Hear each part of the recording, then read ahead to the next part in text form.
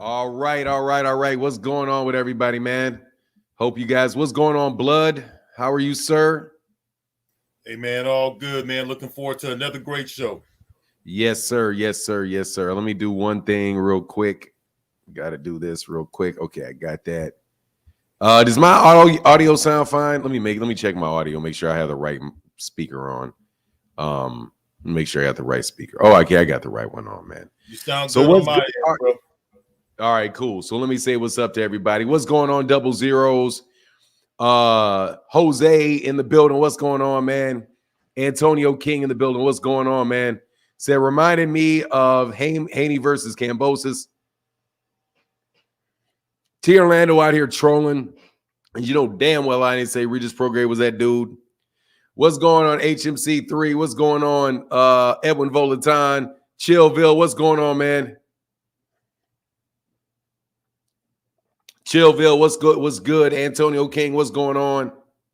Nicole Matthews, what's going on? What's happening? Ray Smith in the building, what's good?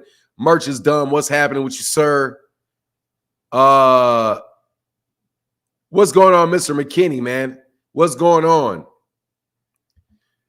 T. Orlando still out here trolling. What's going on? Let me slide down. Cal Coolett in the building. What's going on, man? Hope you're doing well. Terry Schmoot, Mike, Richard Paris, what's happening, man? Mark Ambrose in the building. What's good? And then I'll go to the end. If I miss you, Barbara D, if you're there, Deborah Booker, if you're there, 2 Cent, if you're there, Frequent Flyer, fuck you. No, you can sit your ass in silence today. Should have answered the fucking question. Should have answered the question. Should have answered the question. Shouldn't you? If you just would have been honest enough to answer the question, then you wouldn't be sitting there like that. All you had to do was answer a question, but you wouldn't answer the question. You kept playing games, bro. So sit your ass right there. And by the way, there was no knockout. What's up, Blood? What'd you think of the fight, man? We can jump into it. What's up? Hey man, everything going good over here, man. You know, man, hey, that was a dominating performance by Devin Haney. Regis could not close the distance, man. Haney was able to utilize all of his physical advantages. He displayed top-notch ring generalship, and basically he ran a clinic. He fought at the end of his jab. He went to the body well with both hands. The uppercut was there. The right hand was there. The left hand was also there. It got to the point to where Regis didn't even attempt to cut off the ring, man, which I would have thought that he would have tried a little harder to cut the ring off. I don't think Regis even landed anything of significance. Haney also had the superior speed and timing. This was not even a competitive matchup. One of the questions that I have now is how much has Regis lost and how much has Haney gained? There was a 10-year age advantage that was also in effect. Haney also took advantage of that. Most people I know predicted Haney would win the fight, and so did I, but I didn't think he would dominate the fight the way he did. Haney has a lot to look forward to in the 140-pound division, man. I would favor him to beat the majority of those guys. He's also a big 140-pound fighter. I prefer to see him stay in the division at 140. I would favor him to defeat Lopez, Matias, and if definitely Roller Ramiro. He'll win that fight easy. You know, there's good fighters at 142. There's also Gary Antoine Russell. Richardson Hitchens is a good fighter. My criticism is that I would like to see Haney close in on some of these shows and win one of these fights by a knockout. I do believe that there are other fighters in the division that could have stopped Regis. I didn't think Regis looked all that good. I was never really that high on Regis to begin with, but I really don't want to take away from Haney's performance. His performance was better than the recent performance of Shakur Stevenson. But the only reason I'm bringing that up is because people connect these two fighters. In fact, they connect all three of these fighters, Haney, Stevenson, and Tank Davis. Haney, he did what he was supposed to do. He looked good in there. Salute to Haney, and we'll see where he takes it from here, bro. Yes, sir. Oh, there's links in the chats for people. that are serious people. G-Man, I'm not talking to you right after this fight so you to say a bunch of stupid shit. Okay, I'm not, no. I was on here 5 hours a day for the last 3 days listening to y'all say stupid shit. This is my take on it. I thought that was exactly what I expected out of that fight. That's what I thought was going to happen. Somebody asked me yesterday to break down the fight, and what I said was, it depends on Devin. If Devin wants to fight him from the outside, keep his distance, jab him, pivot out, move, then he should be able to do that all day to Regis Prograis. He should be able to do it all day, win 12 rounds, and he should be able to do that. That was my take. That's what I said yesterday, is that I thought he could do exactly that. Because Devin Haney is a very, very good boxer.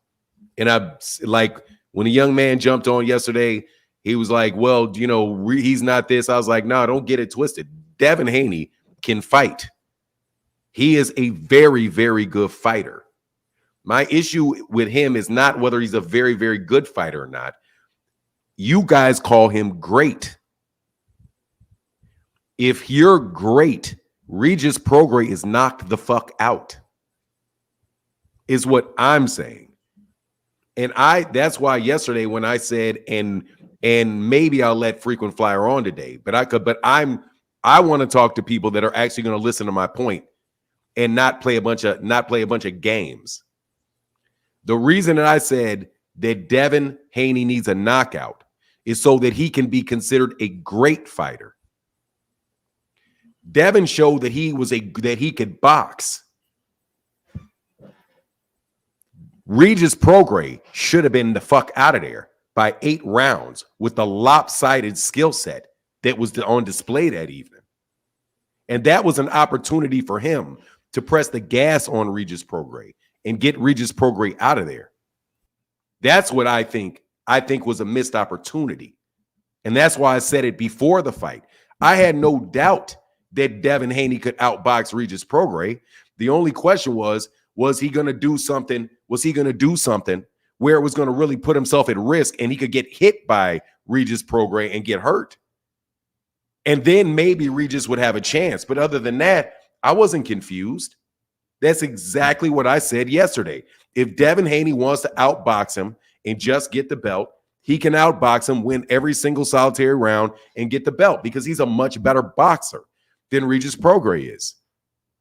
Now, as far as putting the win in perspective, it was a better win than Shakur Stevenson's last fight, for sure. It was almost the exact same fight, though, as Shakur Stevenson versus Oscar Valdez. That's what I was looking for. I was looking, if you're separating yourself from Tank and you're separating yourself from Shakur, when you fight Regis Prograis, the Shakur fight that I was looking at was one that was almost the exact same thing, where you had Devin, who moved up in weight. Devin that moved up in weight, fighting a champion at his second weight class. There were two for Shakur Stevenson at 130. There's Oscar Valdez. There's that Oscar Valdez, and there was Jamel Herring. In his first one, he stopped Jamel Herring. And in my book, I think Jamel Herring is the same level of fighter as Regis Prograis. Different weight classes, but the same level of fighter. Both of them are world champions. Nobody's thinking Jamel Herring is some super skilled dude that is anywhere near as skilled as Shakur Stevenson, but he was bigger. Shakur Stevenson stopped him. And he stopped him in front of a sellout crowd too. For everybody that wants to talk about sellout crowds. He also fought Oscar Valdez and dominated Oscar Valdez. Oscar Valdez did not win a single round in that fight with Shakur Stevenson. And Oscar Valdez got dropped once. Just like Shakur dropped just like Devin dropped Regis Prograis. So to me, Herring is the same age. Herring is the same age as Regis Prograis. Mr. Spencer too. Jamel Herring was the same age, like 35 years old. when 35, 36 years old, just like Regis is. So no, they're the same level fighter. And Shakur did the exact same thing. Dropped him, dominated him, one-sided boxing clinic. Now, somebody tell me that I'm lying. They're the same level fighter. They were roughly the same age of fighter. They're roughly the same age. So what I'm saying is that Devin Haney is an excellent fighter. Absolutely is, but he didn't separate himself with that performance from Shakur. Because Shakur's done the same thing on multiple occasions. He didn't separate he didn't separate himself from Gervonta because Gervonta's done the same thing on multiple occasions. So I say, look, man, that's why I wanted to see him get the knockout. Because if you get the knockout, and guy doesn't finish it, then you can say, okay, yeah. But as the fight went on, Regis Prograis got stronger. As the fight went on, he didn't land any punches. He looked like shit. But that's what it was for Devin. It was what it was for Devin. A great performance, a dominating performance for Devin. But it doesn't speak to Shakur. And it doesn't speak to Gervonta. And it doesn't speak to Jerron. Because Regis Prograis, he was supposed to do that to Regis Prograis. And he did. And again, yesterday, I said exactly how that fight would turn out. That was not that was a boxing clinic.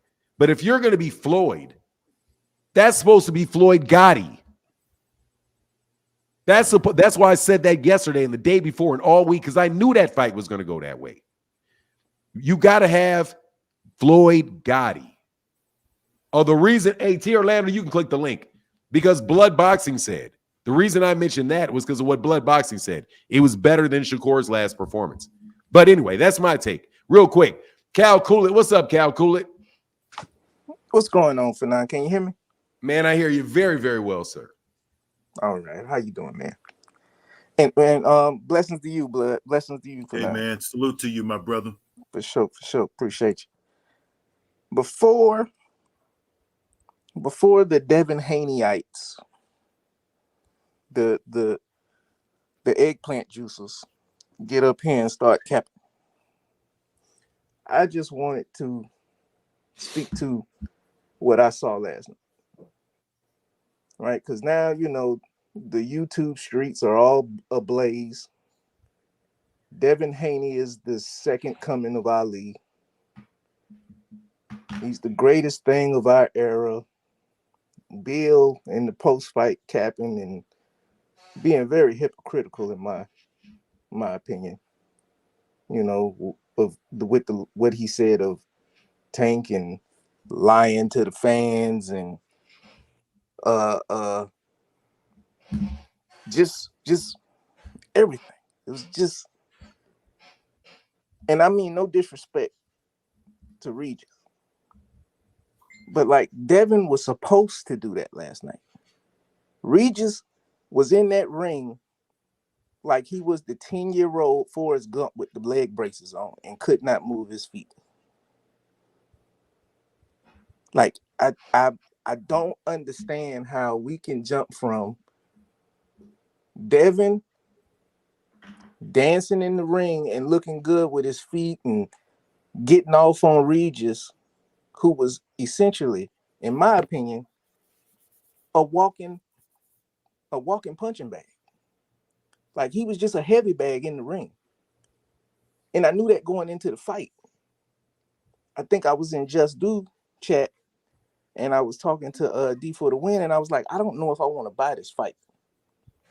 Because what I don't want to see is Regis double pumping the air and not getting connection. Like he was just double pumping his jab as if that was going to get him to the inside. And like, it was a terrible fight. For me, for my money's worth, for what I pay with the zone subscription and the price of that pay-per-view, I didn't get my money's worth. I'm not satisfied. It was a non-competitive fight. Isn't this the same standard that is used to big up Devin in comparison to these other fighters that we always tie him to, that we want to see all fight each other? When they fight somebody, the opponent was flat-footed. He was supposed to do that. It was a one-sided. We knew who was going to win going into the fight. Wasn't that Regis? Like, even Regis' mama knew he wasn't going to win that fight. I think the only person within the boxing media that picked Regis was Tim Bradley, and I'm not sure if that wasn't a mercy pick.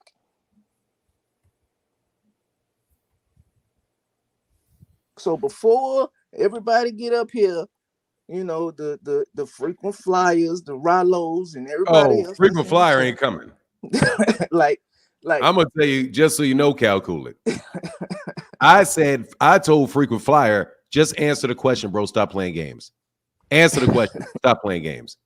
And he refused to do it. So during his moment of thinking he can blow more smoke than ever, sit your ass there and type that shit. Because I mean this, Cal Cool, and I mean this to everybody, bro. My time, and I'm gonna talk to you like I'm just talking to you, freaking fire alone, bro. My time, just like everybody else's time, is valuable.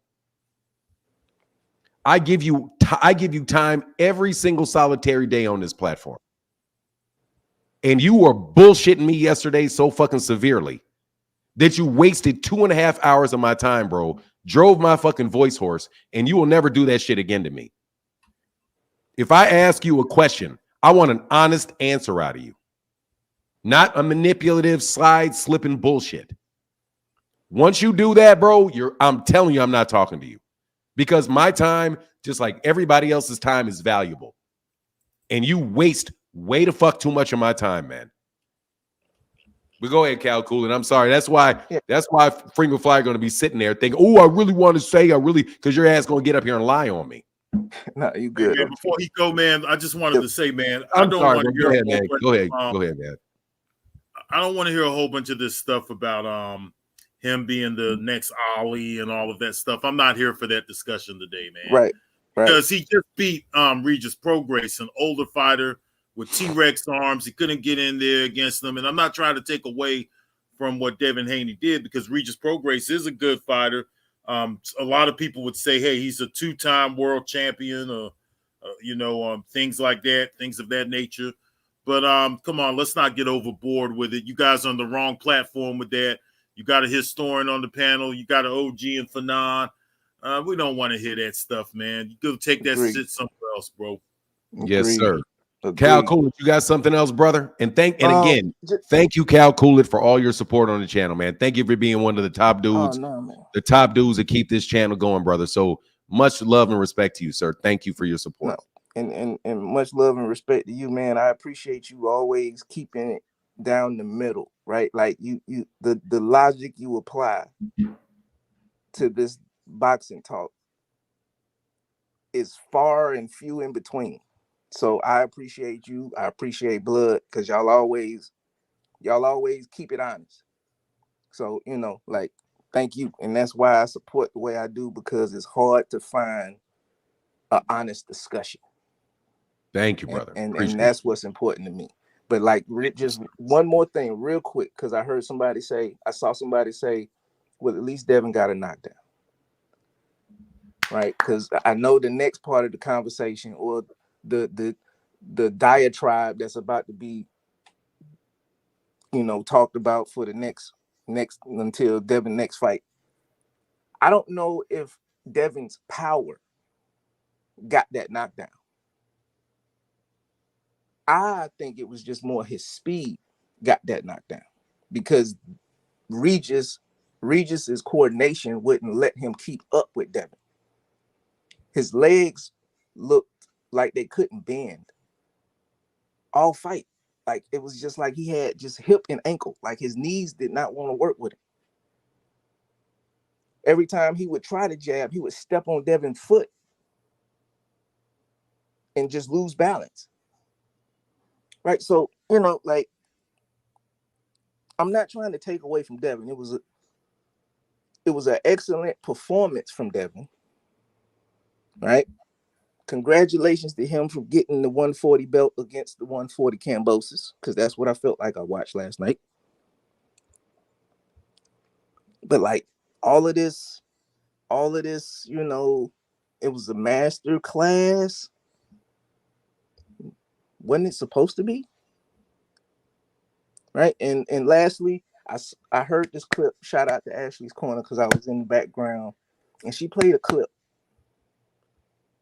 from Devin after the Barrios fight, and I would highly advise everybody to go find that thing.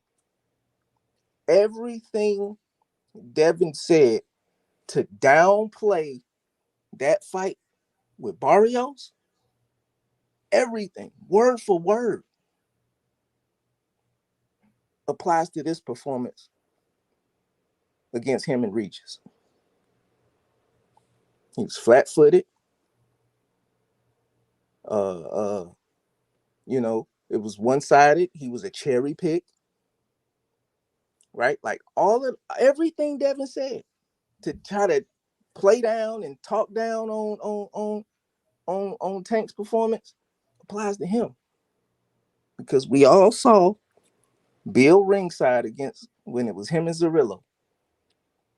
In the minute, the second that Regis hit that mat from that flash knockdown, Bill was standing up with the eyes of a wolf that just saw his next meal. They knew exactly what they was doing, and they knew exactly how they was gonna play it. So yes, Regis was food last night. Respect to him for what he's accomplished in the game. I don't want to make it seem like I'm downplaying Regis to downplay Devin. It was a good win. It's a good name on the belt. But that's all it was a name. Because it damn sure wasn't a challenge. That's it. Before everybody start, I just wanted to get that off before sir. The buffoonery start kicking off. Much love and respect to everybody. Blessings to all. And y'all have a good show, man. I'm falling back for now. Thank you, Cal. Cool. Thank you, brother. Right. Get back real quick, man. Get back. Welcome back, man. Thank you. So I don't know why I said that. Get back. That's not what I meant. Let me say these couple super chats. Maria said, good morning, Fanon in the chat. For real, right? What is this? For real, RC4 Haney with Fanon. You called it. ESPN cards was awesome. Oh, see, that's what I mean. Maria, that's what I mean. When Devin was fighting Regis Prograis, there was a much more entertaining fight going on ESPN. Did you get a chance to see the fight between, or do you know about the fight, Blood? I see Deem, Lottie, Ray Davis. I already told you, King Dog, I'm not talking to anybody that bullshits me today. You guys are going to have to check me on Monday, partner. I mean it. You bullshitted all your time away earlier this week with all that bullshit you was pushing. And you don't know. No, sorry. Robesi Ramirez lost to a dude named, God, what was his name, man? ESPN card. I knew about it. That shit. Hey, dude, that fight with Robesi Ramirez. And I think it's Espinoza. Ramirez Espinoza. Dog, that shit was fire, man. That shit was fire, bro. That's what I definitely heard. What'd you say? That's what I heard. I heard about it, but I didn't see it. Dog, you gotta go back and watch that fight, bro. Why is it so hard to eat crow? I don't have to eat any crow. Boxing pullout. What you talking about? Me? Why is it so hard to eat crow? I don't have to eat crow. I called the fight exactly how it went. Hey, Blood, what did you say it was going to be? What was your prediction for the fight? My prediction was that Devin Haney will win a unanimous decision. And what was my Yours prediction? Was that Devin Haney would win a unanimous decision. So, pull out bandit. What's the crow to eat?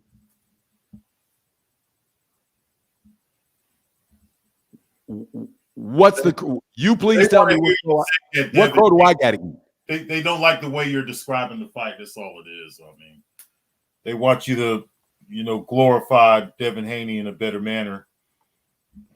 Dude, he dominated the fight, bro. He won every round of the fight, just like I said he could. And just like I thought he would. Unless he got stupid and started throwing a bunch of shots and wound up getting clipped. But other than that, bro, that's exactly how the fight went, Pull Out Bandit. I don't have to eat. I don't have to say shit. If I call a fight just like it turns out, I have no crow to eat. Mm-hmm. If I had said, oh, Regis is going to knock him out, then not only would I have been dumb, because, bro, I know Devin Haney is a very, very good fighter. I know he is.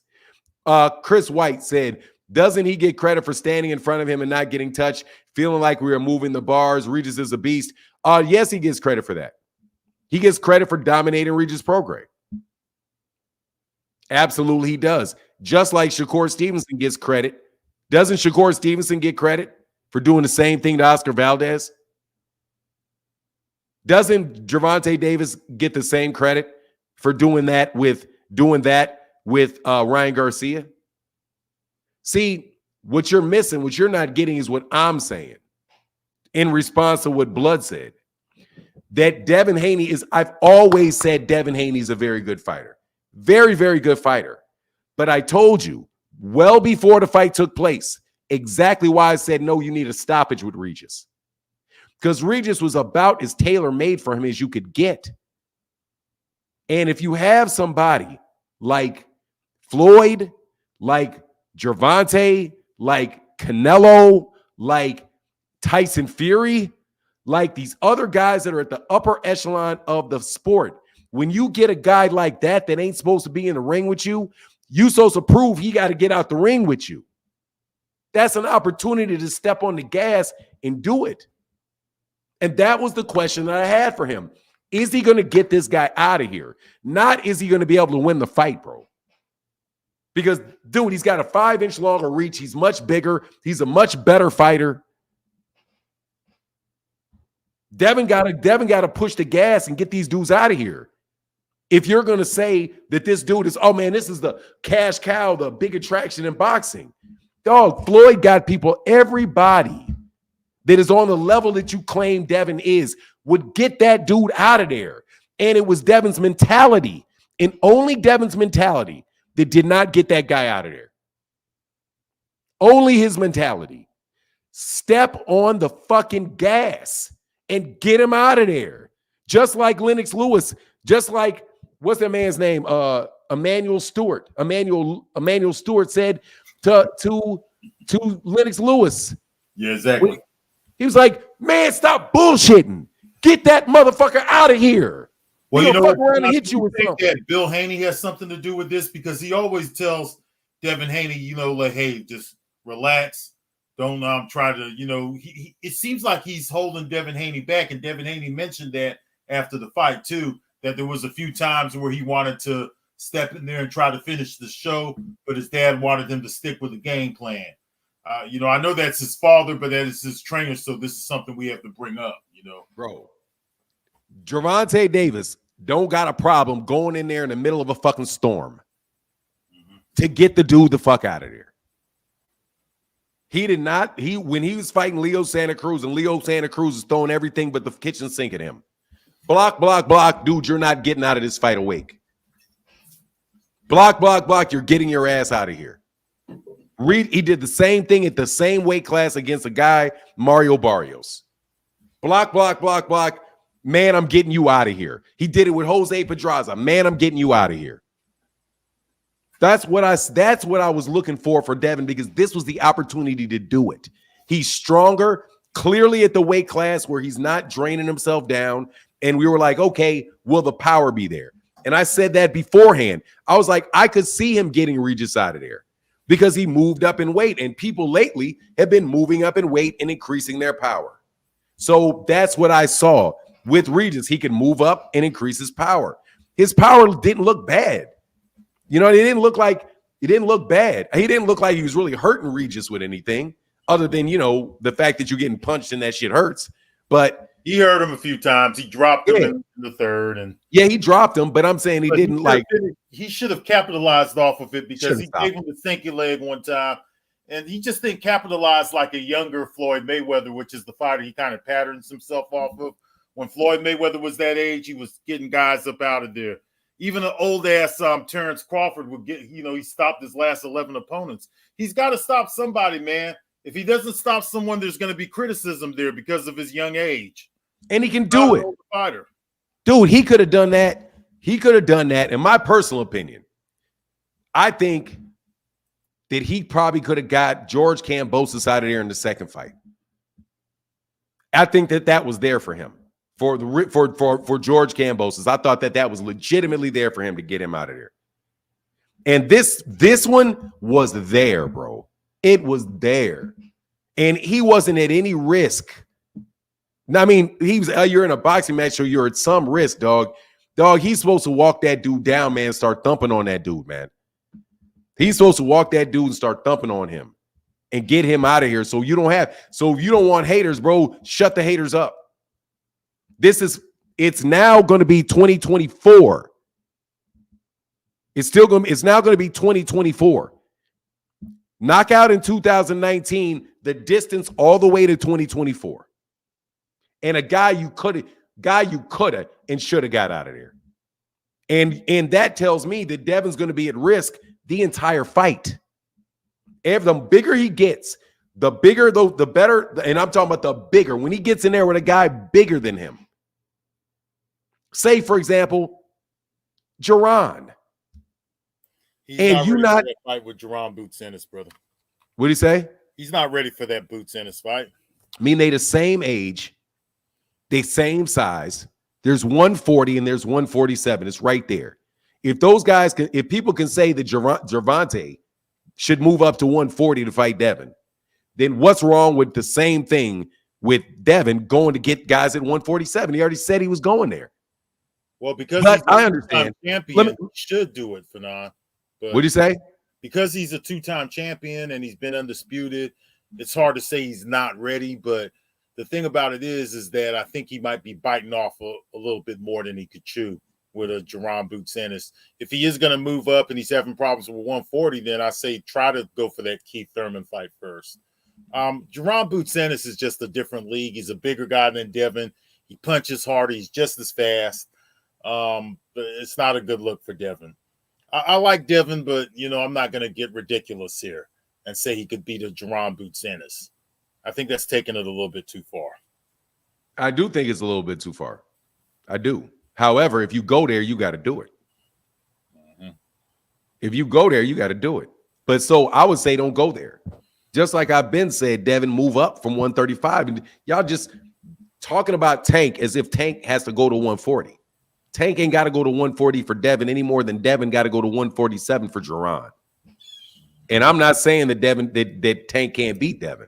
I'm just saying Devin's 140, 147 pound fighter. And what's good for the goose is good for the gander in my book. But Devin's an excellent, excellent, excellent fighter, man, without a doubt. Clay Moraine said for OG Boxing Talk. And Maria said way more interesting fire for nine. You called it. I mean, look, man, there's no doubt that Devin Haney is an excellent fighter. I'm not going to say great, bro, because, dog, again, he's right there with Shakur to me. And I still think Shakur is a better fighter. He's right there with Shakur. That fight right there was the same fight as Oscar Valdez versus Shakur. I mean, yeah, it's about the same fight right there. So if you get a bigger guy that Devin's really scared of his punches, then Devin should stay away from it. But anyway, Shakur definitely. What do you think his chances are against the other guys at 140 then? We got 4 champions. I would favor Devin at everybody. I mean, I would probably take Devin. I think it's even money a little bit, maybe a little bit of a favorite for T.O. I think the best guy that has Gary Antoine Russell, I think is tremendous problems for him. I think Gary Antoine Russell, one guy that we don't really know for sure. He's like that. Yeah, guy just don't know. But the thing with Gary Antoine Russell is Gary Antoine Russell's power is crazy. And his hand speed is very fast, and he's big as Devin is. He's a major factor in the division. Yeah, Gary Antoine Russell, that's a great fight for him. What about the Hitchinson kid? Who? Hitchinson. That's a tough fight I think that's a very tough fight for Devin. I may lean towards Devin in that. I think that's a tough because of the length. Because of the length and the speed. Richardson Hitchinson is taller and longer. So, and I've never seen Devin fight anybody as tall and long as him. Unless somebody can point that out to me. I haven't seen it. But I would take him over Ryan, even though I think, honestly, man, I need to see all those guys fight, man. I said, even Subriel Matias. Dude, Subriel Matias is a tough fight. But I would probably take Devin. I think Devin has the ability to beat everybody at 140. Me too. I think he has the ability to beat everybody at 140. I do too. Because he's such an excellent fighter. He's such an excellent boxer. But the problem, once again, is, dog, if everybody gets to fight 12 rounds with you, it's only a matter of time before you wind up on that mat. You got to be able to get people the fuck out of there and cut these rounds off, man. Like, even with his dad saying, be careful doing all that, bro, but you're still extending your son's career. You're still extending the risk he's in that ring, when if he would step on the gas, he may take one punch and extra in a round, but it'll get the guy out of there. And I want that for Devin. I want it for Devin because Devin can do it. There's no reason not to. There's no reason not to. And you won't have to rely on all this internet bullshit. You got people out on Twitter now talking about Devin's the cash cow. Because of what? No, that's stupid. That's some Heymanomics. That's just a bunch of stupidity right there. Him being the face of boxing and the cash cow. That's the kind of stuff that I don't want to hear. Because the winner for Regis Prograis, who nobody really knew anyways, nobody saw Regis Prograis as no pound for pound type of fighter, and they never did. So that's ridiculous. He had a good performance, but cash cow and face of boxing, those are the kind of things that I'm tired of hearing from these scrub ass fans. Yes, sir. T. Wells said Haney showed he's no dog, but good fight. Haney, man, dog, just should have got the dude out of there, bro. When a dude is like that, dog, you got to get the dude out of there, man. Like, just got to do it. You just got to bear down and do it because you can do it. Frequent Flyer, I apologize, OG, you lying, bro. Apologize to me next week. Thanks for the support, bro. Apologize to me next week. I told you, bro, I'm sick of the game you play, bro. You waste way too much of my time, dog. Like, talking to you it's a game. It's not a real conversation. It's a game. See how Blood got me? Blood was like, look, man, I don't really think that he need to go up to 147. I think that's unfair. Dude, that's a straight man-to-man statement Blood Boxing just made. Not any games. Let me change around what you say. Let me act like, I got to score one. I don't want to do that dumb shit, bro. I don't, man. I'm too old for that dumb shit, bro. And it sends me, and it really does piss me off. I don't like people playing fucking games, bro. So stop playing games. Just say what you think. If you have a point that gets disproven, just okay, it got disproven. Deem in the building. What's going on, Deem? Fanon, how y'all doing? What's up, Blood? What's going on? Brother? Man. And just real quick, I see you, Lottie. I see you, Ray Davis. Don't anybody click the link until we get through Rick Timms and Claymore Rain. Go ahead, brother. What's on you? What's with your Dean? Before I go on this tirade, anybody got something to say? I already talked amazingly of Devin Haney for the last few hours and earlier today, but I'm sick of it. Devin Haney and his father, the minute they got off stage, started mentioning Gervonta. And I told y'all that would happen. Everybody talking about 140 now. Fanon, last time I checked, when he was on your channel, didn't he say that he would make Tank Davis comfortable at 135? Didn't they say they would fight Tank Davis at 135? Ain't that what he said? But Devin Haney and Bill Haney is the only people that get away with stuff that. You there? Hold on, Fanon. I had to mute my background quick. Hold on. But yes, here we go. They the only ones that get away with not holding what they say. Devin Haney just called Gervonta Davis an all-time great 72 hours ago. Now his dad talking about move his fat behind up to 140 after he got on your channel and said that they would fight him at 135. And then Devin said that they would fight him at 135. And then they said, well, all Tank do is fight flat-footed people. Well, last time I checked, I guess Regis is agile now. I guess Regis is Floyd Mayweather's. And then want to complain, then one got the nerve to say, well, come up to 140. Didn't y'all just say y'all was going to 147 after this fight? But why Devin the only person and his father, the only person that don't got to do nothing that they said that they was going to do? Say you're not worried about Tank. You didn't even get off stage yet. They didn't even get to the press conference yet, and you got Tank name in your mouth. But then say you're not worried about it. So I'm just tired of the whole BS. Tank said 2 years ago, blood, almost 2.5 years ago, he's not going to 140 when he fought Barrios. That was almost 2.5 years ago. Why? Blood, if you can refresh my memory, 2.5 years ago, wasn't T.O., Ryan, and Devin all at 135? Yes, sir.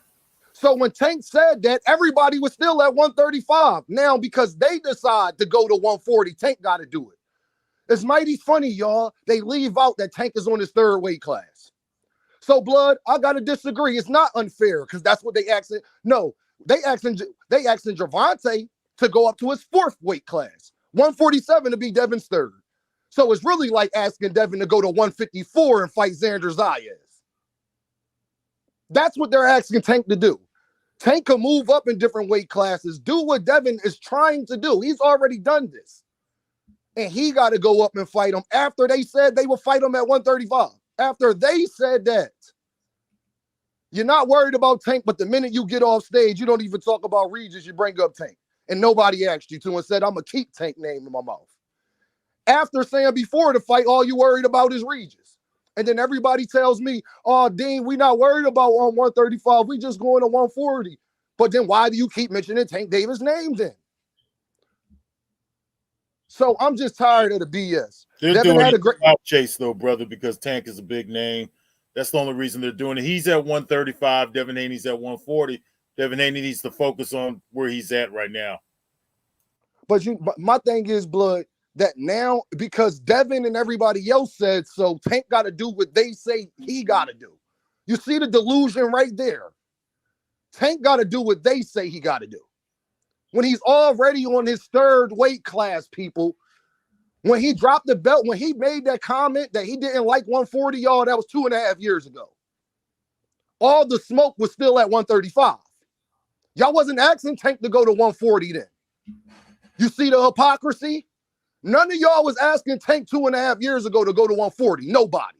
Bro, look, we can end it with this, and because I gotta move on a little bit, Dean. But you can come back after I let No problem.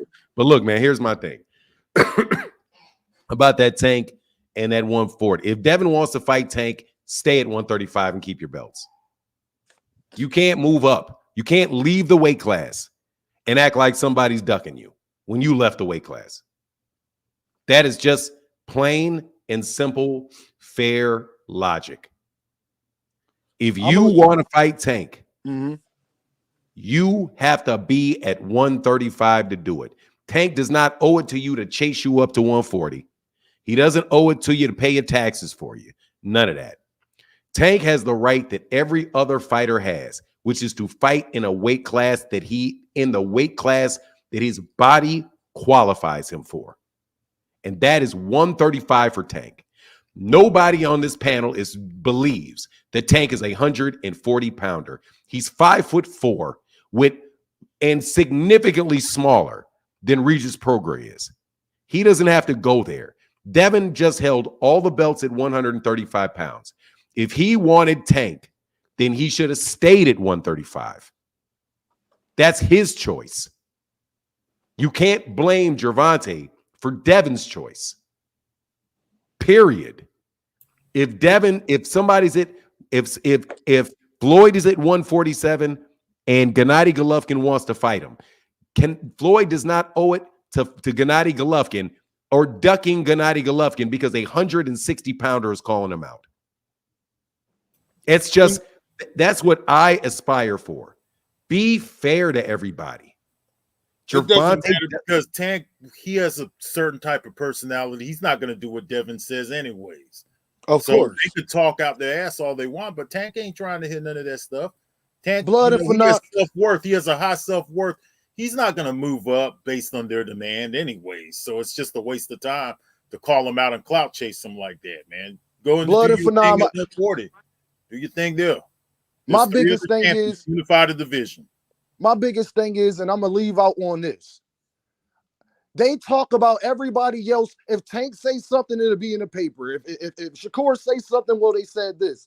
I didn't tell him to come on Fanon channel and say that he will fight him at 135. I didn't tell Devin Haney to say that the biggest fight is at 135 and he willing to go back down there to go fight that man. They said it. So why are y'all mad? Why are y'all arguing something that Bill and Devin ain't arguing? Well, they arguing it now. They're the only people that get to do that. This is why I like these interviews that he come on and that they run their mouth. Both of them said they'll fight Tank Davis at 135. Why are y'all saying that he's ducking you if he don't go to 140? And I'll leave it right there.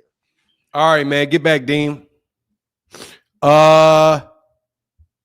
Playboy Lottie. What's going on, Playboy Lottie? Real quick before you say something. Going 12 rounds is not a problem.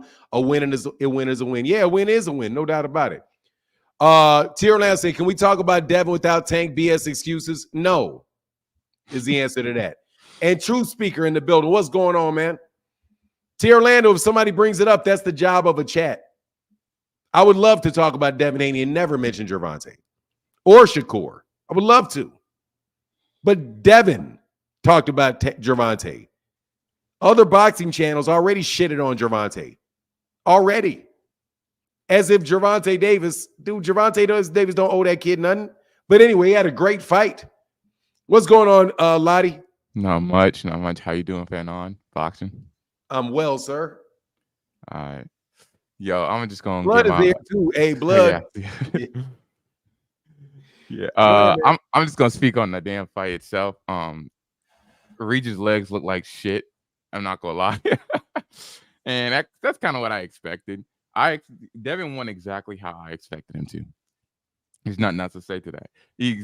And my problem is, it's like you said, Benon. He had that boy beat to rights the moment that he dropped him. And I said, dude, you can get him out of there. I would say he could have got him out of there in 9.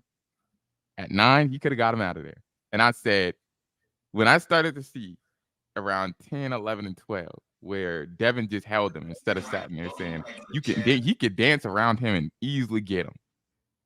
Body shots, everything was there. The fact that he didn't do it, I'm sitting there like, dog, see, this is what I'm talking about.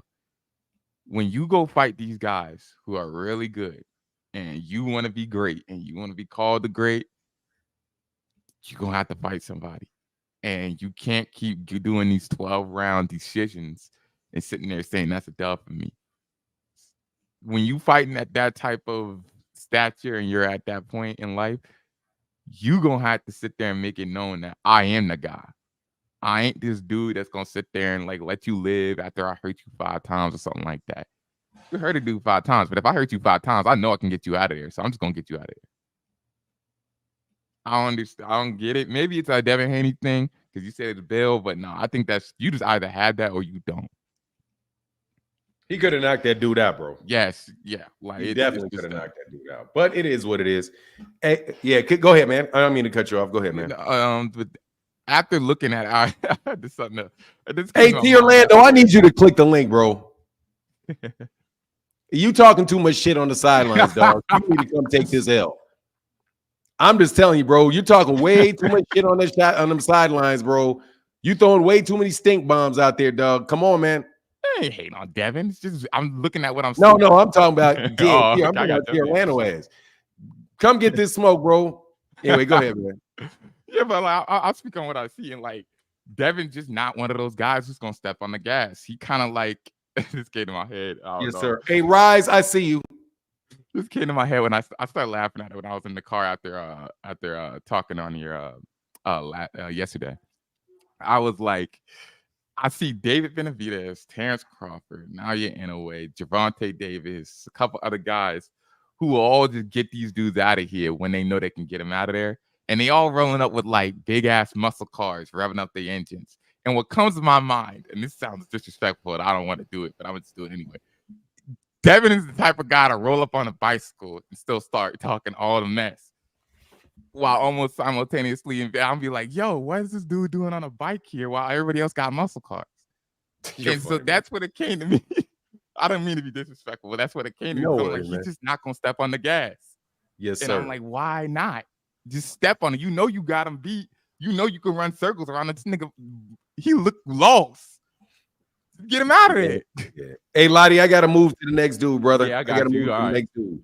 Because I just got a lot of cats, man. So I want to make sure I got a chance to get to a couple of these dudes. Been waiting for like 10 minutes. You got some, but I just say that so like just kind of finish up what you were saying. I don't want you to get off right now. But finish it, kind of wrap it up if you don't mind. That's pretty much it. If I had to be honest with you, I mean that's pretty much how I expected it to go. He won how he should, but necessarily what the fans want is to see you become that dude that says, you know what, I'm not playing no more at 140. I'm getting dudes out of here. But you're still the same dude that we always see when you boxing, and that's all you're gonna pretty much do. Yes, sir. Yes, sir. Does anybody got a response from what my man said? What's your thoughts on that? Senior, Mr. All Access. You know you was coming straight up to the panel today after you did. Hey, Coach. Hey, Lottie. Thank you, brother. I'll get back with you, man. And again, Lottie, thank you for your support, man. Thank you, sir. Thank you, man. It really means a lot, brother. Thank you. All right, man. Get back, Lottie. No, I just wanted to pop in and make sure I held my word. I told you I'll be on. We go live at 12, so I'm just on here really quick. What's going on, man? What you going in 3 minutes? Yeah, what you think? What you think about last night, man? I think he looked great. I think he looked like a great. Thought it was a great one-sided performance. What he did, what he's supposed to do to Regis. Did he look great or did Regis look bad? I think both. To be fair. Regis looked like shit and he looked great. You tend to look great when people look like shit. Yeah. But he looked, man, dude can fight, man. I just wish, I'm just being dead honest with the team. I wish he would have got the knockout. Because if he would have got the knockout, then it would have been like, okay, yeah, that shit was on and pop and he destroyed that dude. I just don't think he should have went 12 rounds with that guy. That's the only thing. Because I'm trying to get that to like, but that's what I think. What do you think? I think we all knew the game plan that Regis should have had, and we ain't see it. We knew Regis had to make it an aggressive fight, or Devin was going to box his head off, and that's exactly what Devin did. Regis couldn't find his way in. We gave Regis credit for having a little bit of pop. He couldn't do it. He showed up, the flat-footed, you know what I mean? Devin just jabbed the shit out of him all night and turned him. Regis couldn't figure that shit out, man. Perfect pick by Bill Haney, man. Shout outs to Bill Haney, man. Perfect pick by Bill Haney, man. And got to give credit to Devin because he did the job that Bill he did the job that Bill laid out for him. And you know what I mean? Now that's why they popping their shit because you know what I mean they can. Yeah, he had to close that distance, man, and he couldn't close the distance. And it got to the point to where Prograis wasn't even trying to cut the ring off. He couldn't. Got to get on the inside, close the distance to shorten up some of those physical advantages that Devin Haney has, which is that long reach. He just was not able to do it. He didn't even try to cut the ring off.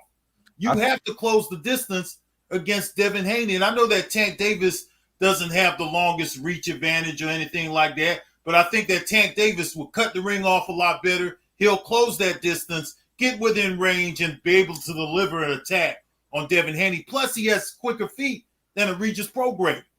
Yeah. You know, he did what he had to do, man. Yeah, he did. Well, I appreciate you keeping your word, man. And if we don't go too long, I may stop over there, man. It's been a while since I've come by the Rise. Hey, man, you're always welcome. What'd you say? You're always welcome. All right, that's what's up, man. Tell the dudes I said what's up, man. Thank you for coming by, man. Appreciate it, no problem. Get back, man. All right. Yeah. All right. We got a lot of people back. Don't click the link until we get Cass. And Cass got to go kind of quick, man. I hate to put time limits on dudes, especially because y'all come here every day. But we got like 1, 2, 3, 4, 5, 6, 7, 8 people in the back, man. And actually, I'm gonna do a little favoritism here.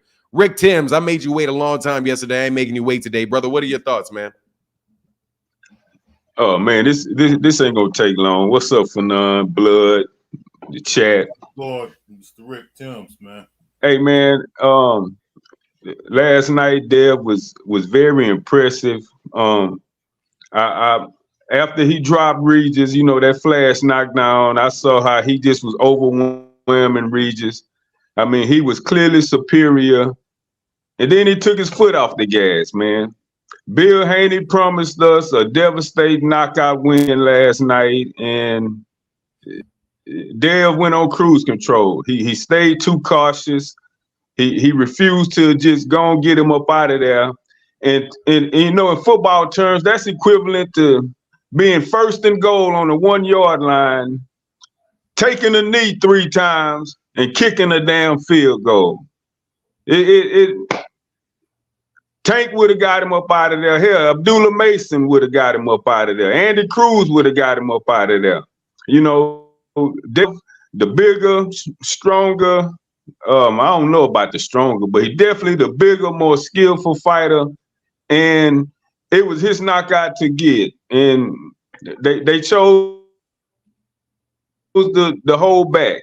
And the criticism is going to keep coming, because when you got somebody that inferior in front of you that you can beat 12 rounds, you got to get them out of there, man. Bill Haney won't declare Devin as pound for pound #1 last night in the post conference. Pound for pound, #1 would have got Regis up out of there, man. So I don't think he should head to 147, you know, because if you stand that cautious at 140, you're not going to get no championship at 147. So, you know, I know we got a lot of folk lined up. I just had to get in and say that. Bill, I know you're watching. Your lying ass lied again. Y'all have a good day, man. All right, Rick. Salute. Get back with you, man. Get back with you. Let me get these couple super chats and we move on, man. And T. Orlando ducking the smoke. Congrats to Devin for the win, but I'm still a hater. I agree with Blood because the overselling of Devin is too much for me. Dog, you were selling, dog, y'all got to understand how you selling Devin. You selling Devin as an all-time great. If you sell Devin as an all-time great, he's got to perform as an all-time great. All-time greats would have got that dude the fuck up out of there. Without a doubt. Oscar De La Hoya at 140 pounds would have knocked Regis Prograis all the way the fuck out. Out of there, man. Shane Mosley, he's out of there. At a certain point in time, dude, you got to do it. It ain't damned if you do, it's damned if you don't. Bro, just if you raise the expectations for people, they got to live by the expectations that you're raising. We're literally having conversations about him and Floyd. Come on, man. You think Regis Prograis standing there with Floyd, getting hit with everything but the kitchen sink? He's pulled back. It's just on him. That's why I said it to start with. I'm being consistent.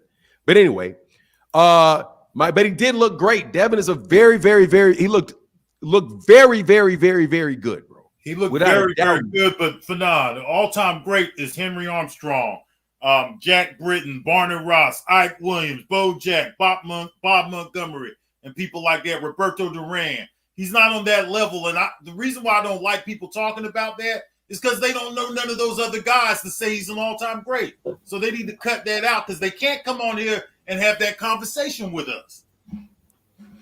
Hey, Beats by Bay said, who does Devin have to beat at 140 to get respect without a knockout? He has respect. He already has his respect, fanboy. I'm sorry, I didn't mean to call that to you.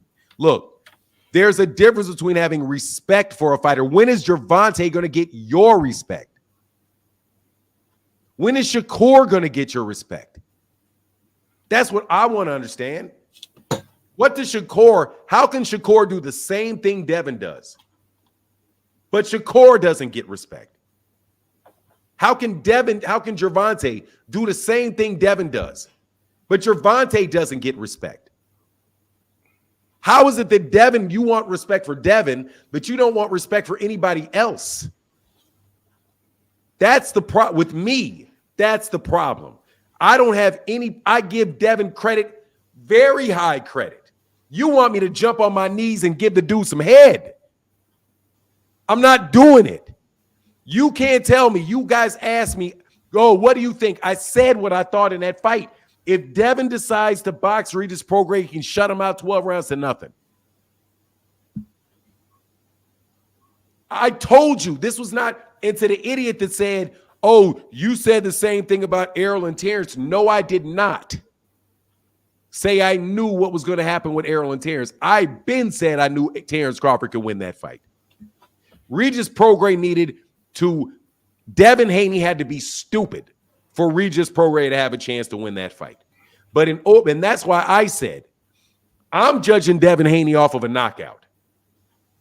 Because you guys are holding him above Gervonta. You're holding him above Shakur, above Lomachenko, above Teofimo. He's got to be able to get a guy like that and totally, and watch this, he did not totally dominate Regis because Regis got out of that fight awake. Boxing is about beating the shit out of somebody at the end of the day, bro. He said he was going to beat the shit out of Regis Prograis. He did not beat the shit out of Regis Prograis. He outboxed Regis Prograis. So once you Devin Haney fanboys start giving other fighters credit and stop, because I'm going to give Gervonta his credit. I'm giving Shakur his credit. I'm giving Lomachenko his credit. I'm giving Teofimo his credit. I'm going to give Kambosos his credit. And when you raise Devin above them, then I'm going to ask Devin to do something above them. Not the same thing. He can't have the same performance under the same circumstance as Shakur did. Because he had the same performance under the same circumstance as Shakur Stevenson. And you fucking clowns got bad memories. My memory is still functioning. I remember that man was fighting a pound-for-pound fighter. Oscar Valdez was listed on pound-for-pound lists when he was the WBC 130-pound champion who knocked out Miguel Berchelt. Shakur Stevenson moved up in weight. Beat the reigning WBC champion. Just like Devin moved up and beat the reigning WBC champion. That's exactly what he did. He went down. Look at how similar these circumstances are. And you give Shakur no credit for this. Shakur was a 126-pound champion. He went up to 130. And I do believe it was his first fight at 130. I believe. Maybe it wasn't, but I think it was. But he moved up to 130, beat Oscar Valdez, who was a pound-for-pound fighter at the time, dropped him, did not lose a round, pot-shotted him at will, and barely got touched. And you give Shakur Stevenson no credit for doing that in his second weight class. But Devin moves up, does the exact same thing, drops Regis Prograis, just like Shakur, dropped Oscar Valdez, wins every round against Oscar Valdez, just like Shakur did against Oscar Valdez. You give Shakur no credit for that, and you want me to drop and copulate Devin for the same thing. Now, I challenge any of y'all, and y'all can jump to the top of the line and tell me how that performance with Devin was any better than Shakur's performance with Oscar Valdez. Or how it was any better than the performance that Shakur Stevenson had against Jamel Herring. I am already saying that Devin is a very, very good fighter. The problem is that you guys don't give any credit to anybody else. And as soon as Devin does something, which is by the way, almost it's predictable and is going to happen because he's such a good fighter. You want to act like that separates him. Shakur Stevenson sold out a stadium in New Jersey. Sold out a stadium in New Jersey. You don't give that dude any credit for selling out a stadium in his hometown. But Devin sells out a stadium in his hometown, and all of a sudden he's fucking Gervonta Davis. Gervonta Davis sold out his own hometown, New York, Atlanta, Dallas, LA, and Vegas. He knocked out the first guy he ever got in a championship fight with the reigning 130-pound champion. He stopped. He stopped the champion at 140. Stop him. He didn't just put on a one-sided performance and everything's good. He stopped Mario Barrios. He stopped Ryan Garcia. But you all don't give him credit for anything. So once you Devin Haney fans start with me, and I'm telling you, I don't give a shit how many of y'all cry at me. Once you stop shitting on every fighter around him, then I won't have to hold Devin to the expectations that you set. You can't shit on everything Shakur does and then want everybody to praise everything that Devin does. When Devin, to this point, other than becoming an undisputed champion, has not done anything more than Shakur Stevenson has. And he has not proven that he's any better fighter than Shakur Stevenson is. Because Shakur has beaten the same level of opposition with the exception of Lomachenko. That's it. But anyway, so don't cry at me, bro, because I got time to debate you, any of you, except for frequent liar, because you just going to repeat the same shit 100 fucking times. Ray Davis, what's good, bro? What's up, Fanon? I like that frequent liar. That was good. I mean, because he plays dumb. Yeah, I got you. I know he be playing games. I loved the action last night. I think it was action packed on both networks. I do want to tip my hat to Devin, but I'm here to eat my crow because Devin missed that uppercut, and it made me mad because I told you that uppercut was going to catch him, and he missed it. Other than that, guess you what? You ate your crow because what? Devin missed that uppercut. I said he was going to knock him out with an uppercut. He missed it. He missed that uppercut. Man, he could have hit that man dead on the chin with that fucking uppercut. He would have dropped him. He was leaning into that. He hit him with like 4 of them. Yeah, but they weren't clean like that. That would have been a flush. It wasn't clean. That is shit missed. Exactly. They landed. They actually landed, bro. But nah. Listen, shoulda, coulda, woulda. It didn't happen. You're right. There you go. I'm moving on from there. Yes, sir. All right. As far as Bill with all this nonsense and you talk about publicity stunt, that's all he keeps doing is driving me crazy. Enjoy the win, enjoy the victory, celebrate, and talk about it another day. You're on record of saying stuff and putting stuff out there, and your son's just enjoying the moment, but you can't even allow him to do that because you always Tank's name in your mouth, and then you're saying stuff about Floyd, error over, and like there's a disrespect to boxing. I think I've never seen, unless they're in the ring and a commentator asks them, you should not be talking about next fights and stuff like that. Devin said he was waiting to see what's going on. That's all he said. He let it alone. Bill got to go out there and start dropping names and names and names. And of course, tag along as Devin is, starts doing what his dad does. Styles make fights. I think this style was just impeccable for Devin to Regis, and it just was. It was no flaws there. As far as it being a great challenge in the ring for Devin, not at all, never that. And I think we need to see a separation of Devin in a division, and only one I can compare him to would be Teal right now, though it's a triangle theory type thing. But he has to fight as mandatory, and he has to dominate Sandor Martin, unlike Teal did. And then that will show me where he is at 140. Then he can go on and fight a champion and move to 147 or whatever he's going to do, regardless of what it is. And that's all I got for now. I do want to say something. No, I'll let it go. Thank you, Ray Davis. I'll move on. I'll move on. Thanks, bro. Thank you, sir. You got a response to that, Blood? Because kind of want to make sure I get to not really, man. Okay, cool. Maybe I'm crazy, but Rolly would have been a tougher fight. I don't know. I think he'll beat Rolly the same way, bro. That's what I think. Anyway. Hey, thank you so much for your support, though. GM, thank you, brother. Thank you for your support, man. True Speaker said, Fanon and Blood, Devin's knockout power is there to finish the job, but he chose not to. A KO would have boosted Devin's marketability. Tank wins. I mean, dude, look, man, if you say you're that great, bro, these dudes should not be going the distance. I'm sorry, man. Sorry, bro. Ali was not the most rich. Ali fought behind a jab and a straight right hand, bro. And that shit would get to around round 13 and all of a sudden be like, okay, boom, boom, boom, boom, boom, and start whipping on that dude and getting him out of there, man.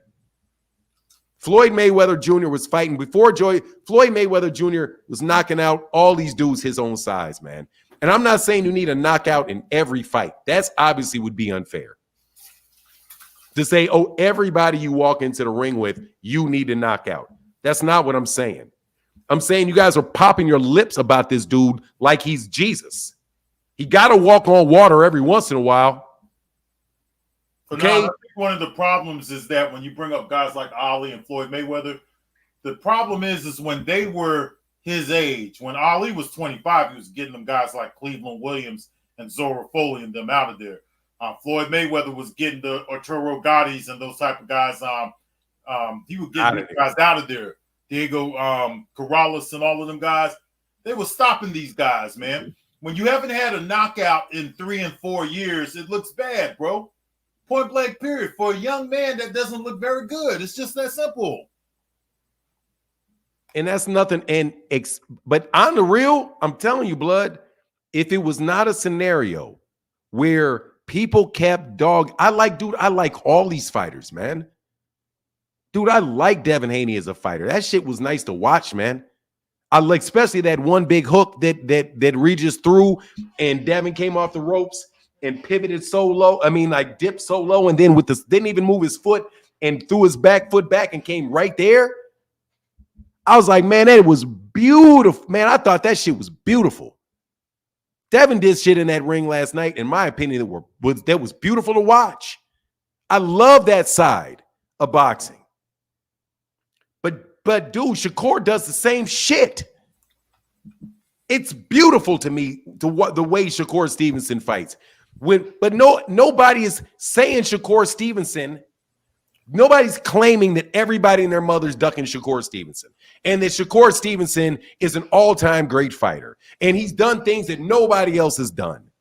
Nobody's holding. Nobody in Shakur's camp, not Shakur himself, none of his fans are pumping his ass up that damn high. Gervonta, you all literally shit on this man. You say this man doesn't fight anybody. You say this man never wants to take any challenges. He's doing this, he's doing that. You guys are such bitches when it comes to Gervonta Davis. So you act like on one side, this man can knock out 28 people, but he's not a good fighter. He's protected. Devin gets in with all the tough fighters and goes the distance with all of them. Goes the distance with these other guys are separating themselves from these guys in this ring. And yes, Devin definitely separated himself from Regis Prograis. But that's not the level of fighter that you're claiming that man is. You literally got people, you guys living in fucking la la land with this shit. Like, and if you just honestly want to have a real truthful conversation about what's going on in the world, like hey man, what's outside my window? Well, there's a tree outside my window and a car and it looks like it's raining. Oh no, it's not raining. It's not raining water. It's raining daisies.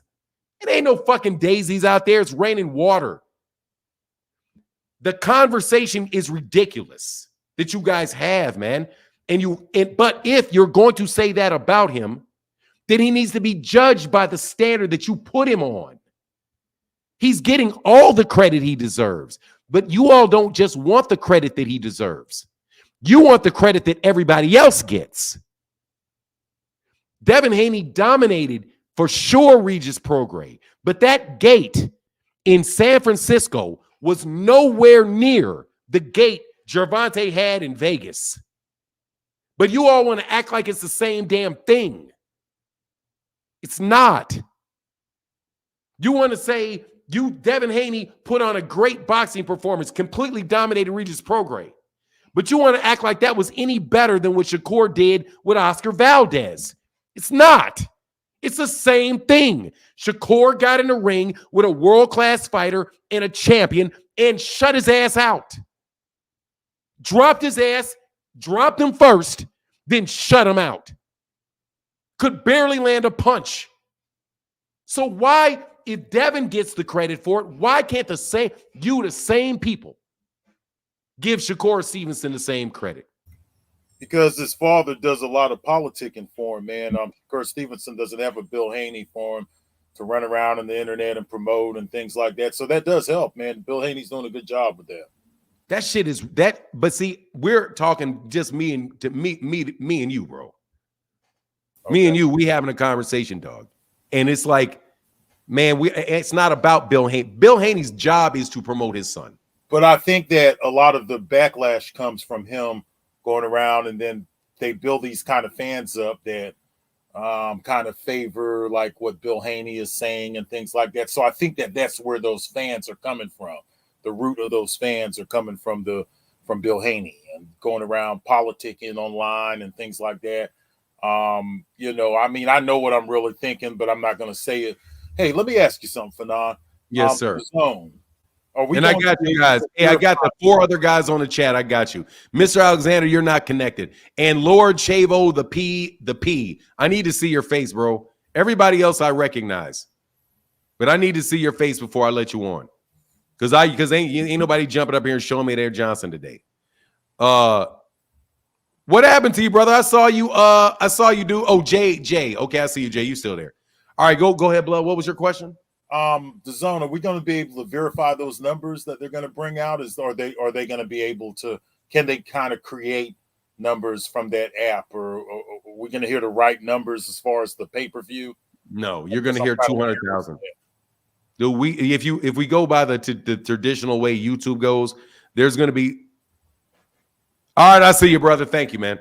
Appreciate you, Lord Chavo. Thank you. I see you. Thank you for showing me. You can hide it now. You don't got me showing me your face anymore. I see you. Okay. Yeah, you can shut it down now. Gotcha, brother. Thank you, man. Now they're gonna make some shit up. He's gonna outsell Gervonta Davis. It's gonna be either like, it depends on who's gonna say it. I wouldn't be surprised if somebody said it did $1 million. I would almost expect somebody to say $1 million, but more than likely they're gonna say somewhere around 250,000. And it's not, and that shit did not sell over 50. No way. I doubt it very seriously, yeah. Because I never got any calls from anybody about this fight. And the views on the videos for the fight are nothing. Like, they're nothing. Like, you go look at the number of people, like people that are watching Devin Haney, Regis Prograis videos. Dude, they're like 4,000, 5,000. After a big fight for Gervonta Davis, the videos are doing 20,000. 30,000. Right. So no, it was not a fight that a lot of people watched. It wasn't, but it was a good fight. It was a good, solid fight. It really was. But no, they're gonna lie about that, bro. Okay. And it's good, just like they said, just like somebody lied and said that even on BOK Prime that Terrence Crawford versus David Avanesyan did 150,000 pay-per-views. Yeah. They're just going to make the shit up. And then there'll be people where you'll say, hold on, he did 250,000. And you say, you did 250,000. You did 200,000 pay-per-views, but Gervonta Davis did 60 against the fight before last. It'll be the same people that claim that Gervonta Davis did 60 the fight before. But this fight did 120,000, and the gate, dude. You're in San Francisco, partner. You're in San Francisco. If this fight was a big mega fight like that, they would have put it in Vegas. And the funny thing was that they actually admitted it when talking about why the fight wasn't in Vegas. They said Vegas is too saturated. You know what that means, don't you, Blood? Yes, I do know what that means. That means they don't think they could have sold out in Vegas. Right. They didn't have the fight. That's what DAZN said last night. They said that they didn't have the fight in Vegas because they don't think they could have sold out in Vegas. Gervonta Davis could fight anybody in the 135-pound division and sell out in Las Vegas. Yep. But you guys are going to act like it's the same thing. And again, that's not hating on Devin. That's not allowing you to hate on and I'm not talking about you, Blood. That's not allowing Devin Haney fans to hate on Tank. What Devin Haney fans don't realize that you're the abuser. You all need what you call a intervention. You are literally in your house, slapping your wife, slapping your kids, kicking your dogs, talking about why are all these people mistreating me in here. You slap Shakur, you shit on Shakur, you shit on T.O., you shit on Gervonta, you shit on Ryan Garcia. You literally take a shit in every room in the house and wonder why everybody says your house stinks. It's everybody's fault. Well, the arguments they're going to use is going to be the gate, and they're also going to use the pay-per-view numbers. And that's why I just wanted to but they can't say that question. So we could expect inflated numbers on that for an exactly. But you can't say the gate. They're not going to say the gate, though. Because what they're going to say is not the gate, because the gate is the money. All right. Okay. So if they come out with it did $1.6 million gate, then they got to explain why. They got to explain why Gervonta Davis did a $5 million gate in DC. They got to explain that. How is 1.6 equal to 5? It's not. So what they're going to do is they're going to use the attendance. They're going to say they're going to use the same trick that the UK, that like somebody like Josh Taylor does. Like, look real quick, and I know you guys are here waiting, but watch this. Let's see, the O2 Arena capacity. See, the O2 Arena is a 20,000 seat, is 20,000 seats at the O2 Arena in the UK. Dillian White sold out the O2 Arena. Dillian White. Nobody is acting like Dillian White is anywhere near the draw Gervonta Davis is, but he sold more tickets because the venue is big and the tickets are cheaper. Anyway, it's easy to talk. You talk like it's easy to knock another fighter out who's been training just as hard. Regis said he was never hurt. Please be realistic. I didn't say it was easy, Derek Choice. But you're not saying that Devin Haney is normal. You're saying Devin Haney is great. And great people, by definition, do things that are not easy. If knocking somebody out was easy, then everybody would knock somebody out. Everybody. Wouldn't they? No, you're the one that's acting like knocking out somebody's easy because you give Gervonta no credit for doing it. See how once again we revolve around you being the hater? I never said that it was easy to knock somebody out. But you all act like it's easy for Gervonta to do it, don't you? Don't you constantly say he just fights flat-footed fighters and he doesn't take any challenges? Totally discounting the fact that he knocked out Ryan Garcia. And he knocked out Rolly Romero. And he knocked out Mario Barrios. And he knocked out Jose Pedraza. And he knocked out Cuellar. And he knocked out Ruiz. And he knocked out Leo Santa Cruz. And he knocked out Hector Garcia. And he knocked out, and he knocked out, and he knocked out. You all act like it's easy for Gervonta Davis to knock these guys out. So how can you tell me that I act like it's easy when I said if he did it, then that would make him look like a great fighter? By definition, I'm saying it's not easy. You're saying it's easy. And then you want to give Devin credit for not doing something that you say is easy. Because you don't give Gervonta Davis any credit for doing it. Do you? Now, since you, Derek Choice, want to act like it's so hard to knock people out, then give Shakur Stevenson credit for knocking out Jamel Herring. If you think it's so hard to knock people out, who train hard, then give Shakur Stevenson credit for knocking out Yoshina. Give Teofimo Lopez credit for knocking out Richard Comey. See, you don't give these guys credit, but you want me to give Devin credit for not doing something. Because it's hard for Devin, but it's easy for everybody else. Well, isn't that the problem then? If something that's so easy for everybody else, Devin can't do? Beats by ICU. Hey, Lord Shavo, just let me read these super chats and we'll go. You guys can't get around that argument. Don't even try to get around that argument. Again, start giving people their credit so Devin can get his. You shit on literally everybody else and then want to cry when somebody doesn't agree with you about Devin. Shakur and Devin in the same boat for me, #tank. They are. They're about the same level, even though I think Shakur is a better boxer. T. Orlando said, is Shakur's next fight on Tuesday or Wednesday? It's going to be on Saturday. All right, how does Devin do against Boots? Shing, he's not going to fight him, bro. He's not going to fight him. He's going to get knocked out by Regis. I mean, he'll get knocked out. I believe Devin Haney will more than likely get stopped by Jaron Ennis. Hey, Jaron Ennis is too much. Too much. And because Devin doesn't have anything to keep him off of him. Hey, if the tickets is cheap, it's easier to sell out. It is, but it's still a sellout. And he did it.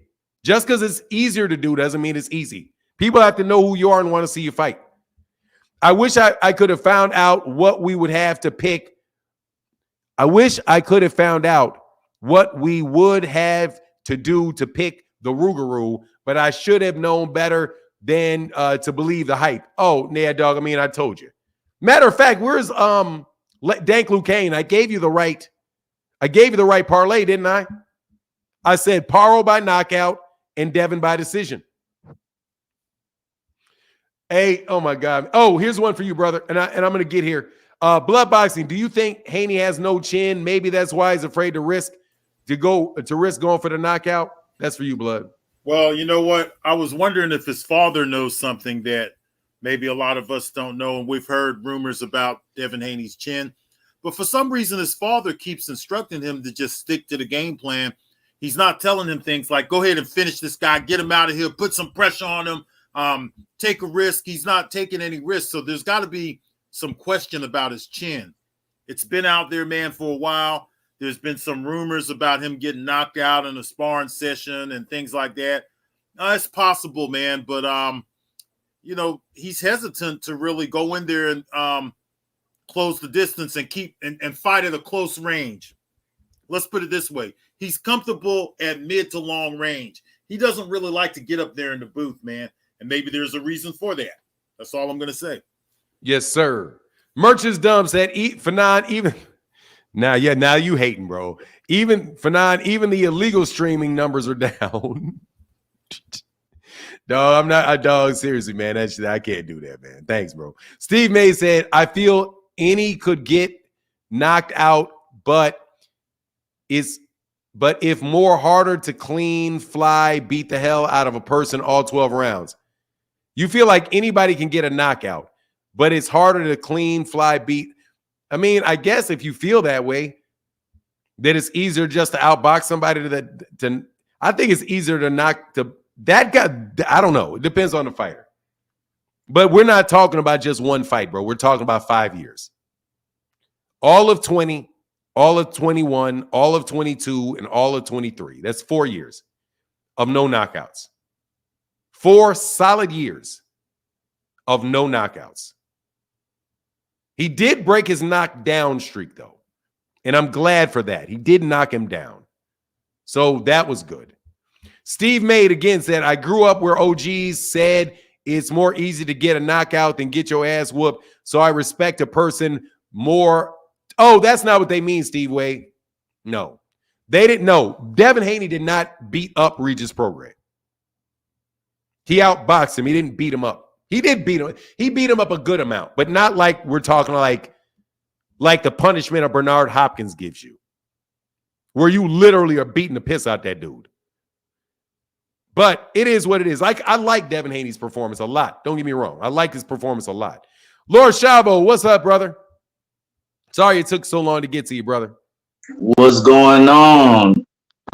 What's going on? This is the first time I could really, get up here.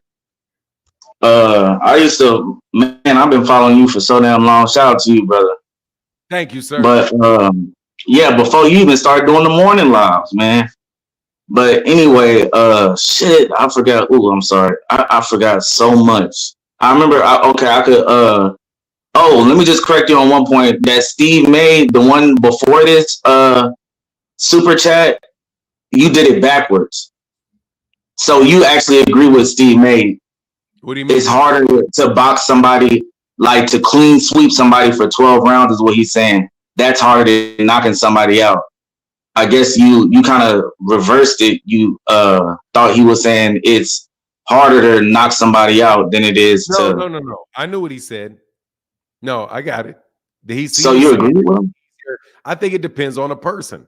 Like Amir Khan is probably easier to knock him out than it is to outbox Amir Khan for 12 rounds. Because Amir Khan, that's definitely a fact. Yeah, and then but then I wanted to correct what he meant. Yeah, I just think like if you have Errol Spence and say Terrence Crawford knocks you out with one blow, right? One blow, Terrence Crawford knocks you out cold. That is easier to take than Bernard Hopkins beating you up for 12 rounds. That's a fact, man. I've been telling people that for years. What do you say? I said that's a fact. I've been telling people that for years because it's like if you get done like how Regis did, ain't shit you could ever do. He's just better. 12 rounds to nothing. He's just on another level. But if you get knocked out like T.O. and Richard Comey, you could be like, damn, I was just a half a second late. You know what I'm saying? And getting beat up like that. Now, see, I do disagree with what you're saying. Okay, and why? Because if you can go 12 rounds, you got a chance to catch them. If somebody can walk across the room, slip your shot, and put you in a coma,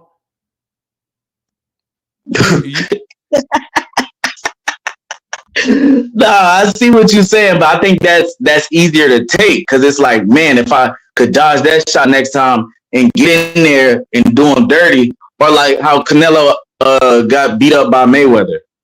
Like, bro, there's nothing you could literally do. There is no chance. There is no chance. If someone wants to not get hit and they're that defensively sound and athletic, I understand what you're saying because anybody can get hit, but I mean, look, some people damn near can't. Here's the thing, man. I'm not talking about it from what Regis wants because that's the point of view of Regis. Regis don't want to get knocked out, and Regis doesn't want to get outboxed and embarrassed. He don't want either one of those. The question is Devin. Oh, you talking about is it easier to do rather than how to take that loss? No, I'm telling you from this point. I'm going to try to be as clear as yes, sir. As I can. It's crazy me talking to you right now. What do you say? No, I said it's crazy me talking to you right now, bro. I've been watching you for years, but go ahead, brother. Thanks, bro. Look, man, here's my thing, man. Or let me let Blood do. Let me let Blood take this, man. Go ahead, Blood. What's your thoughts on that? I'm ball hawking off Blood. Go ahead, Blood. Okay, so basically, what are you trying to say? That some fighters, it's easier to if you dominate a fighter that you pretty much it's an out that the term. Okay, I'm gonna explain it because I kind of did talk about it from two different points. These are the points. Someone that gets beat up for 12 rounds straight, like you can't do nothing with them, like a Canelo Mayweather or a Devin and Regis. That's harder to take as a loss than to get knocked out. Because you could be like, man, all I had to do is just slip that punch and I can get to him. I can do something else. You know what I'm saying? And as far as the other side of it, I think it's harder to beat someone 12 rounds like cleanly. Like there's no competition in the rounds, like they're not in the fight, than to knock somebody out. I think it takes more skill to smoke somebody like that. I think that if a fighter gets knocked out by his opponent, he has a better chance to come back in the rematch and turn things around, rather than a fighter getting dominated for 12 rounds. Examples would be fighters who got knocked out, such as a Floyd Patterson, Ingemar Johansson, a Joe Lewis, and a Max Schmeling. Fighters that go to distance, the outcomes could be changed when two fighters go to distance. And they're more likely to happen. Ken Norton Ali, Leon Spinks Ali, if that's what you're talking about. Yeah, like more recently, Chris Eubank Jr. and Liam Smith. There you go, right there. So yeah, it could be looked at like that. That is. Well, let me ask you a question, Lord Chavo. Yes, sir. Okay, so assuming that it is worse to get beat for 12 rounds versus getting knocked out. Wouldn't it? Yes, sir. What would be worse? Let me ask you another question. What would be worse? Get the shit beaten out of you for 9 rounds and knocked out. Oh, damn. Or get outboxed for 12 rounds. Okay. It depends on how this outboxing goes. Like David Morrell. What you say? Go ahead, I'm listening. Oh, I thought you said something. I was saying it depends on how the outboxing goes. Like if it's like let me give you an example. Mm-hmm. Devin, Jose Pedraza fought. Did you see the Jose Pedraza fight with Gervonta Davis? Yes, sir. So he beat the shit. He outboxed him. There wasn't shit Jose Pedraza could do for any rounds during that fight. That's a fact. He knocked comatose at the end. every round got worse. Okay, so, I would say. Let's take another example: Floyd Mayweather Jr. versus Arturo Gatti. Mm-hmm. Yeah. Floyd Mayweather, Arturo couldn't do shit with him, including keeping him from knocking his ass out, because surviving for 12 rounds is doing something. That's the point that I'm bringing out. Surviving, able to go 12 rounds and get out of the fight is doing something. But if somebody can beat you up and you and stop you and close the show, that's what Devin has not demonstrated he can do. Okay, I'm glad you brought this up because now I remember one of my pushbacks I had. So I would say, like David Morrell, I'm gonna go to your point first and then go with my disagreement. David Morrell, when he beat up that dude he sent to the hospital and he had brain swelling, the Russian guy. Yeah, that's a butt whooping for real. I don't want that for 10, 12 rounds because you gonna come out with more injuries. Dude, he didn't go 12 rounds. They stopped that fight. No, they didn't. No, yes, they didn't. Did. The guy that went to the they hospital. Still have. Nah, bro. The dude that went to the hospital, they waved that shit off. Was it the very last round they waved it off, or because I don't think they did? Sure, because I'm pretty sure they stopped that shit. No. Look it up on Boxer. I got my other phone right here. I'll look. But anyway, I thought they stopped that. Yeah. Hold on. Let me look. Okay, go on here. Get outcomes. I'm not saying you're wrong. Let me just look. Because I thought they stopped that shit.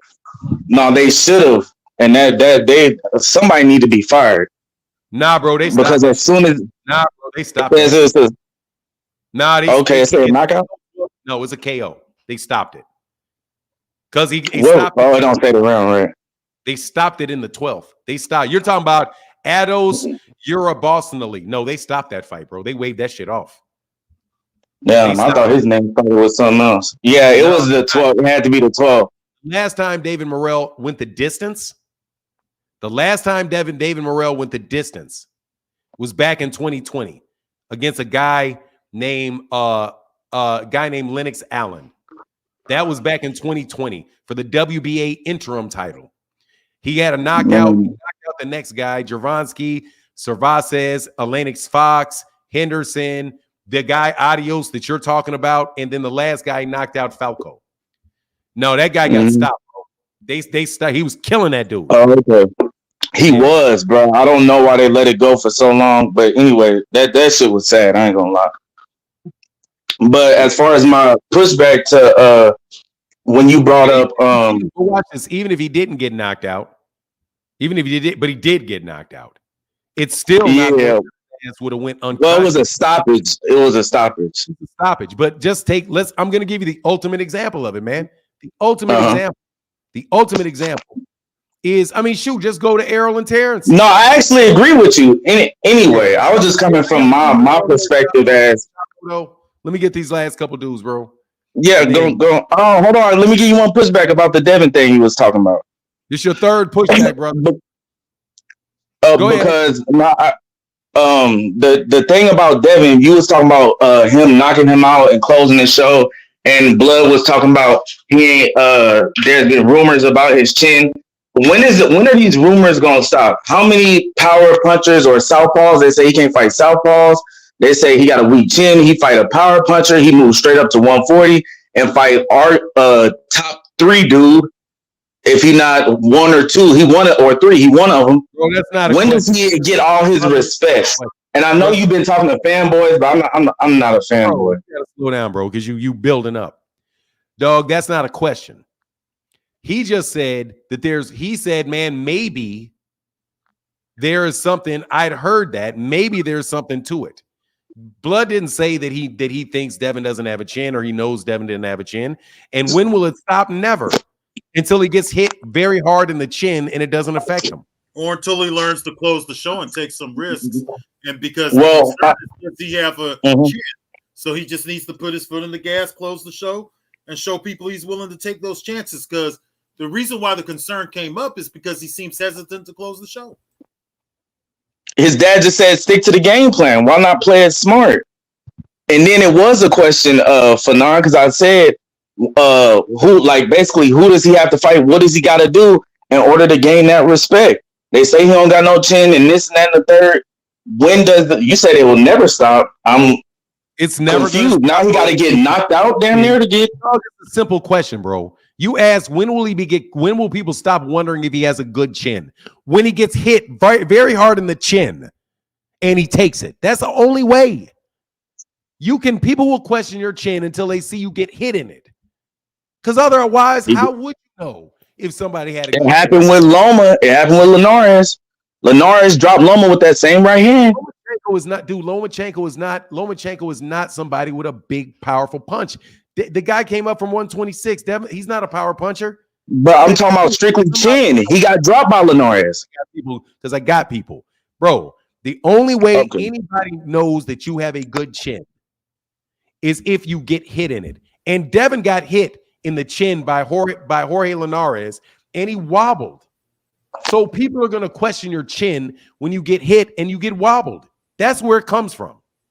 It comes from the fact that he got hit by Jorge Linares and got wobbled. Did you see that? Yeah, but I think that's a good chin because he didn't land up on his ass like Loma, and no one's questioned his chin. If you saw Gervonta Davis get hit, you saw Gervonta Davis get hit by Isaac Cruz and start wobbling. You don't think it would be realistic to wonder whether or not he's got a suspect chin? No. Not as the Gervonta I know right now. No, because I've seen harder punches. It could have just been. No, you have not done. If you see somebody, you've not seen somebody with a harder punch than Jorge Linares hit him in the chin. You've not. Exactly. So I've seen Mario Barrios do it with a check hook and put him up against the ropes. His legs weren't wobbly, but he was hurt. That's why I said, dude, you don't have 3-4 arguments, brother. Okay, I'm gonna just say this before I go. The ticket sales was $57. I'm gonna mute you in a second, dude. I gave you 1, then I gave you 2, then I gave you 3, and now you're on 4. No, I'm not disagreeing with anything. I'm just telling you how much they were. I thought y'all was. You're on your. I'm leaving right now, brother. I was just saying it's $57 for the tickets, and I was leaving. That's the 5th. Peace be. I'm not. It's no disagreement. I'm leaving. Saying, bro, bye. Stop cutting me off. Oh, I thought you was. I was finna leave. Answer the question that you asked. The reason people are going to say he has a good chin when he gets hit in his chin by a big puncher and it doesn't affect him. Just like everybody else that has a good chin. That you can't name anybody that people has a reputation for having a really good chin. They did not take something on the chin from a big puncher. Canelo has a reputation for having a very good chin. Fact. And that's because he took a big shot, multiple big shots on the chin. Yes, sir. From Gennady Golovkin. That's why we know he has a good chin. We know that Arturo Gatti has a good chin because he took a lot of really good shots to the chin. Devin's not in a position where you're really going to know how good his chin is because he doesn't get hit in it. Same thing that you're going to see about like Rigondeaux. Rigondeaux, people questioned his chin for a long time. Yeah. Because he got hit by that tall Japanese dude. He got dropped. He got back up and he stopped him. But still, they questioned his chin because he got hit. People question Devin's chin because he got wobbled. It's that simple. It's not a prejudice against the man. He just got wobbled. And sometimes we don't find out until these guys are past their prime. It's just like with Roy Jones. If they're really talented and they could get away and evade punches pretty good, man, then we might not find that out until he's in his 30s. You know, I don't know. It depends on who could test his chin. Yeah, you don't want it though. I wouldn't bring it up like to be facetious. I was literally just asking, brother. I'm not trying to be facetious either. I was just trying to say that because I got to put a link back in the chat in a second. And I really, if this was a normal weekday, dude, we could have talked for a long period of time. I enjoy it. I'm just saying that I got Jay in high definition and Mr. Alexander. I need to see your face, Mr. Alexander. Hey, thank you, Lord Shabo. Appreciate you, brother. All right. Y'all stay safe. Man, stay safe, bro. Peace. Take it easy. Jay and Hyde HD, what's going on, bro? And Mr. Alexander, I got to see your face, bro, because you're gonna try to show a penis. I know it. I have a feeling that's what you're gonna do because of what you have in the picture you got right now. Go ahead, Jay. What's going on, Jay and HD? First, I don't want to breeze past the fact that the dude said facetious, but called you Fernard like 3 times instead of Call me what? Fernard. I didn't hear that, man. I didn't hear that. I heard him call you Fernard like 3 times. Second, before I get to any point, I want to roast the Haney fans because I'm tired of Haney fans, especially the Orlando dude. I've never in my entire existence in 36 years of living have seen any men obsessed with a dude so much. I mean, it's like these dudes wake up and look at themselves in the mirror and be like, well, I'm looking real Haney-some today. Like they go in the kitchen and eat their Haney bunches of oats. Like they blow their nose with their Haney kerchiefs and drive all day long in their Haney Day Sonatas. Like these dudes don't do nothing but talk about Haney. Dude, and then they hate Tank so much that they don't even say, I'm going to go fill up my gas tank. These dudes probably be like, I'm going to go fill up my gas reservoir. Like these dudes cannot be that obsessed with a guy that they don't take no opinions from anybody else, bro. Like, okay, so what? Now that I got that out the way, I want to go off the Regis and the Haney thing. Okay, I'm gonna give Haney his credit for beating the guy. He beat the guy. It was a fair beatdown. I mean, he dominated every round. But the thing is, people keep questioning how did Regis even get the belt? He fought to get a vacant belt, and he fought a guy that was already had 2 losses and 2 non-contests or no contests. So it wasn't hard for him to get the belt. Now he fought Zarela next, where I mean that's an okay fight for him. But then he lost the belts to Haney, who I think is an upper class fighter, who only picked him. Why? Haney admitted why he picked him. He said, dude, you're a bum. I didn't want to say. He waited till it was close to the fight to finally admit it. You're a bum. We only because you're a bum, you're a bum. If you knew he was a bum, why did you discredit the fight like that? I feel like I can't give him no credit now. And if you admitted that you fought a bum. Like to me, that you get no credit for that because now it sounds like you handpicked. You cherry-picked the boxer when you got Matias, who I'm sure he don't want to fight. T.O., who would give him a good fight. So y'all picked the one, and then it was perfect timing too. Because at first, remember, they weren't going to move up to 140. It was in question. At first, he wanted to fight Shakur and Tank. Their gears changed when somebody like Regis got the belt, a belt that they could possibly use to feel like he's a 2-division champion. That's why they rushed to hurry up and fight him instead of fighting Shakur, which is why they dropped the belts. Because if Haney really wanted those 2 fights, Tank and Shakur, he would have waited. Now, another thing that I'm tired of these Haney some fans and their little Haney sonatas. I'm tired of them keep talking about Tank moving to 140. Bro, let's be real. Haney just fought his first 140 fight yesterday. He outgrew the weight class. He just fought his first 140 fight yesterday. Now he's a 140 god. Now Tank has to move up to 140 just to fight a guy who just fought his first fight at 140 yesterday. When meanwhile, all 30 fights from Haney is at 135. He currently has 31 wins, and 30 of those fights is 145. I mean, at 135. Tank fought one time at 135. One time. One single time. I mean, at 140. I'm mixing them up. 140, one time. One time. Let's not forget he just moved up to 135 in 2019. So they want a guy who moved up his third weight class to move to 140 to a guy who sat there in 135 his whole freaking life, something he's used to. I don't get why they want him to fight a dude at 140 when his whole career is based at 135. 135. I don't see nothing wrong with that at all. I don't see nothing wrong with that. Yes, I am chatting. I didn't get up here to ask no questions. I'm tired of y'all clowns. Y'all act like Haney can't do no wrong. Somebody earlier asked me, what big black fighter name did Tank fight? Hey, I see you, Mr. Alexander. I see you. Who did Haney fight that was black? Besides Regis last night? Regis that's black? 2 Mr. Alexanders. What is this? What is Regis? Oh, okay. Black. Regis is black. Regis black? Very black. That guy's 100% black. He's 100% black, Creole, just like my wife, Creole. That's what they look like. All right, bet. I'll give him a pass on that. But at the same time, all of these fighters, majority of their list consists of Hispanic fighters. Like, you can't sit there and say one thing for a dude. So now we can't even use the who did he fight that was black because he just fought somebody black last night.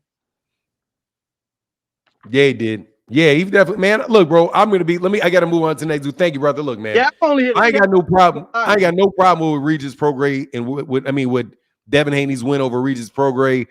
That Regis Prograis is not on the level of Devin Haney, and I think that's what Devin Haney was saying. I don't think that he really thought that the guy is literally a bum, because Regis is not a bum.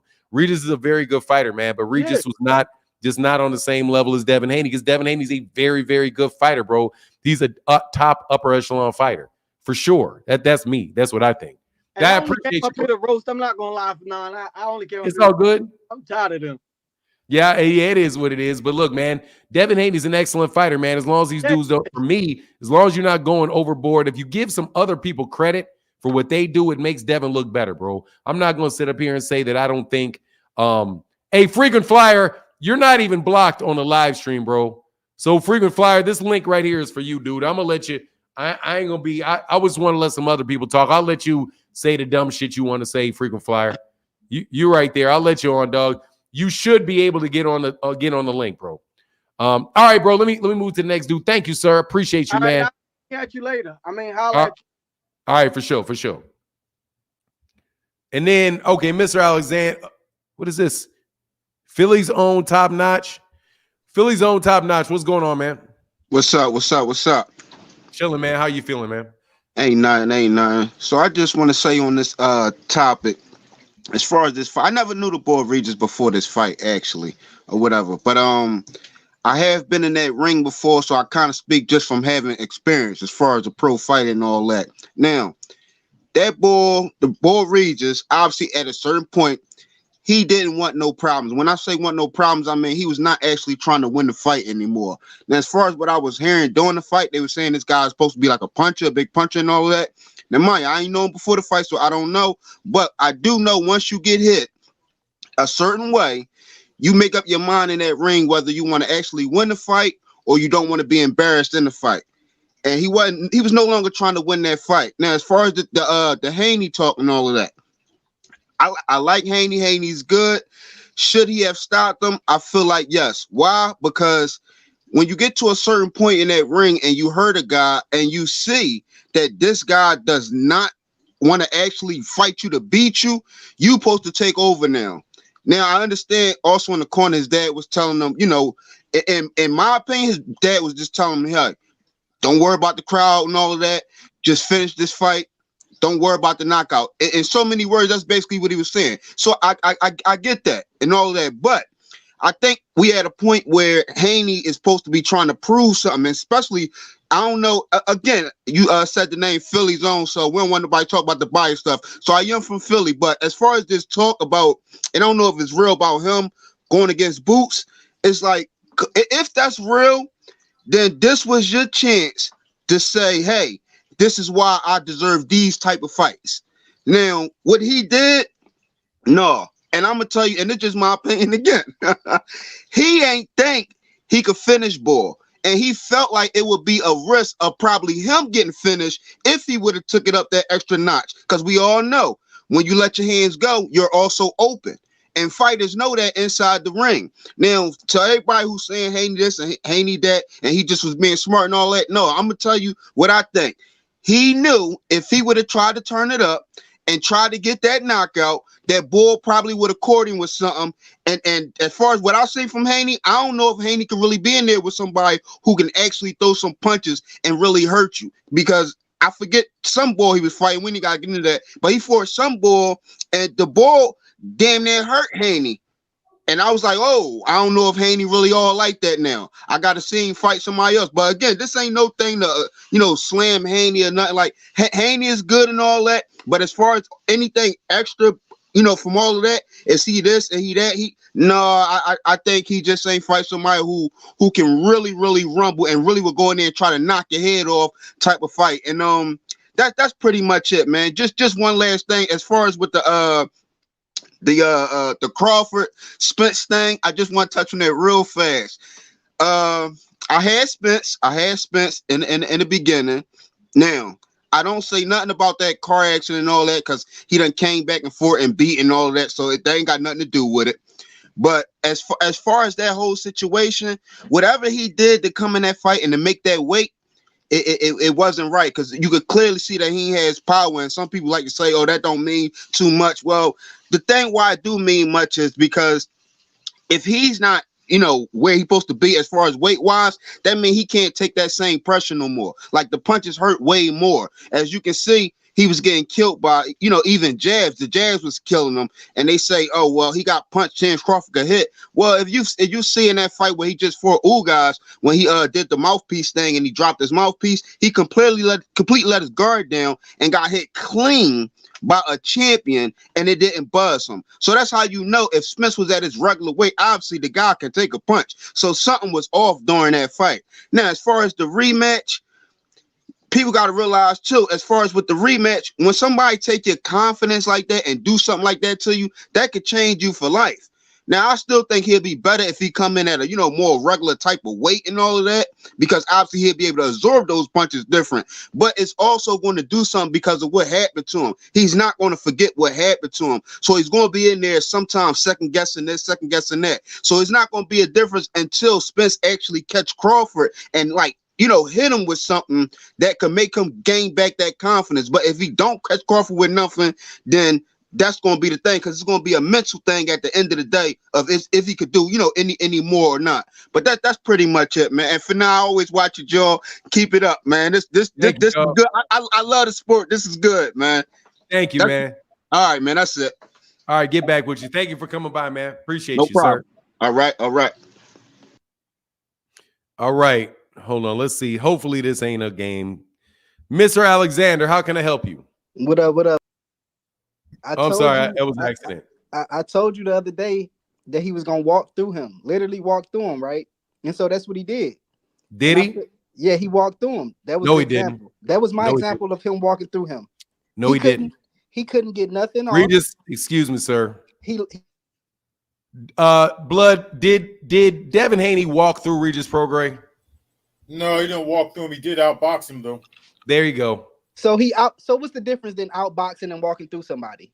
Blood boxing. Can you explain the difference between walking through somebody and like what Terry Norris used to do to his opponents? You know, you just kind of you take their shots, you move forward, and you basically don't care about any shots they land. You overpower them, and you basically get them into submission. That's walking through somebody. That's what happened last night, and that's the same thing that's gonna happen to Tank. I hope y'all believe. Excuse me, dog. I want you to be quiet for a second. Who else can I do this with? Claymore Rain. Hey, what's Claymore? up? Real quick question, Claymore. Yes, sir. Can you explain to me, do you know what walking through somebody means? Most definitely do, sir. What does walking through somebody means? And did Devin Haney walk through Regis Prograis? He absolutely didn't walk through him. And walking through somebody is when you're not concerned with his power anymore. You're completely overwhelming him. No matter what he does, you're able to overpower him. And generally speaking, walking through somebody does involve a stoppage, in my opinion. So I wouldn't say he walked through him. Thank you. I was just checking real quick because I don't want this dude to sit there and talk what he was right about. So excuse me 1 second. And I'm gonna bring you right back up next, Claymore Rain. Hey, Tay 25 Philly. Just real quick before I let you up here. Do you know what walking through somebody is? Yes, sir. Did Devin Haney walk through Regis Prograis? Not at all. Okay, and I'm gonna bring you right back up, brother. I was just checking to make sure that this dude didn't think it was just me. All right. Thank you, sir. All right. Okay. Oops, sorry, Mr. Alexander. So everybody knows you're wrong. What's your next point? You're on mute, Mr. Alexander. Okay, so I'm gonna stand where he walked through him. Y'all can agree to disagree, but he walked through him. No, he didn't. Next person. What's going on? You can sit there for a second, Mr. Alexander, until since you're a fucking clown and want to tell people they don't know what they're talking about. You can sit there, and if you want to get back up, you can get back and wait. But unless you're going to admit the truth, like I said, I don't have any time for that. What's going on, Mr. Tay? Tay 25 Philly. What's on your mind, brother? Hey, good morning, sir. How you doing? How you doing, Mr. Blood? How you guys doing? How's it going, my brother? All right, Mr. Fanon, I've been a fan of you for a long time. I want to give a shout out to you as well as your family. Mr. Lucian Blackwell, I believe, is your uncle, helped me and my family out way back in the 90s when my father died. My mom needed some assistance and help and everything, and squared us right away. Thank you, and I appreciate it. I think that's a cousin. I think that may be a cousin in Philly. Yes, sir. Yeah. My apologies. Yeah. My apologies. But no worries, man. But I'm glad that the Blackwells out there in Philly did something really good for your family. But I think that's a different branch. But thank you, sir. Yes, sir. Yes, sir. They have a good name in Philly too. Those guys have a really good name in Philly. Yeah, for sure. As well as the fight last night. Devin Haney showed me a lot. I ain't gonna lie. I thought he was gonna jab and grab. He fought him. He kept turning him. He kept jabbing him. Kept popping him with the right hand. And he put on a great boxing performance. God give it. I admire the skills that young man has. What I don't like is these new age boxing cats coming in here lying. And there's no other word for it. It's lying. And a lot of it is because Bill Haney is a notorious liar. I understand marketing and I appreciate it. Somebody who lost their dad at 12, I would ride with me like Bill rides with his son. But don't lie. And with the lying and the miseducation of a lot of boxing fans, we get this nonsense.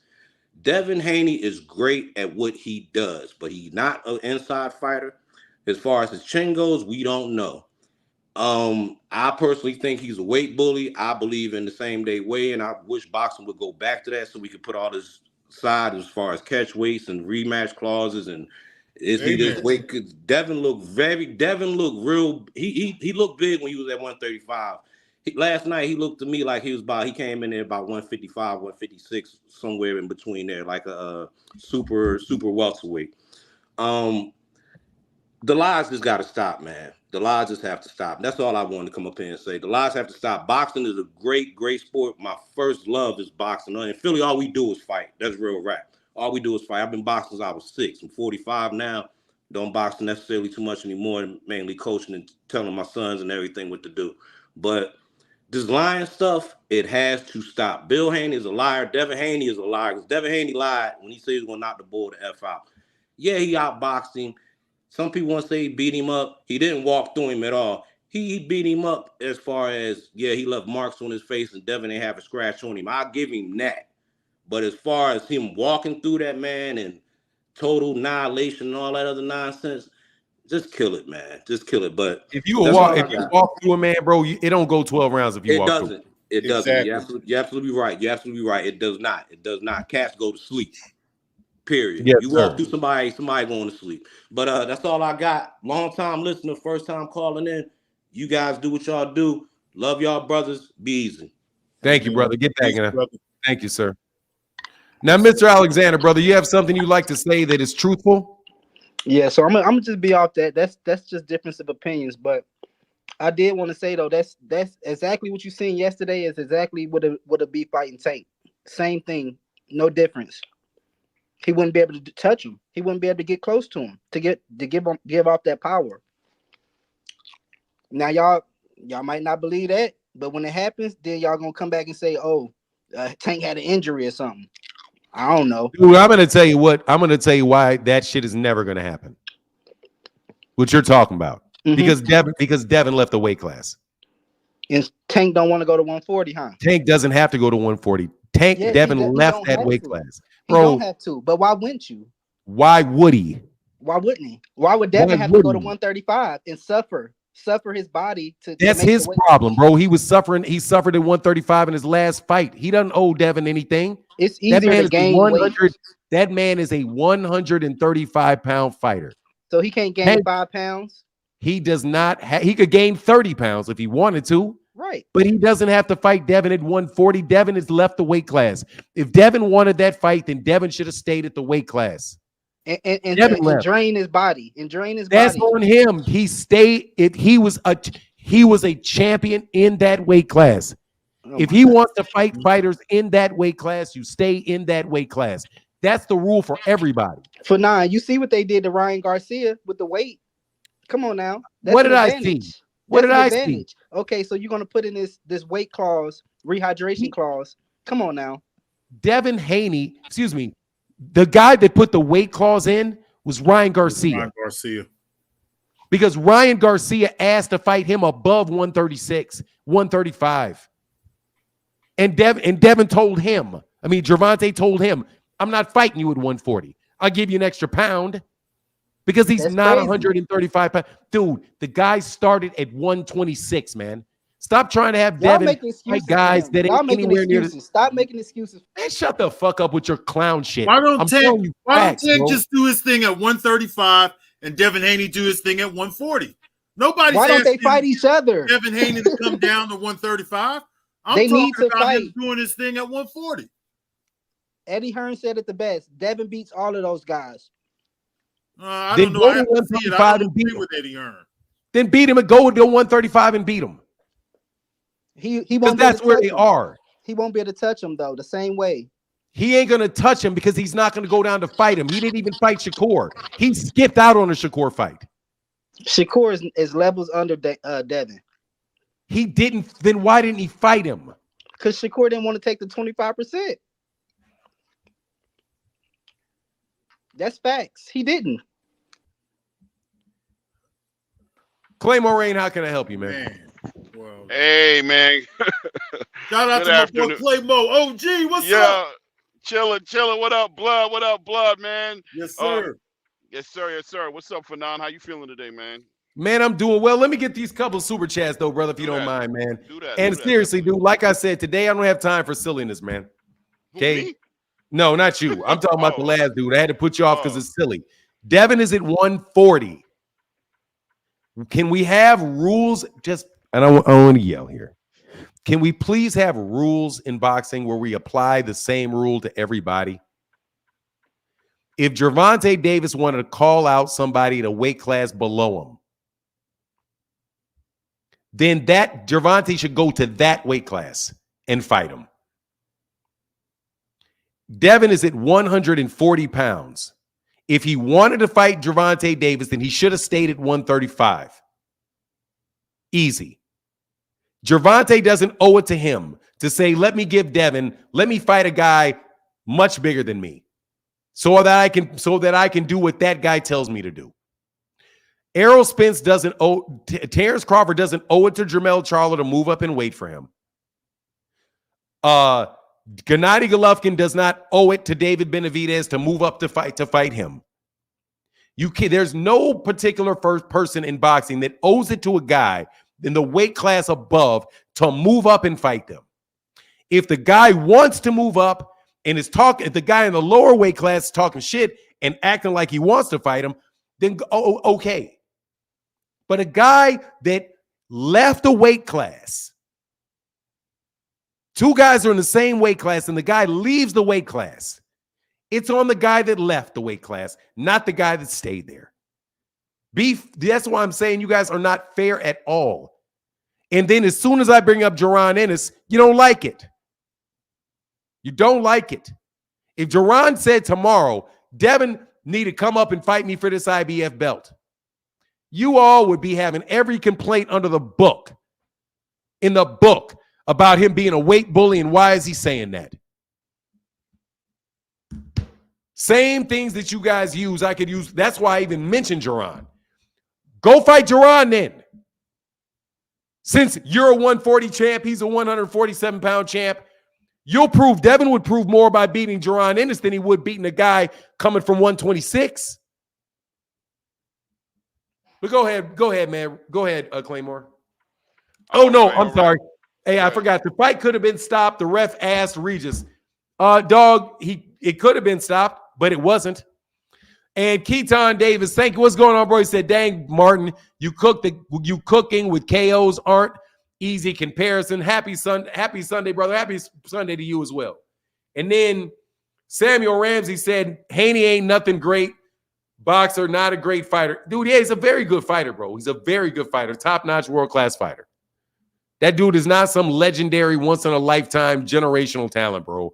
Because I know at least 5 fighters in boxing right now that are better than him. So even this generational talent shit, bro, I know at least four fighters in boxing right now better than him. Devin took the fight after Regis' poor performance. I mean, he did, but I don't think that takes anything away from him, man. He selected the fight because he knew he could win it. Oh, come on, let me on. Oh, Malik, the chat. Yes, King, you can jump on, and so can Frequent Flyer. Frequent Flyer is just ducking, and over there talking to somebody else. And then, did anybody say 3-4 punch combinations? Thank you, sir. No, there were no 3-4 punch combinations in that fight that I saw. Thank you, sir, for your support again. What's with you with Claymore Rain? What's going on, brother?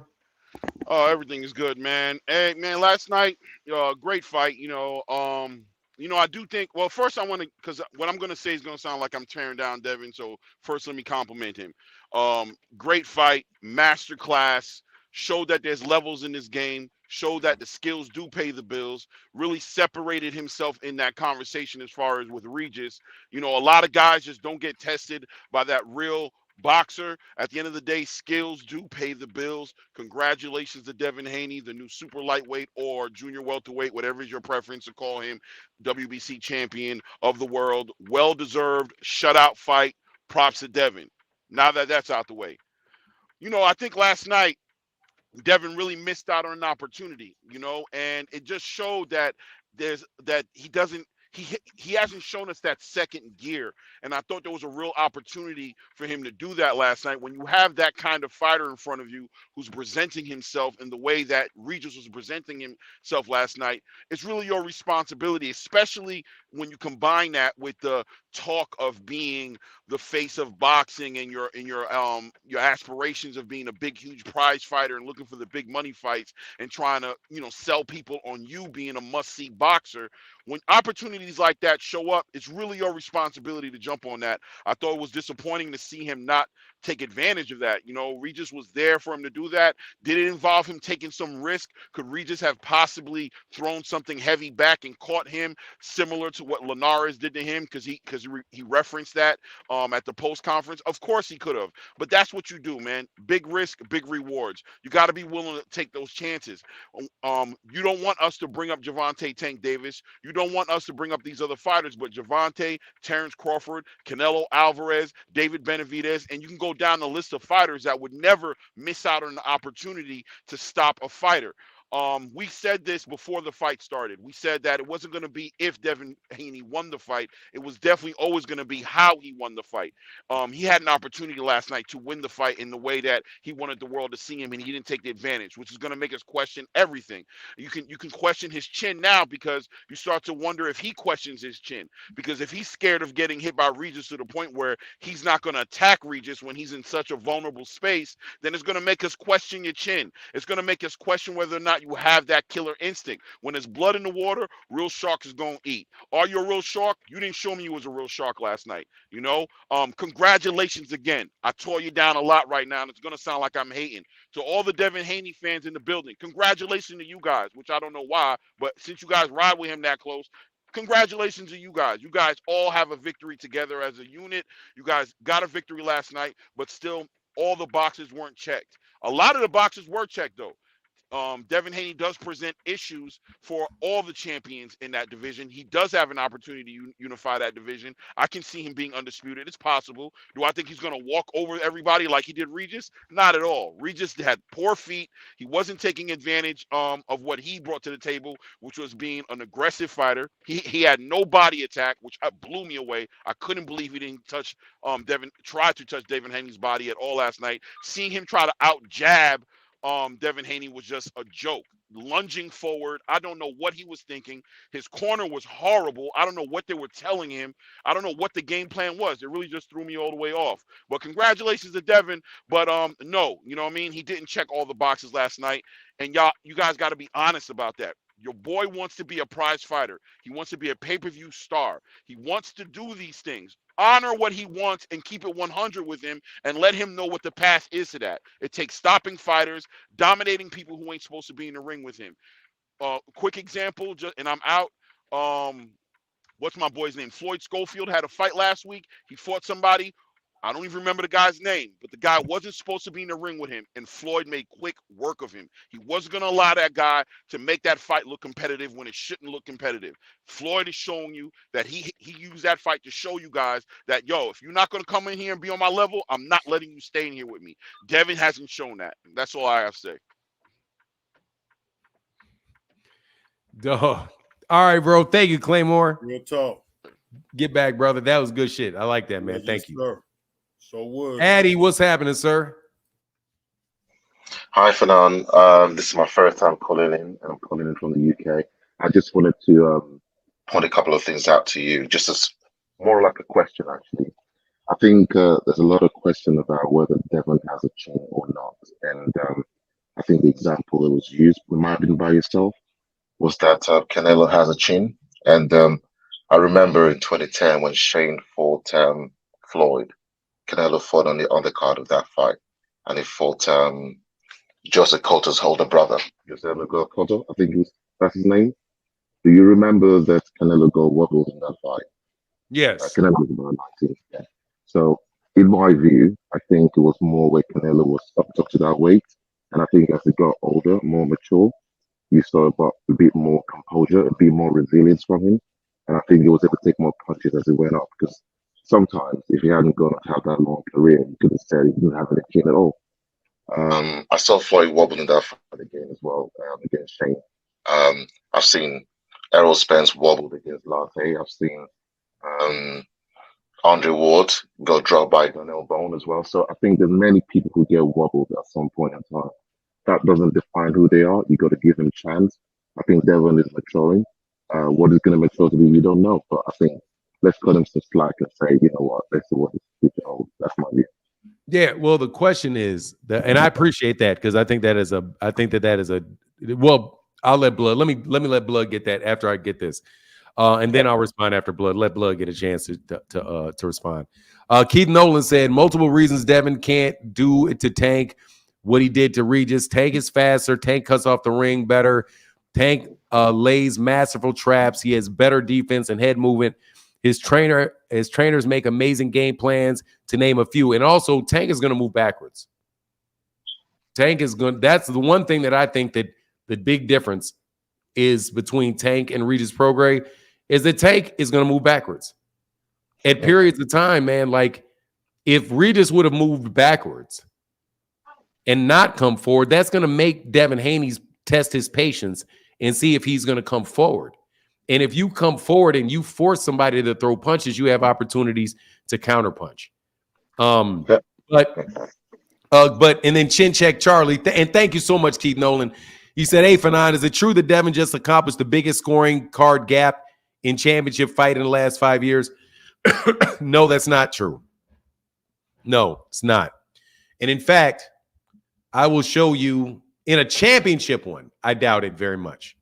Because you just need to have a championship fight where a guy wins every round. So if I go to Shakur Stevenson, let me go to Shakur Stevenson, BoxRec. And I don't think he lost a round. I don't think he lost a round to Jamel Herring. I don't think he did. But let me see. Let me just go to the Jamel Herring fight. Actually, Jamel Herring didn't go 12 rounds. Oscar Valdez went 12 rounds. So let me see. Oscar Valdez. 119, 108, 119, 118, 109, 118, 109.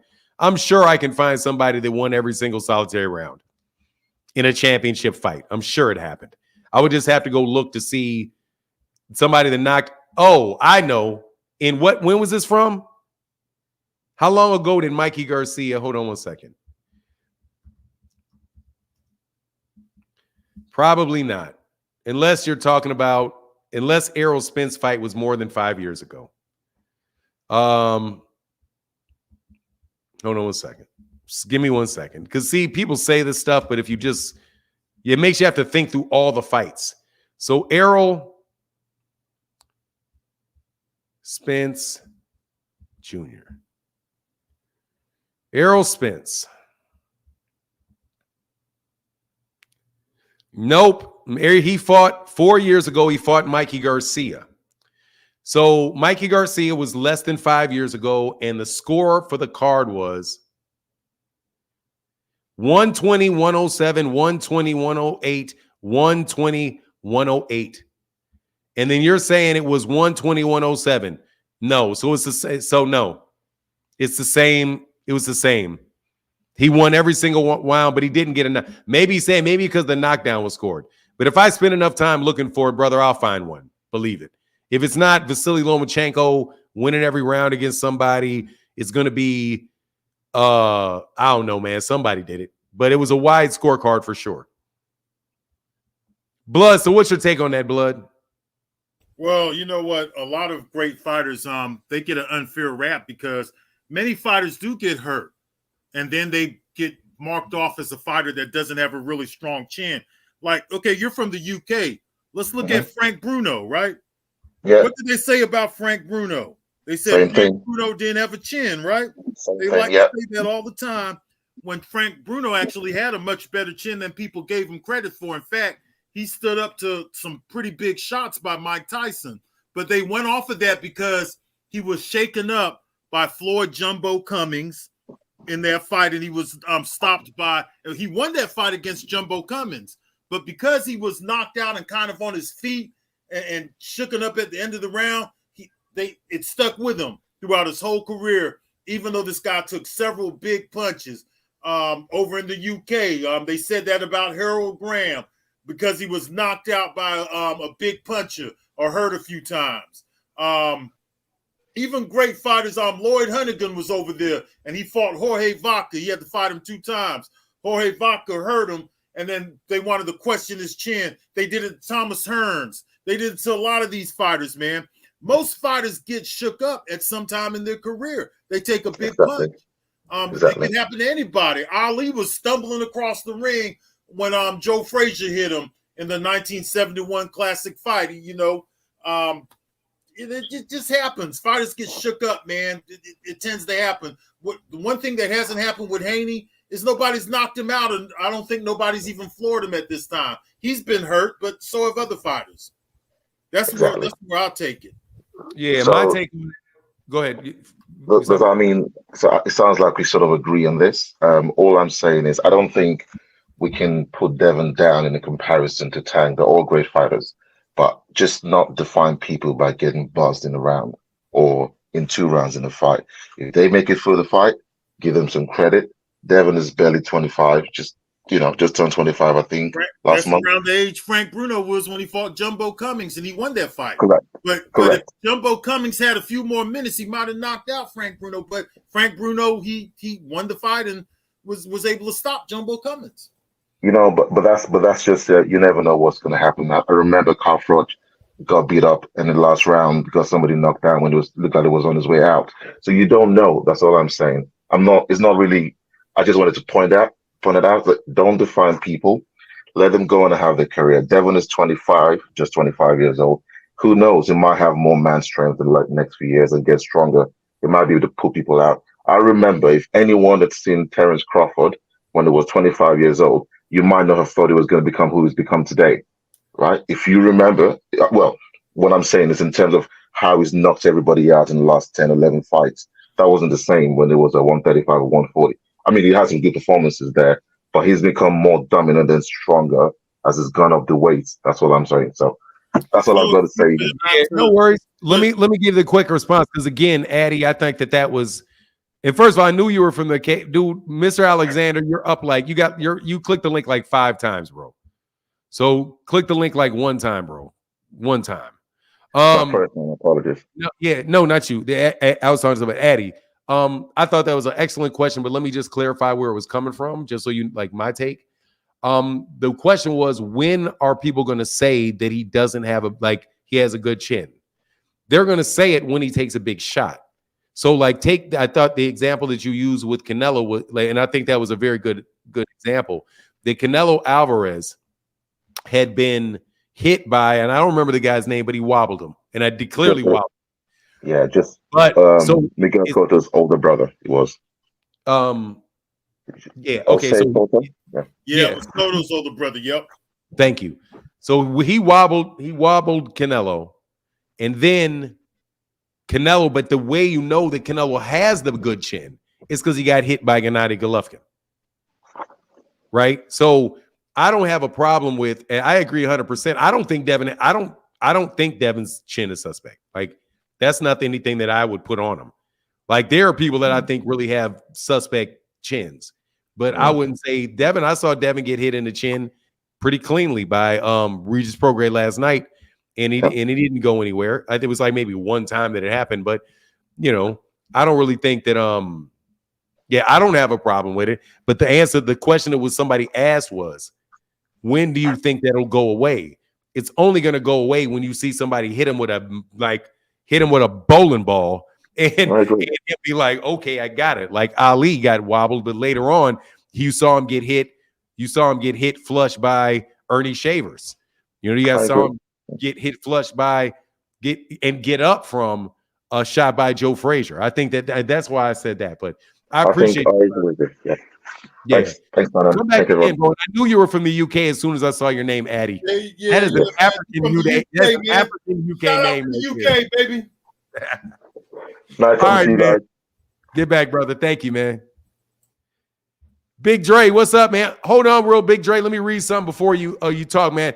I put respect on Devin's name now, but this fight made me respect Loma more. I still think Tank knocks him out. No, hey, man. Yeah, Devin deserves a lot of respect, man. I'm just in the school that says these other guys, try giving these other dudes some respect. Hey, Cal Cooler, before we start running with Bill Lie that they are locked into a fight, Sandor Martin's Mando was already called by the WBC and was paid step aside to make this fight Sandor Martin and Devin is next unless Sandor Martin agrees to step aside money again. For sure. Cal Cooler, thank you for your support, because that is definitely the truth. He already has a mandatory lined up. So, and I'm telling you, Tank ain't got to go shit about going to 135, bro. What's up, Big Dre? What's up? Good morning, Pernell. Good morning, Blood. Good morning, my brother. How's it going, man? It's going good. It's going good. I'm a little disappointed at that fight last night. I thought my man Regis was going to do something. You know, but I'm first let me eat my little crow and say much respect and congratulations to Devin, because he put on a good performance last night. He definitely put on a boxing clinic that says this is how you box. He was well prepared last night. Jojo Diaz and Loma showed that he had problems fighting on his back foot. He didn't have that problem last night against Regis. He was on his back foot a lot last night. I was really disappointed in Regis. He started throwing punches from way out of range. He wouldn't close the distance. It was very disheartening to see, because it was just a uh, a total lackluster performance. And looked at the conference box numbers at the end of the fight, and he only connected 36 times. I mean, that's lower than what Shakur did. Uh, Now, over 12 rounds, you should be able to hit somebody. You should be able to step into it. I think Devin didn't show the killer instinct. I don't think the dog is in it. I might be wrong, but he didn't. There were times when he could have pressed, took a few risks, and I think he could have got Regis out of it. The way Regis was boxing last night, uh, it was a really bad showing. Just from somebody who is a defending champion. He was champion. He defended his title. He's defending again, and it just didn't look like it. He was flat-footed. He showed a desire to cut off the ring, but couldn't do it. It was just a lot of getting hit with jabs and two-punch combinations. I think the flash knockdown caught him off balance. He got his head over out in front of his knees too far. Got hit with the jab that set him on his butt. I think that punch was like the sixth round that staggered him was a good hit. I still don't think it had a lot of power to it, but I think it was a good hit. Again, I gotta give my props to Devin. You put on a good performance. You were well prepared. You fought on the back foot. He moved around the ring pretty good. He didn't run, except maybe in the 11th round. I think he just decided, I got this fight in the bag. I don't need to risk getting knocked out. Because at that point, Regis had gotten frustrated, trying to just throw anything.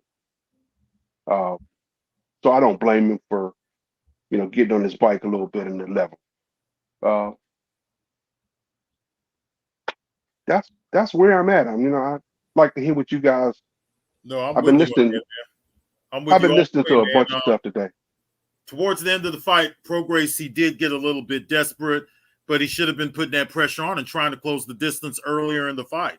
He waited a little bit late for that, but a lot of that had to do with Devin Haney, his movement, and just keeping his distance, and Devin Haney's timing, as well as hurting him in the third round and dropping him, and then hurting him again after the third round. So some of that had to do, I think, with Devin Haney, and some of it had to do with Regis Prograis, because I think that Prograis has lost the step, man. He's 34 years old. He's been through a few wars.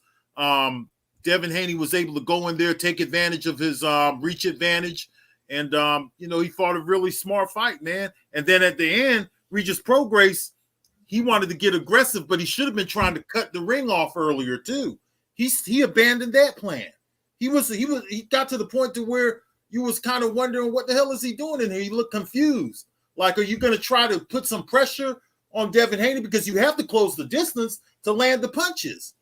There was a few times earlier in the fight too where he threw some haymakers that came nowhere near close to. He didn't throw a whole lot of them, but he wasn't even within Devin Haney's range, man. So I don't know. Regis just didn't fight a really good fight, so I'm disappointed in him too, brother. And you're not wrong on that, man. Everybody has their own preference on what they see and what they expect of their fighters to do, man. Shit. The guy he didn't bring nothing to the table, man. He waited till late to put the pressure on Devin Haney, and then by then it was way too late. Devin Haney had found his rhythm. He had found his range. Devin Haney, I noticed, likes to keep it mid to long range. You don't really like to get close range of fight in the booth. He'll shoot an uppercut if he does get in the booth and try to get his way out back to mid to long range. I noticed that about him.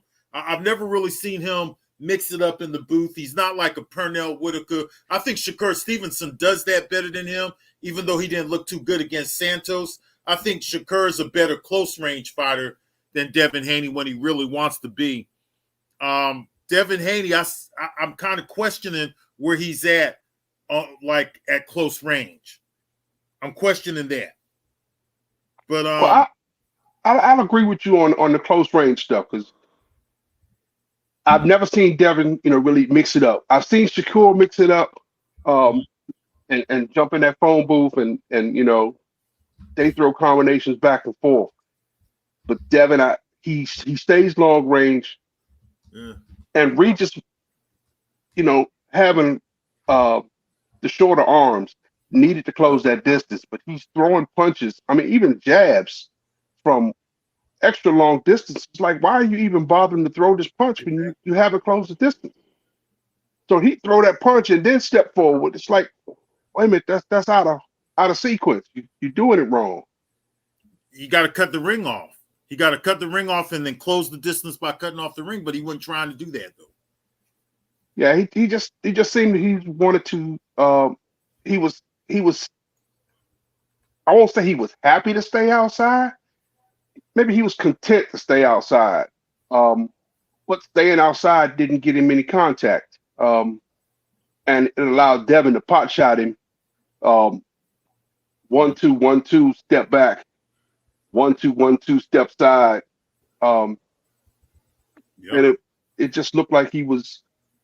This is a clinic on how to box, how to win a boxing match, in just the sweet science portion of it, without really mixing it up. I agree with you, brother. Yep. I also like the other fights on the card.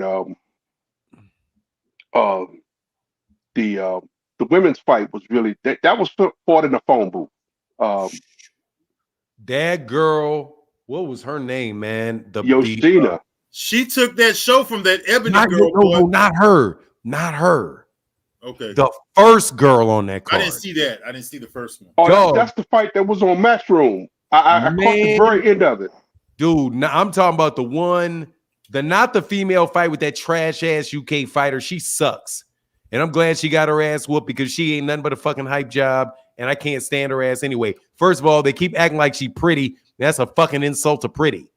Like, she look like trash, man. She look like trash. Like trash. They keep acting like she's this gorgeous. Trash, boy. She look terrible. What are you fucking talking about? She ain't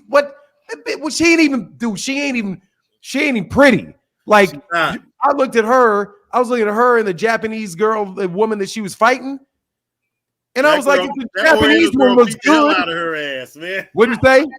That Oriental girl beat the hell out of her ass. Man, I think that's right. I don't think you can say Oriental. I think you're supposed to say Asian. But Asian, okay. Yeah, that Asian girl whooped her ass. And I'm just talking about like off the fact that they try to sell her as some pretty woman, bro. I'm like you talking about? She got fake titties, she big ass schnoz. She ain't even all that. Ugly too. Yeah, that's my point. She like her ass with an ugly stick. Like, somebody beat her ass with an ugly stick, man. Shit. like, how you trying to sell me that, man? She ain't even cute. I was thinking that the Asian girl was. I was like, the Asian girl's way better looking than her. But What no, I I'm think talking what it about that is when first when fight. she I'm talking about that. I don't know with the. I think the girl that won it might have been Brazilian. I think she was yeah, Brazilian. that's the fight that was Oh, on was she Matchroom, Brazilian? and I missed that fight because I was Oh, was driving. that on Matchroom? Yeah, that was on They were Matchroom. all on Matchroom. That fight, Devin Haney's fight was on Matchroom. Well, yeah, I had to go to the Beatrix. pay-per-view. See the free Man, fight I whatever could this watch. girl's name was, bro, whatever her name was, whatever that girl looked like kind of looked like a little female Gervonta with braids. But dog, that girl right there was hitting that girl with everything but the kitchen sink, dog. I was like, wow, that girl was fighting, bro. Hey, but let me move to these next couple dudes, man. Big Dre, thank you, brother. All right, thank you, Fernand. Thank you, Blood. Y'all have a good day. All right, man. And again, man, thank you for your support for the channel, brother. I'm gonna say it every time I see you, brother. Thank you. Thank Appreciate you. you. All right, man. Get back. Now, I'm not talking about Elaine Bridges. Elaine Bridges, like, man, what is with her, man? Like, why am I watching this chick fight, bro? All right, G-Man King, you can talk to Blood. I'm about to go get some more coffee. Blood, are you good on your time? Yeah, I'm all right. Okay, cool. Because I don't mind continuing to go. did. I just didn't know. Hold on one second. I'll be right back. Because you gonna be talking to Blood for a second, bro. Okay. Hey, What's up with you, bro? How you doing? Good morning, brother. How you doing, man? Hey, man, all good, man. Hey, this might be the only fighter that I disagree with you on, Devin Okay. Haney. But that happens, in the sport of boxing. Yes, sir. They were saying before the fight that he can't punch his way out of a paper bag.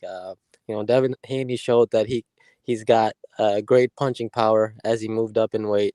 He dropped Regis Prograis with a lead right hand. It's one of those signature Floyd Mayweather type lead right hands. And he was boxing. He was boxing in there. He was looking just as sharp as Floyd Mayweather, if not sharper. And and then they were trying to hype up the knockout, but he didn't get it. He was hesitant, but I do think that he walked through Regis Prograis. What do you think? No, I don't think he walked through him. I think that walking through an opponent, you're not really considered about with their power or anything like that. If you're walking through somebody, you're basically going in there, you're disregarding them, and you're just walking through them. That's basically what it is. And usually when somebody walks through somebody, that results in a knockout. So we had a different definition of walking through back in the day. I don't know about the newer fight fans. You guys come up with all kinds of stuff. So walking through somebody is what Mike Tyson used to do to his opponents until you knock them out, basically. You don't care about their power like what Mike Tyson did to Terrell Biggs and things like that. But I don't know. You guys have like I said, you guys have a different definition of a lot of stuff. Yeah. I was gonna say, I was just gonna mention my track record for the predictions. I had Monster Inoue knocking out Fulton. I won money off of Blue Blood off of that. I had Terrence Crawford knocking out Errol Spence. I won money off of BFTV off of that. Never got paid. And then now I had Devin Haney destroying Regis Prograis with a 12-round unanimous decision. So, a lot of the guys in the chat, they say I don't know boxing, but I've been getting my picks right. You don't know boxing, bro. Who the fuck is that? How kind of decision is that, bro? Everybody knew that shit was going to be unanimous decision. I want to know who you had in the. And you know what? I'm glad I walked in during that shit, because I want to say I beat your picks yesterday, King.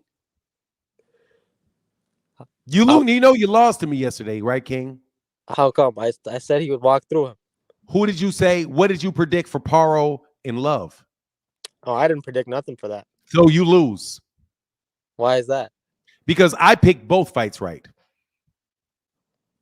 I picked Paro by knockout over Montana Love. I'm just saying, Fanani, the fighters that you root for, they'll lose a lot, man. No, they don't. The fighters that I root for almost always win. They're losing, brother. Devin Haney just won, so I got that one. I don't know if people think that Stevenson won. I got that one. Gervonta won. I got that one. David Benavidez won. I got that one.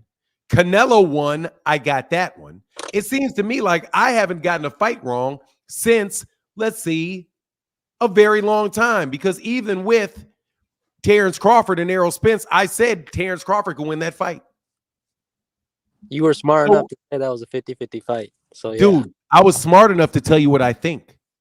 Now, I want to know when you picked it, when you called a knockout, because Danku Kane owes me some money. He said, give me a parlay so I can make some money. And I said, okay, I'll give you I'll give you 2 fights on the parlay. Take Paro by win. No, watch this, Stoners Bars. What I said was to this dude right here who tried to bet me. I said, I'm not going to take that bet because I know full well Terrence Crawford can win that fight. Yeah, you did say that. Yeah. So therefore, let's be clear. And all you bums, any of you bums can click the link. Somebody tried to bet me money. And I said, no, I'm not going to bet because I know Terrence Crawford can win that fight. You were smart enough, man. You were smart So enough. therefore, don't tell me that I got shit wrong. I'm just saying the fighters you were rooting for, it's not. You don't know who I was rooting for. Like Deontay Wilder, Errol Spence. Deontay Wilder knocked out Robert Helenius. Stephen Fulton. Excuse me, sir. You know what I mean. How many times has Deontay Wilder lost fights that you've seen? 2 times. Okay, and how many has he won? That I've seen? How many fights has he won that you've seen? Let me see. Yeah, see, that's that lion-ass voice. You just put that lion-ass voice on. So we'll see you later. All right, Mr. Alexander. Hey, but nice to... Hold on one second. Oh, you jumped off, King. I was going to let you back on. I just want to let you know. All right, so... All right, Mr. Alexander, how can I help you again, man? You're on mute. No, in all seriousness, though, I just want to know a fighter who could stand with a guy that keeps that distance, smart, crafty. Like, I don't see nobody really stopping it. I know a lot of people said that Tank can cut him off, but Devin is smart enough to not fall into that trap, a trap for him to catch him with a shot. So I honestly want to know, what do y'all think about that? Because if look what he did to him. Now he's just gonna get smarter and better as time goes on. So that's my question. It's like, how do Tank get to him? And he's not gonna set himself up to get hit like that. So that's what I wanted to know. The old way that they would do it back in the day, like the old school trainers, like Willie Reddish and those guys, they would tell these guys to cut the ring off. Getting to shorter fighters, getting to guys with longer reaches and stuff like that. It goes all the way back to Jack Blackburn teaching and Langford and all of them guys. Cut the ring off is the most effective way to close in the distance. Gotcha. So he has to use the right footwork to cut the ring off, and that's what Tank could probably do that Regis Prograis couldn't do. So you think once Tank do get hit with some of them shots that people think Devin not really strong at hitting, you think when he get hit with some of them shots? No, I think Devin has some good pop, but I think Tank Davis has better head movement than Regis Prograis. He could get in there. He could fight better at close range. He's quicker, got better reflexes and timing than Regis Prograis. He's quicker feet. He could cut the ring off more effectively. So it's a different style, man. Even though Tank has the same kind of dimensions as far as reach and things like that and height, it's still a different style, man. It's a totally different animal in front of him when he gets in there with Tank Davis. And it's an entirely different talent level. It's an entirely different skill level. It's just an entirely different level with Gervonta. Right. Prograis started when he was 17 years old. Regis Prograis Prograis been boxing since he was 7 years old. Or since he was 7. Regis Prograis is nowhere near a Gervonta Davis. He not. But in the sense of Devin being smart enough to not set. Let me ask you a question then. How is Dev? Let me flip it on you. Yeah. Who is tall and long and has a good jab? Wouldn't you say Ryan Garcia is tall and long and has a very good jab? He is. But his feet ain't as good as Devin's. Dog, he's very tall, long, and has a lot of jab. Devin's feet are not as good as Tank's. But Tank not just. Let me finish my question, bro. Go ahead. What is Devin going to do to keep Tank off of him? If Ryan can't do it. Okay, Ryan has a jab. Ryan has a jab. Ryan is tall. Ryan is long. What about Jose Pedraza? Jose Pedraza's big as Devin is. Long, jab, can fight, can do all of that stuff, man. Okay. He's gonna get on. You know what he's more than likely gonna do? He's more than likely gonna catch and parry his shots. The jab that he throws is gonna get slipped. Or the jab that he's gonna throw is gonna get caught. And he's gonna get his foot, and he's gonna slowly come inside Devin. And if Devin keeps pivoting, he's gonna hit Devin with something. I mean, but here's the thing: Tank is not. You can't judge anything off Regis Prograis, though. Regis Prograis is nowhere near Gervonta Davis, man. Nowhere near him. But he still was smart about that power. He doesn't have to be that smart to beat Regis Prograis. Regis Prograis doesn't have the skills to do anything. Didn't have the skills to do something with him. Before this fight, everybody was saying, "Oh, I wasn't before this fight. I picked Regis Prograis to win." Other people were saying he was going to get stopped. You're not talking to other people. You're talking to me. Right, but that's your opinion. But other people were saying it's not. But it's my opinion. But it's not my opinion. What the other people said. They said he was going to get stopped by Regis. That's them. I'm not going to talk about what the other people thought. My take on the fight and what I said yesterday was that Devin Haney can win this fight and win every single solitary round. Right, but all you got to do is stay on the outside. But you said he could get stopped too. No, I didn't. You didn't think he would have got? He could. It was a chance to get stopped. Did you hear me say that I thought he was going to get knocked out? I don't know, but I think you said you don't know. That means no. I don't know. You don't know. That means no. But Did you hear me say that I think Regis Prograis can knock Devin Haney out? I can't remember. I can't remember He for sure. didn't say He said that, he was bro. going to get hit. He could brother, get stopped. I wouldn't even lie to you. He didn't say that. So come on, man. We made our predictions last week, and we said that we both said the same thing, that Devin Haney will win a unanimous decision. So nowhere in that was that he could possibly get stopped. No, let me tell you where you are, bro. You just want to win an argument. Said that, bro. No, I'm you not. Just wanna, bro. I want to know, Mr. Alexander. I want to know. You just want to. No, you just want to win an argument. So you're gonna act like. So you're gonna act like I said something that I didn't say. You're gonna act like I need to defend what somebody else said and not what I said. What I predicted was a unanimous decision win for Devin Haney. That's what I said. I thought was okay. You might have said that. I did say that. Okay, might have so you said did say it. So let me tell you what I did say to you, though. You said it. Let me tell you what I did say to you. And what you said. You said that Devin Haney was going to walk through Regis Prograis. I did. And I laughed at it. Dog, you didn't. I did. Because at the time, I explained what walk through meant. So another guy said I got to put you on mute so we can get to what you wanted to get to. What you said was, I'm muting you. What you said was that he was going to walk through him. And I said he's not. And then this is not the first time we had this conversation about what walk through meant. That means he's going to walk straight at him. He's going to take whatever shots come at him, and he's going to run through this dude and stop him. That's what walking through somebody is. And I said it, and you said, yes, that's what he's going to do. So you were wrong about what took place, man. Not me. That's what he did. He knocked him out. He walked through him to me. That might be y'all opinion. What do you mean he walked through him to you? He didn't run from no shots. Hey, dog, if you walk through a wall, dog, if you put your hand through a piece of paper, is the piece of paper intact after you put your hand through it? So he walked around him then. Dude, he outboxed him. He didn't do shit. He did not walk through him. He didn't walk through anything. He barely got touched. And he didn't get touched. He didn't. That's not walking through somebody. He ain't get touched. Class. That's not walking through somebody. Beat him down, made him. What did he walk through? If he didn't get his mind from him. Dude, then say he was going to take his mind from him. Don't say he walked through him. But no, seriously. You're not serious, bro. I got to let you go. We got other people that are going to want to jump on. Ray Davis, what's going on, man? Bro, you were wrong about. Hey, sorry, Ray Davis. I just wanted to say again, brother, Mr. Alexander, you were just wrong. He didn't walk through that dude. He didn't stop him. Anybody that made a prediction that Devin Haney was going to knock out Regis Prograis, you were wrong because he didn't. But what's up, Ray Davis? But nah, I don't want to get off topic, but that sounds like frequent flyer. Voice everything. I'm sorry.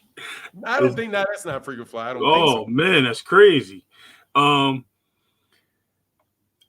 I just gotta say, I like what Bud was going with. Blood. I don't know where I got Bud from. Excuse me, Blood, and salute to you. I like what he was going with, the way he was talking about. Oh, go ahead. No, I just said salute back to you, bro. Oh no. Okay, my bad. I seen Pernell laugh. I thought he was gonna read I'm something. laughing at this dumb shit. Oh, go ahead. Read it. Click Blake. What is it? Click clack slaughter. Fanon is going to break his neck in order to not give Devin his full props. Amazing what he'll do as people in order to save it. I don't save shit. I literally told people what the fight what was going to happen in the fight, dumbass. But whatever, man. It's amazing how people can try to take a win out of like, dude, you can put $1 million on. Who do you think is going to win the game? Oh, I think the Bears are going to beat the 49ers. And then the Bears win, and then I got to save face. I told you Devin was going to win the fight. I knew Devin Haney was going to win the fight. What are you clowns talking about? There's no face. There's no face to save. I was right. But go ahead, man. Yeah, I think a lot of us was confident that he was going to win that fight. Fanon, you right on that. I just seen the knockout, but I was wrong and I'm wrong on that. But I can tell you what I did say. That turn and pivot, a pivot and roll, he was on that. The good distance was great. But what I wanted to ask you was, aside from the distance, what did you think about him keeping him in the middle of the ring and not touching the ropes at all? That was really good boxing on that display there. That's the only thing I have a question on, because I think a lot of people are overlooking where his footwork was, his feet were, and how he distanced himself from the corner of the ropes. He was really balanced there. The reason why that happened is because, once again, man, Regis Prograis, he didn't do the old school thing of trying to cut the ring off. Regis Prograis, he basically stood his ground, and you can't stand your ground as a shorter fighter. You have to try to work your way into the guy with the longer reach. And Prograis didn't put him on his back foot or even try to trap him on the ropes. He wasn't trying to cut the ring off at all, and that's what you're going to see that will be different when he fights Tank Davis. I bet you he won't be in the middle of the ring like that when he fights Tank Davis. Prograis didn't put the pressure on, bro. So he allowed Devin Haney to basically control the center of the ring as well, because he wasn't doing anything to try to close the distance. So Devin Haney had it really good in that fight, man. I'm not trying to take away from Devin Haney's performance, because, like I said, I think Devin Haney had a masterclass performance. Yes, but yeah, I agree with that, just didn't do what it takes, man. He didn't offer any resistance to Devin Haney be able to control the center of the ring, which that's a great point you bring up that ain't been brought up really, is that he did control the center of the ring as well. Right. You know, hey, that's a great way, Blood, that you described it. I agree 100% with that. Yeah. And that was a masterclass. It was a masterclass performance. That's what I walk through them. No, but a masterclass performance. Absolutely, man. Devin Haney looked terrific in that fight, man. And the other question was his strength up? Because when Regis tried to bully him, did y'all not see him toss Regis around like a rag doll? That was crazy. I think it was like 8th, 9th round, 10th round. Yes. That was crazy. Strength and power are two different things. Like, no, I know. I got you. You know, it's just like what Andre Ward said about Kovalev. He said, yeah, Kovalev punches hard, but once he found out that Kovalev doesn't have a whole lot of strength, he has power, but he don't have a whole lot of strength, he started bullying him and dogging him around, you know. So Devin Haney, I think, is strong. I don't think he has a whole lot of power, but I think he's strong. Look at his shoulders and stuff. Yeah. He's a big, muscular, big frame guy, man. I mean, ain't nobody going to just go in there and push him around. That don't have nothing to do with his power. Well, yeah, I know. Can I say something about that too? Go ahead. Dog, I also don't really do Regis Prograis is a little 140. He's also a little 140. Yeah, he is. He's a guy that probably, like, if he could have found a way to fight at 135, he probably should. Like, Devin's a much bigger man than he is. Mm-hmm. So he still ain't, even though he moved up and fought in a higher weight class, that dude is still a lot smaller than Devin Haney is. Facts. So when you start seeing guys like what I think Devin, it's going to be interesting. Like when somebody just brought up about Richardson Hitchens. Well, is he really? I thought he was a over, like he was over the 140 side. He was a big 140. I mean, I thought his arms were just No, he's a little 140 because he's been at that weight and he's missed weight and everything at 140. So okay. I don't think Regis Prograis has ever been the big. I don't think Regis Prograis has ever been the biggest guy in a ring that I've seen him fight. okay, Regis Prograis is significantly smaller than Josh Taylor was. yes, Like, and he had a lot of the same problems with Josh Taylor. The only difference I really think between Josh Taylor and Devin Haney that particular fight was that Josh Taylor is the type of guy that's going to throw hands with you. right. He stood in that pocket. Yeah, yes. but whenever Josh Taylor wanted to box him and stay away from him, he was able to do it because Josh Taylor has so much. His arms are so much longer. But I don't think Regis Prograis is a big 130. 140. I think it's a small one, and he was doing everything that he could not to go to welterweight. And I think he actually weighed in less. I think he weighed in less than Devin did.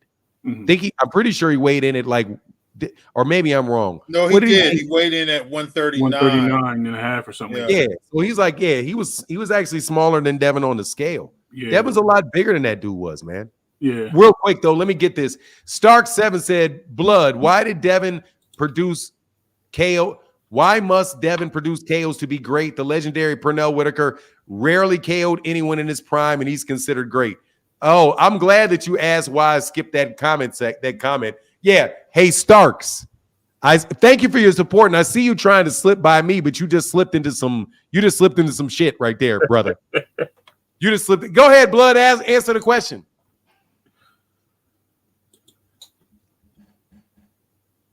You there, Blood?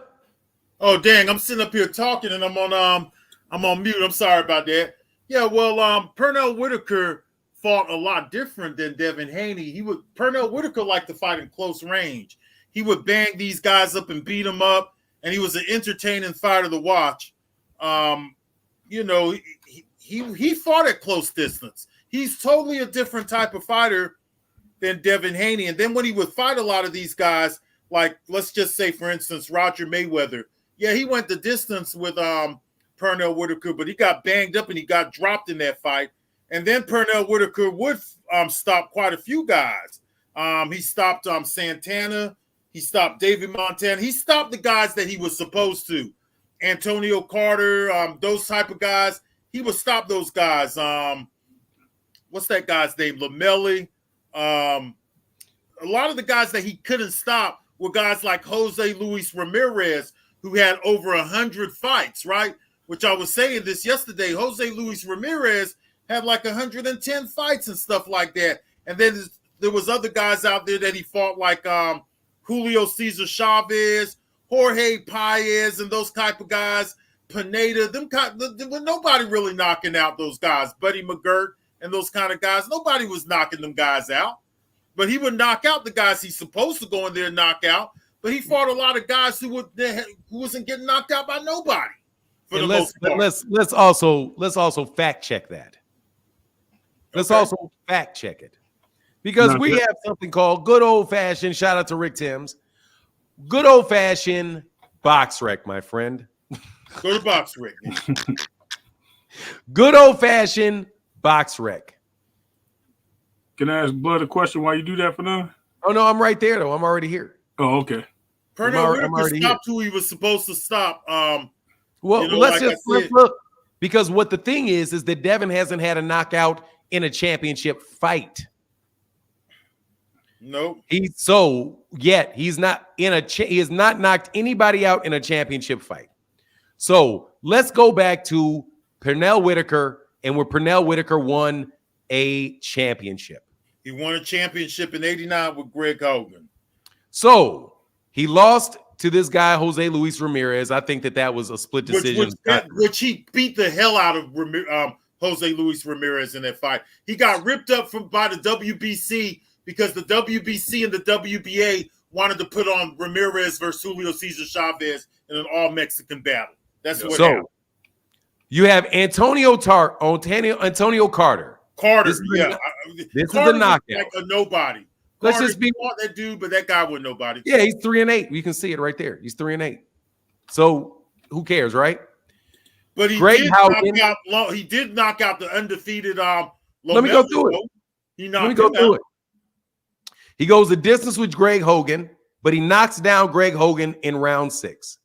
He fights 24-0 Lamelli, and he stopped Lamelli. So he has a knockout at lightweight. He then fights somebody else, Gavlin. After that, knocks him out, even though his record looks real suspect. Freddie Pendleton, he didn't get a knockout. And then he fights in another championship fight. He fights one. Don't forget, Fanon, that Freddie Pendleton, he took some losses. He didn't get knocked out, but Azuma Nelson had only ever been knocked out one time in his whole career. No, but that's okay. Look, but listen to my argument, brother. Okay. My argument is not that Devin Haney needs to knock everybody out. I think that would be unfair. I'm saying he needs to knock somebody out. Give me one. That Nazario knockout, too, that he had, that was a good knockout right there. Nazario right here, and this is for 3 belts. Yep. This is for the WBC, the WBA, and that's a knockout in a championship fight. So we've got 2 knockouts in championship fights. Then let's go to the next knockout. He knocked out another guy, Jerry Smith. Don't know why he's fighting a 12 and 14 guy, but it is what it is. Then he goes to now we're in the 3rd weight class though, right? Welterweight. Right. In welterweight, he gets a knockout in a championship fight against Jack Rodriguez. He stops him at welterweight. He stopped at welterweight. And then he fights Zeballos Hurtado in another welterweight clash and knocks out Zeballos Hurtado. But those guys, the guys that he wasn't knocking out, like Julio Cesar Vasquez and them guys, who was knocking out Julio Cesar Vasquez? You know, these guys were not easy to knock out. Vasquez took a lot of knockout losses towards the end of his career. He was an Argentina fighter, but he didn't take a lot of knockouts until he got old and kind of in the 2000s. I'm talking when he was an old man in the 2000s when he started to lose like that. So, and then like guys like Azuma Nelson, those guys were never knocked out except for maybe one time. Julio Cesar Chavez, he didn't get knocked out until he fought De La Hoya. You know, hardly nobody ever knocked him out. Jose Luis Ramirez, those kind of guys, man, were not the kind of fighters that Haney's fighting. He's not fighting those kind of fighters. Plus, Pernell Whitaker was an entertaining fighter because he fought in the pocket. He was totally different and he would usually beat those guys up and drop them and all kinds of stuff. Bash him up before the fight. He was very entertaining to watch, man.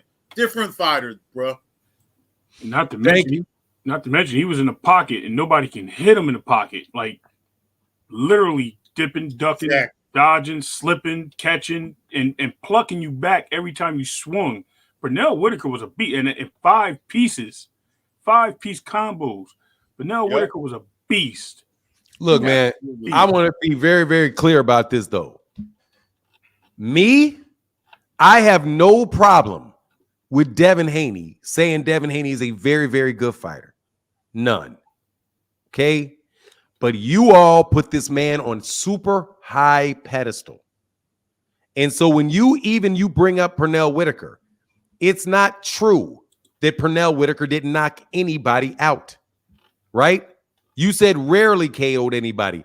I just showed you multiple knockouts he's had in championship fights where he got a guy out of there. He got a guy out of there. And by the way, Zeballos Hurtado, even though he was a one-side, you can correct me if I'm wrong. Maybe I'm thinking of Randall Bailey, because Randall Bailey only really had one hand, but a big right hand. But Zeballos Hurtado was a big puncher, if I recall correctly. Yeah, Hurtado was Randall Bailey too. Huh? Yeah, both of those dudes were. But here's the thing, man. You guys keep taking respect from other people.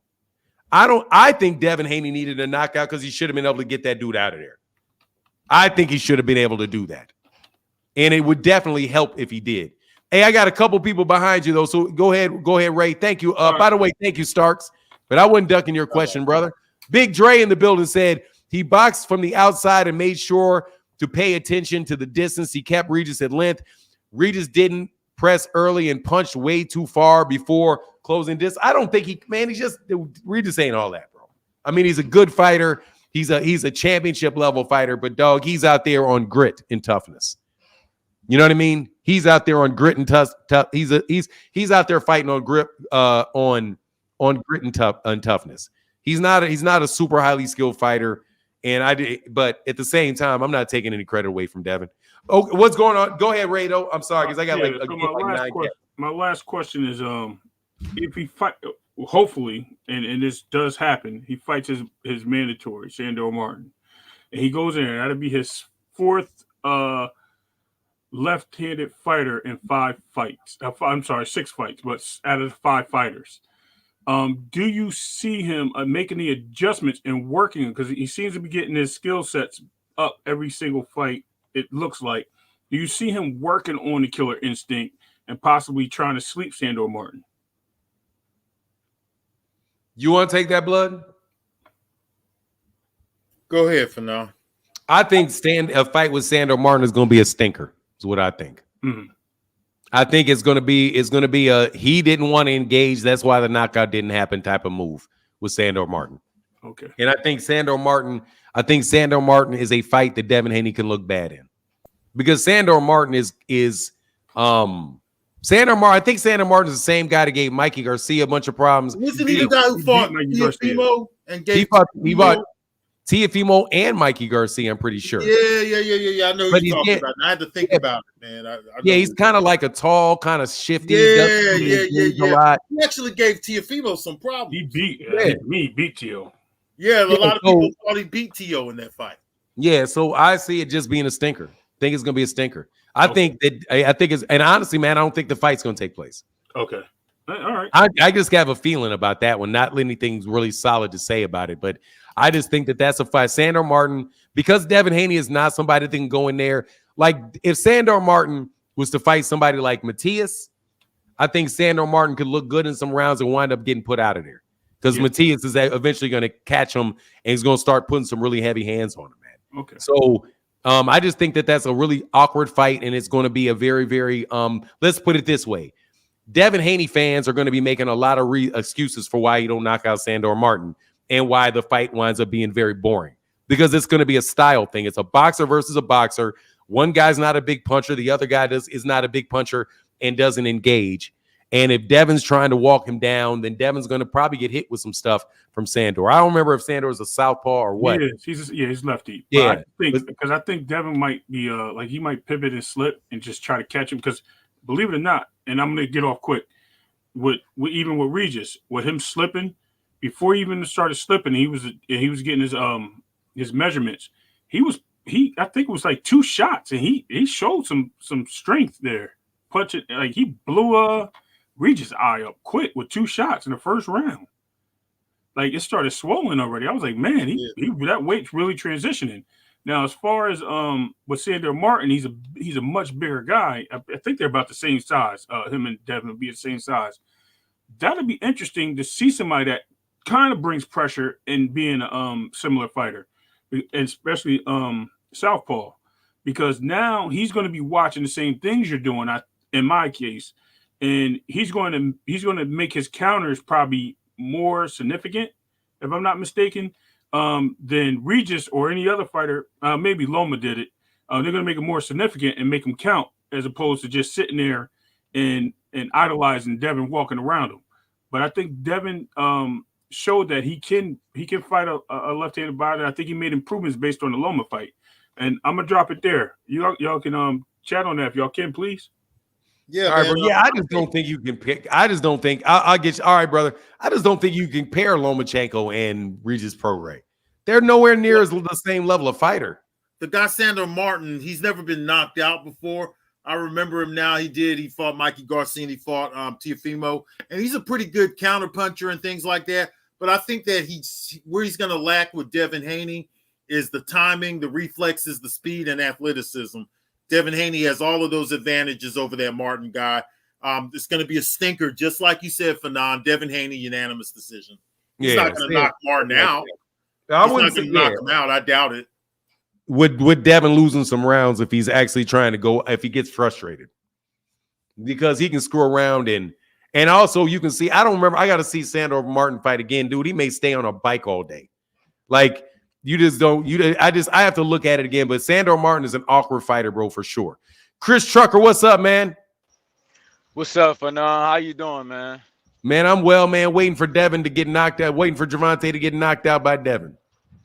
Man, see, last night when he got his win, I even look Ray Davis, all them guys on the panel with me over there on Dean panel. I was like, bro, I ain't gonna let no Devin Haney fan steal my joy. I'm giving Devin his credit. You know what I'm saying? I'm giving Devin his credit tonight. But man, this is where it always goes left with his fans, bro. They on a high right now. You get what I'm saying? Regis is not the opponent that you compare that you gauge the Tank versus Devin fight with, bro. If you are gauging, let me tell you something for now. You hear me good? I hear you well. Yes, I hear you. Well, Yeah, I hear you okay. well. Yeah. If you are gauging this fight for a Tank fight, you don't know nothing about boxing. That's your proof right there. That's all you needed to know. Like, if you wanted to know whether you actually knew something about boxing or not, then you know now. If you think Regis Prograis is the gauge for a Tank Davis fight, then you not even worth having a boxing conversation with. Like you really not, bro. Like Regis, and I've been saying it, and again, I'm gonna give Devin his credit. I gave Devin his credit. I'm no hater. He did his thing. He did what he was supposed to do to a guy that's levels below him. That's what you're supposed to do. You're supposed to separate the levels, separate competition, and let it be known that this guy not supposed to be in the ring with you. That's what Devin did. But come on, man. You got Kane coming up here talking about he was sharp as Floyd Mayweather, if not more sharp. I'm like, bro, Who said that? King. He said he was sharp as Floyd, if not more sharp. I said, The bro, guy King said that? King, when you hopped off, King said that.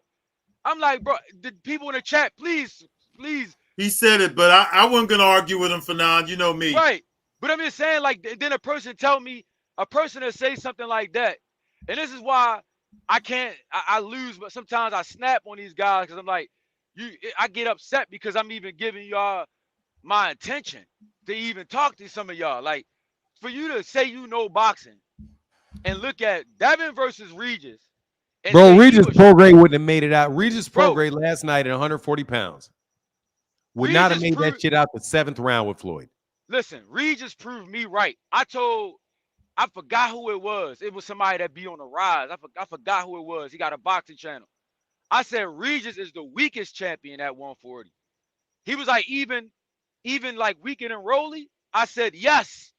Rolly got a tad bit more skills than Regis, bro. Rolly can turn with you. He got enough footwork to turn with you at least. You get what I'm saying? Like, Regis don't even know how to do a simple step back to get out of range, bro. He don't even know how to really just do a simple take your back leg, step back up, push off your front leg, and get out of range. He don't know how to do nothing, bro. He's literally there to be hit. He's just there, bro. You're supposed to be able to land a clean right hand on a guy like Regis Prograis. And Devin showed that he's levels above this guy. Devin was sharp. He was sharp. He did well. I'm not hating. He did his thing. He got that strap. But, bruh, that was not a competitive fight. That was not a competitive fight. It's not the fight. It's not the type of fight that you go around talking about when Tank gonna fight somebody. Y'all make yourself look stupid when y'all do stuff like that, bruh. Y'all using this fight to say when Tank gonna fight somebody elite. Regis Prograis is elite to you?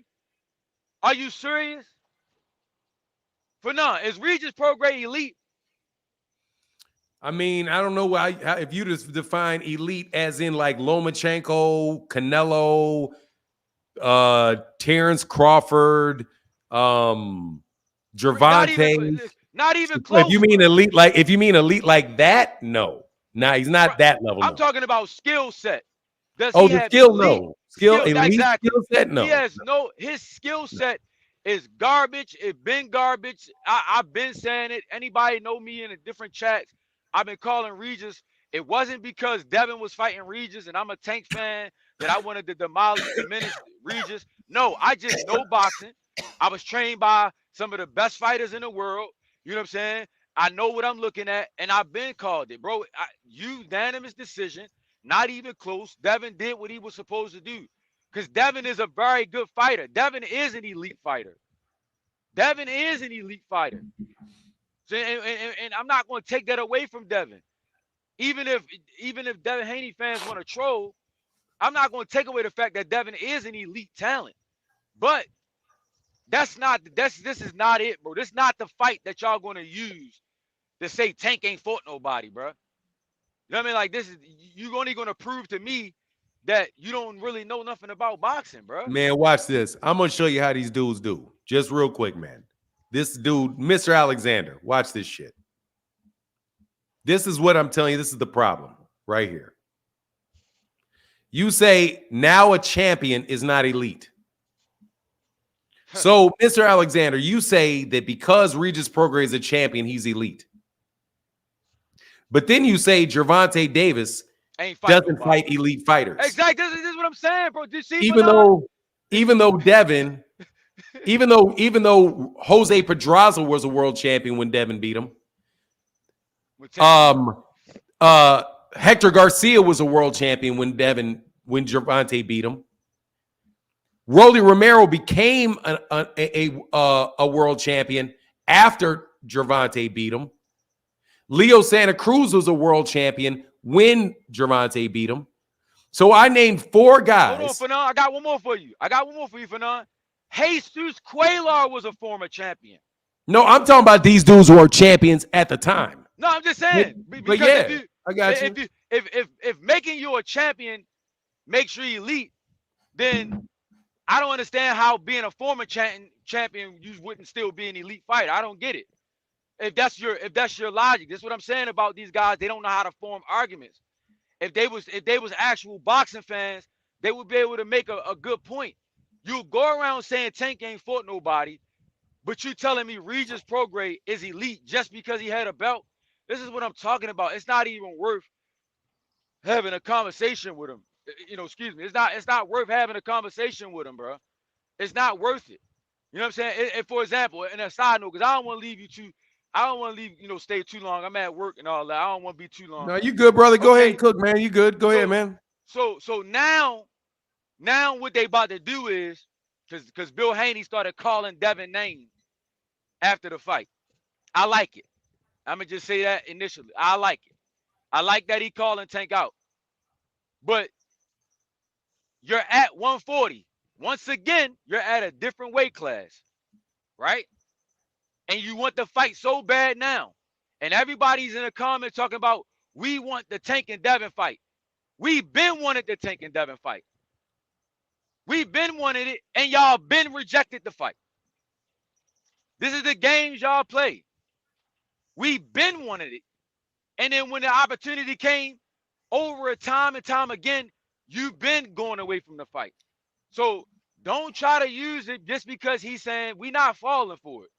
Don't try to make it seem like just because you saying Tank name now, right after your fight, when you're signed with Matchroom now, Eddie trying to make the Ryan fight, Eddie saying everybody named but Tank for Devin. Don't try to play us like we fools, but we know y'all game plan. We know how y'all move. Because when your contract was up with ESPN, after y'all was done with Loman, y'all ain't say nothing. When you really could have made the fight. And when Steven Espinoza came to y'all and tried to make the fight, you walked away from the fight already. So I ain't trying to hear it, bro. Like, I do want the fight. I hope Tank go to 140 to take the fight. But don't try to play us again, man. Y'all, we've been wanted to fight. We didn't just want to fight last night because you beat up Regis Prograis. That's not when we started wanting to fight. We wanted to fight at the Lomachenko when you walked away from preliminary talks. We wanted to fight then. You get what I'm saying, Fernand? Oh, I get you, except for I disagree. They needed, dude, he was at 135. Devin was at 135. You want to fight Tank, stay at 135. This is what I'm saying. When Steven you Espinoza, You can't do that, bro. You can't. Tank's at Nobody else. Hey, let me 135. finish Devin real is quick. at 140. Point Let me blank period. I let don't me know why people can't get that. let me be very clear, bro.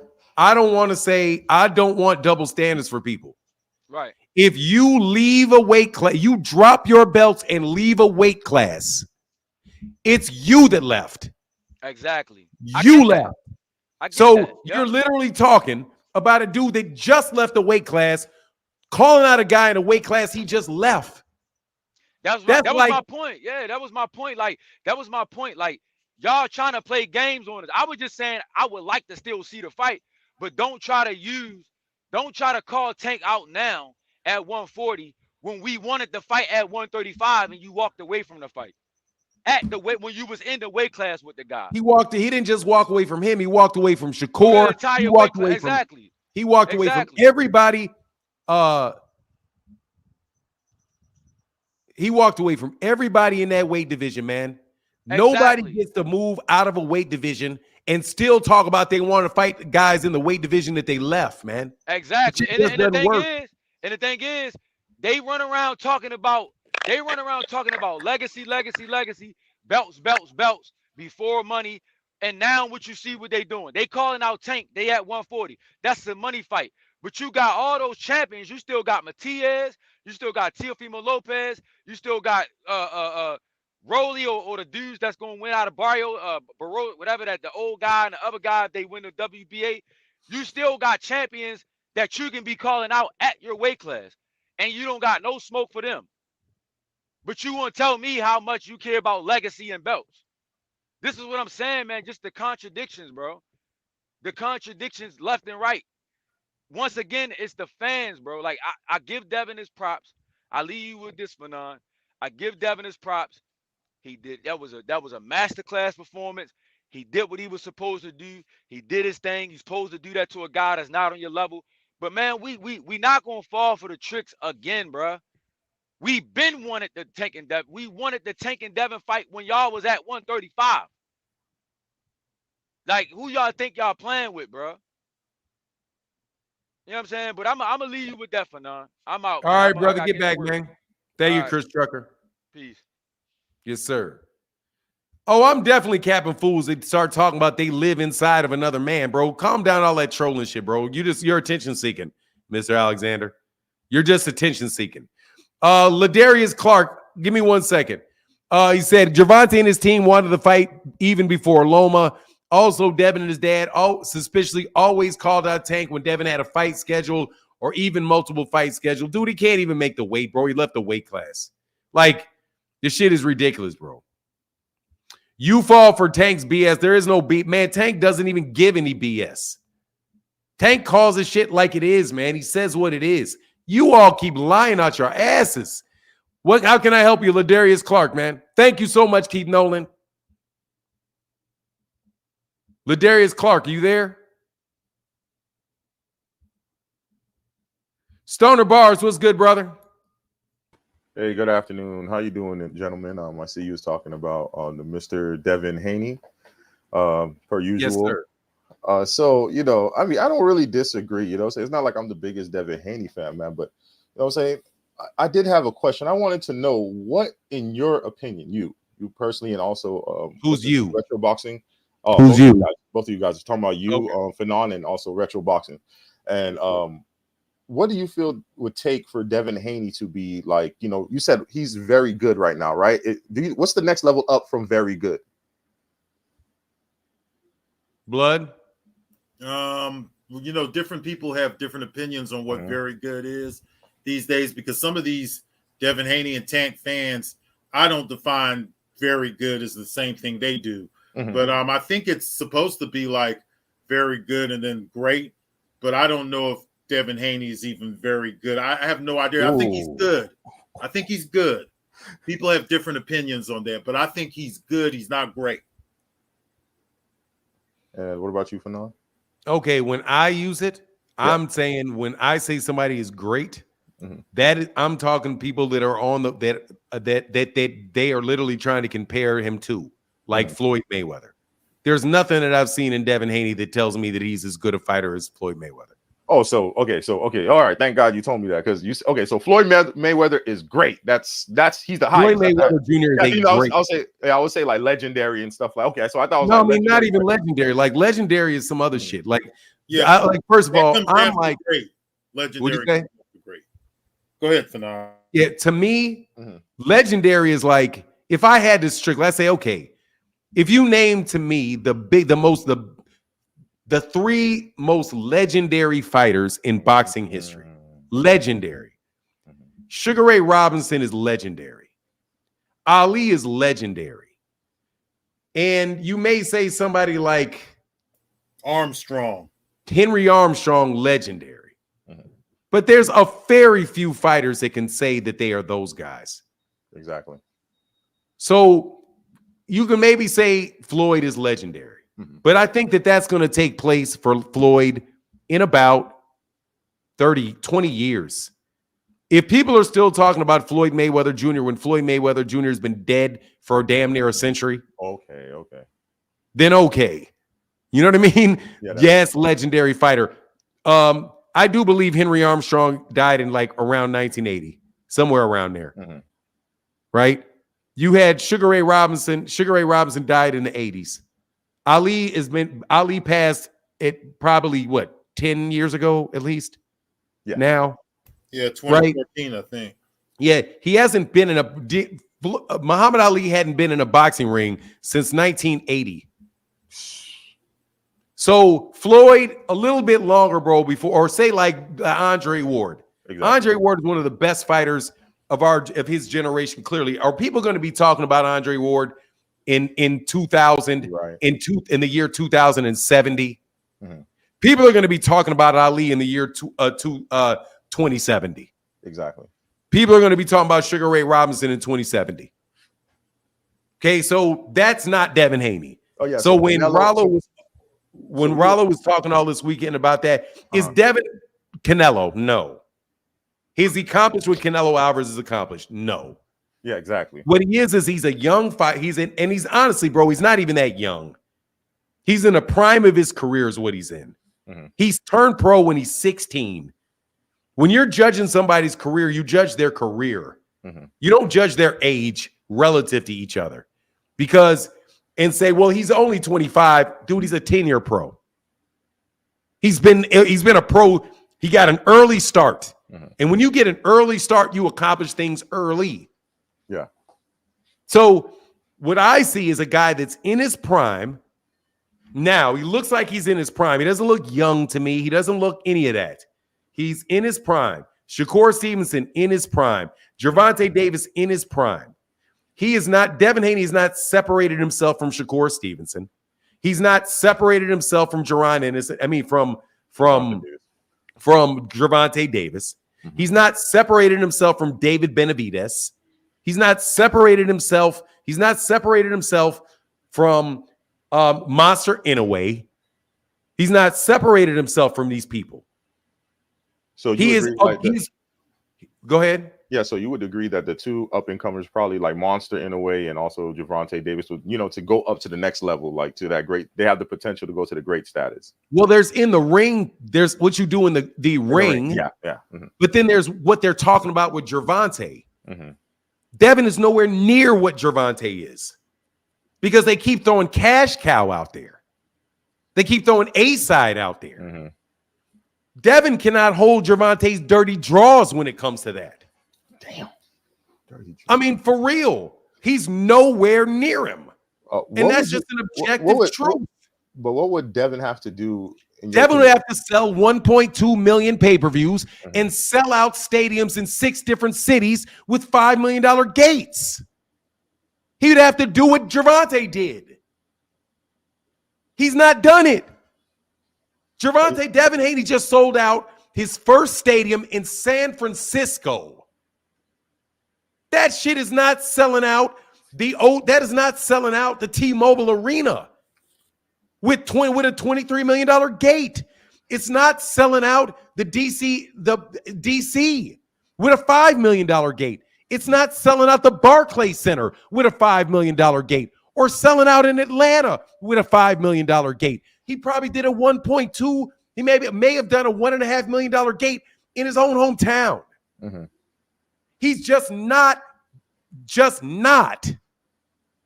accomplished what Gervonta Davis has accomplished. And it's unfair to act like he did, because he didn't. Devin Haney has not accomplished what Terrence Crawford has accomplished. Mm-hmm. As far as that goes, he hasn't accomplished what Errol Spence has done. Mm-hmm. As far as that goes, he hasn't accomplished what Deontay Wilder's accomplished. He's not accomplished what Canelo's accomplished. When it becomes to becoming being called a big name fighter, big superstar fighter. Okay, he's just not done it. More of a financial. This is more financial. I was talking about the physical aspect as far as if you're talking about in the ring and what he does in the ring, bro, he's already proven. See, that's the thing that was missing. Like when because we never got the chance to hear you explain that part. Like the financials parts, with the numbers and everything like that. Because when you were saying it prior, it was just he can't wipe his feet. I'm like, what's the difference? He's very good. What I call. Let me be very clear. With it. And these people understand it because Devin Haney fans cross the line. Mm-hmm. When they say Devin Haney is a big star, the star is about the money. It's not the skill. It's the star is the money. Because Devin may be a bigger star than Jaron Ennis, but he ain't a better fighter. If I said that Jaron Ennis was the A side over Devin Haney, you literally could say, well, has Jaron Ennis sold out a stadium? Has he been on pay-per-view? Has he sold paper? All of that, you could say, well, no, he hasn't. Mm-hmm. So for me to say Jaron Ennis is a bigger star than Devin Haney would be dishonest.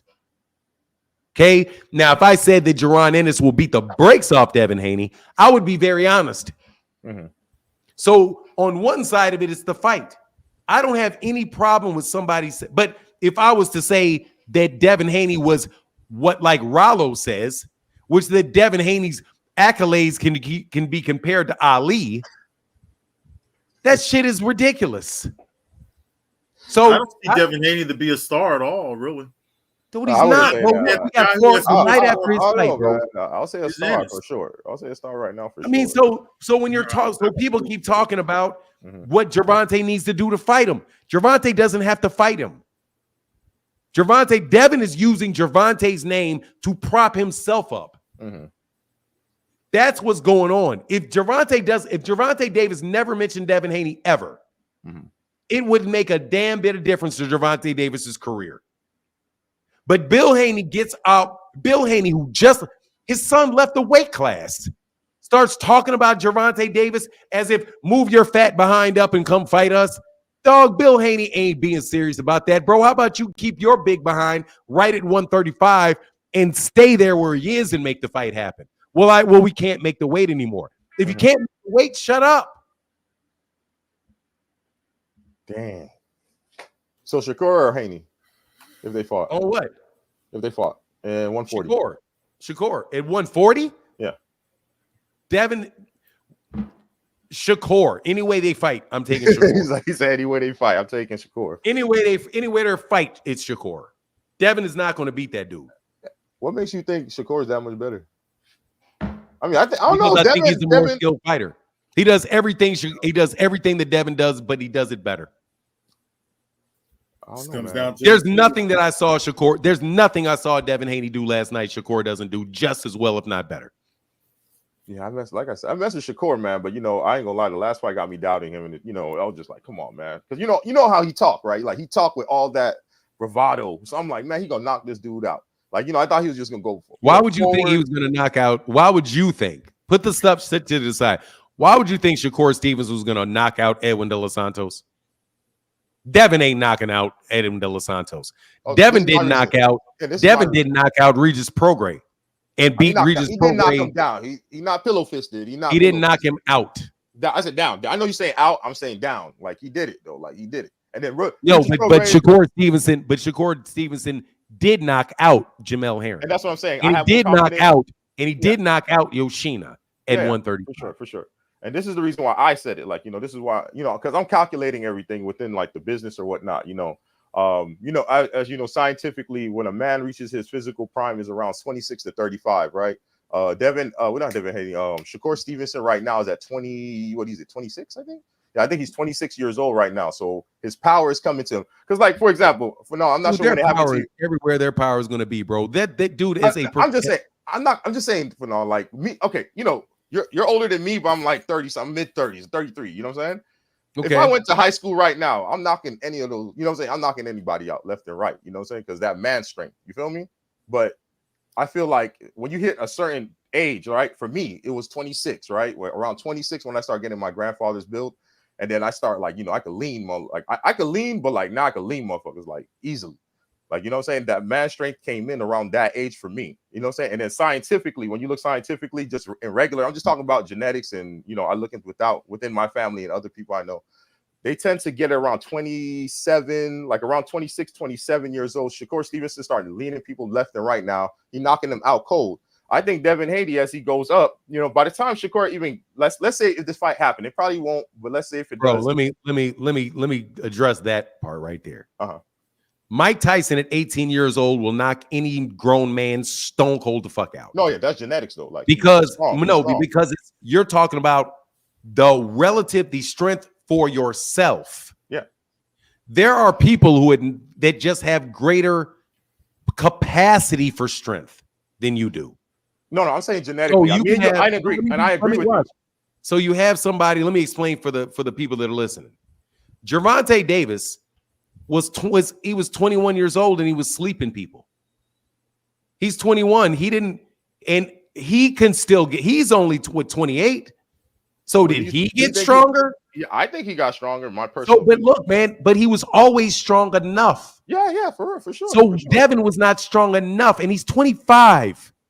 He's not 18. I'm just saying when he's 26, 27, he might Dude, he's already there, bro. He is what he is, bro. He's not getting any stronger than that, bro. He is what he is, bro.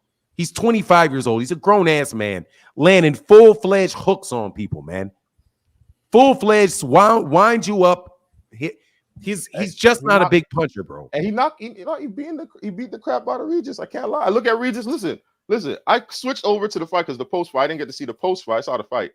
But then, like, you know, I look at the like thumbnail, bro. I thought that shit was made up. I thought they put effects on this dude's face. I couldn't believe it. He tore that because a light-skinned black man had some red marks on his face. Come on, no, don't do that.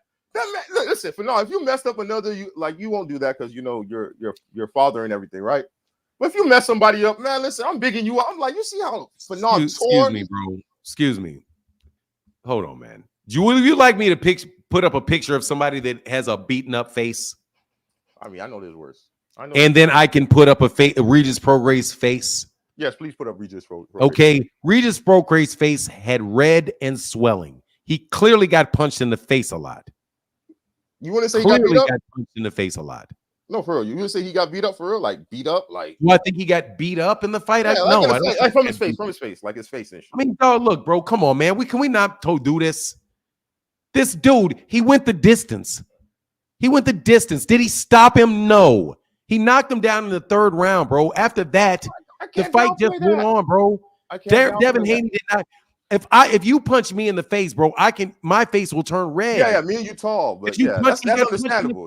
Yeah, that's normal. Anybody gets punched in the face that many times. But to knock down, I mean, he did a good job. I'm saying, like, you know, it wasn't no light work. What are you trying to say? You trying to say he's got power? He's not pillow fisted. No, pretty much. If I have to wrap it up in conclusion, he's not pillow fisted. He hits pretty hard. Like, you know what I'm saying? And I think, like, by the time, in my point, I'm just wrapping my point. My point is, by the time he hits like around 27, the age of 27, I believe he's going to be a harder puncher. That's just my personal opinion. That's it. That's all I'm saying. And my retort to that is Devin Haney will never in his life be a puncher like Gervonta Davis. Of course not like Gervonta. He will never. And I'm going to tell you, I'm going to continue on with the names. He is never in his life going to be as big a puncher as Mikey Garcia. He is never in his life going to be as big a puncher as Teofimo Lopez. He's never in his life going to be as big a puncher as Jaron Ennis. He's never going to be as big a puncher as Jamal Charlo or Jermell Charlo or Terrence Crawford or any of the elite level punchers that there are in the sport of boxing. He's not an elite level puncher. He's just not built like that. Just like there are certain people like Regis Prograis who are never going to have elite foot speed.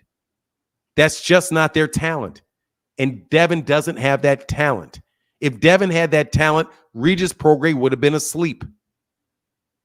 Yeah, concussive. Period. I If understand. he hit, if But I think he Regis could take Prograis, Shakur. I don't know. I'm starting to doubt Shakur a little bit. I'm not gonna lie. you can say that you can think that all day long, but you can't think it off of anything you've seen in the ring because you can't compare the style of fighter or the talent of fighter of Regis Prograis. I mean, of Shakur Stevenson to almost anybody. And I mean, really, like almost anybody. He's nice, man. Shakur, that's what I'm saying. Like, you guys want, not necessarily, you want me to give Devin Haney his credit, but you won't give Gervonta his or Shakur his. Nah, for sure. They're great. I don't know about Shakur. I've easily seen. Watch this. Watch this. I've easily seen. Hold on.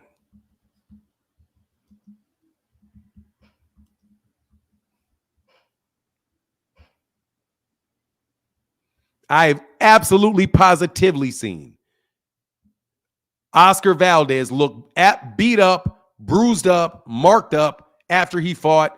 After he fought Oscar Valdez, after he fought Shakur. His face was completely busted up after he fought Shakur. All of it. Busted up. When he fought Shakur. Yeah. I'm saying they're not. I don't think they're far off. To be honest with you, I'm gonna be honest with you. I don't think they're far off from each other. All right, bro. But thanks, Stoner Bars. I appreciate you coming through, bro. Unless you got something else to say, Blood. No, that's it. That's it. Thank you so much for the opportunity. All right, man. Anytime. Ain't no opportunity. You family, brother. You always welcome, Stoner Bars. I appreciate it. All right, peace. G-Man King, what silliness are you trying? G-Man King, what silliness are you trying to sell now? Man, why are you trying to diminish what Devin did yesterday, man? You were saying he can't punch his way out of. Man, shut your dumb ass up.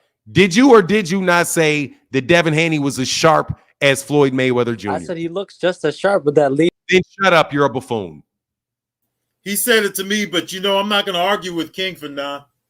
I'm going to leave that for you and him. I don't agree with him. That's for damn sure, but it's okay. That shit is, I'll argue with you. That shit's stupid. There's nothing nearly as sharp about Devin Haney as Floyd Mayweather Jr. Nothing. He looked with that lead right hand that he dropped Regis with. Not even near it. Not even near it. Not even near it. You said he can't punch his way out of a paper bag. What says you now? And he can't. What says you now? What says me now is he can't. Come on, man. No, because he couldn't. He stumbled his ass. Oh, first of all, you moron. Do you think that I actually meant that he could not punch through a wet paper bag? I know it's a metaphor. Did your dumbass take me literally? First of all, I need to know exactly how stupid you are. Did you take me literally? Because I promise you, bro, I believe he can actually punch his way through a brown paper bag. It's a metaphor. I get Then it. shut your dumb ass up. So since you know it's a metaphor, I'm again going to tell you no. I don't think he can. No, I do not think he can punch his way out of a brown paper bag. No. Because if he could have, he would have knocked out that dude. See, this is you diminished. No, you dumb, you fucking moron. Now, what is this about him being as sharp as Floyd Mayweather Jr.? Hey, I'm going for Devin Haney and Bill Haney for. What did you say about him being as sharp as Floyd Mayweather Jr.? I was saying his lead right hand was his lead right hand. His lead right hand does not compare anywhere near Floyd Mayweather Jr.'s lead right hand that he hit Arturo Gatti with like 5 straight times. Man. Boom, boom, boom, boom. 5 of them. Man, Devin you ever tell me one time you have ever seen Devin Haney land 5 consecutive straight right pull counter right hands on a fighter that caliber? You've never seen it, bro. You've never seen it. Shut you lying ass. You have never seen him land. Never seen Devin Haney look nowhere near as sharp as Floyd Mayweather Jr. against Arturo Gatti.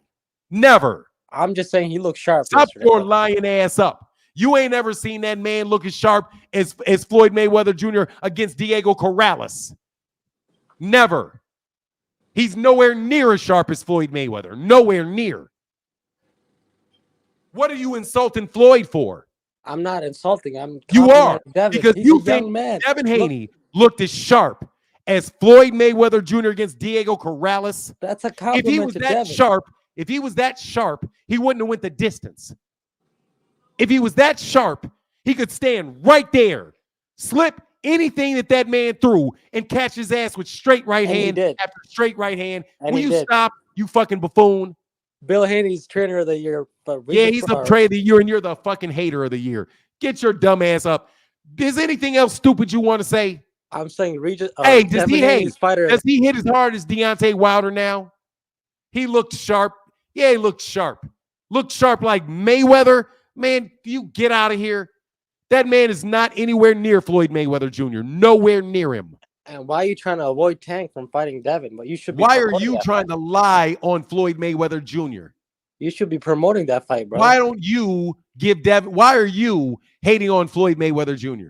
I was just complimenting Devin. You man. are He just looked sharp. no, you're just stealing Floyd Mayweather's credit, is what you're doing by comparing him to Devin Haney, who's nowhere near that man. Regis Prograis would not have got out of that fight awake with Floyd Mayweather Jr. Ain't no damn way. He's gone. Gone.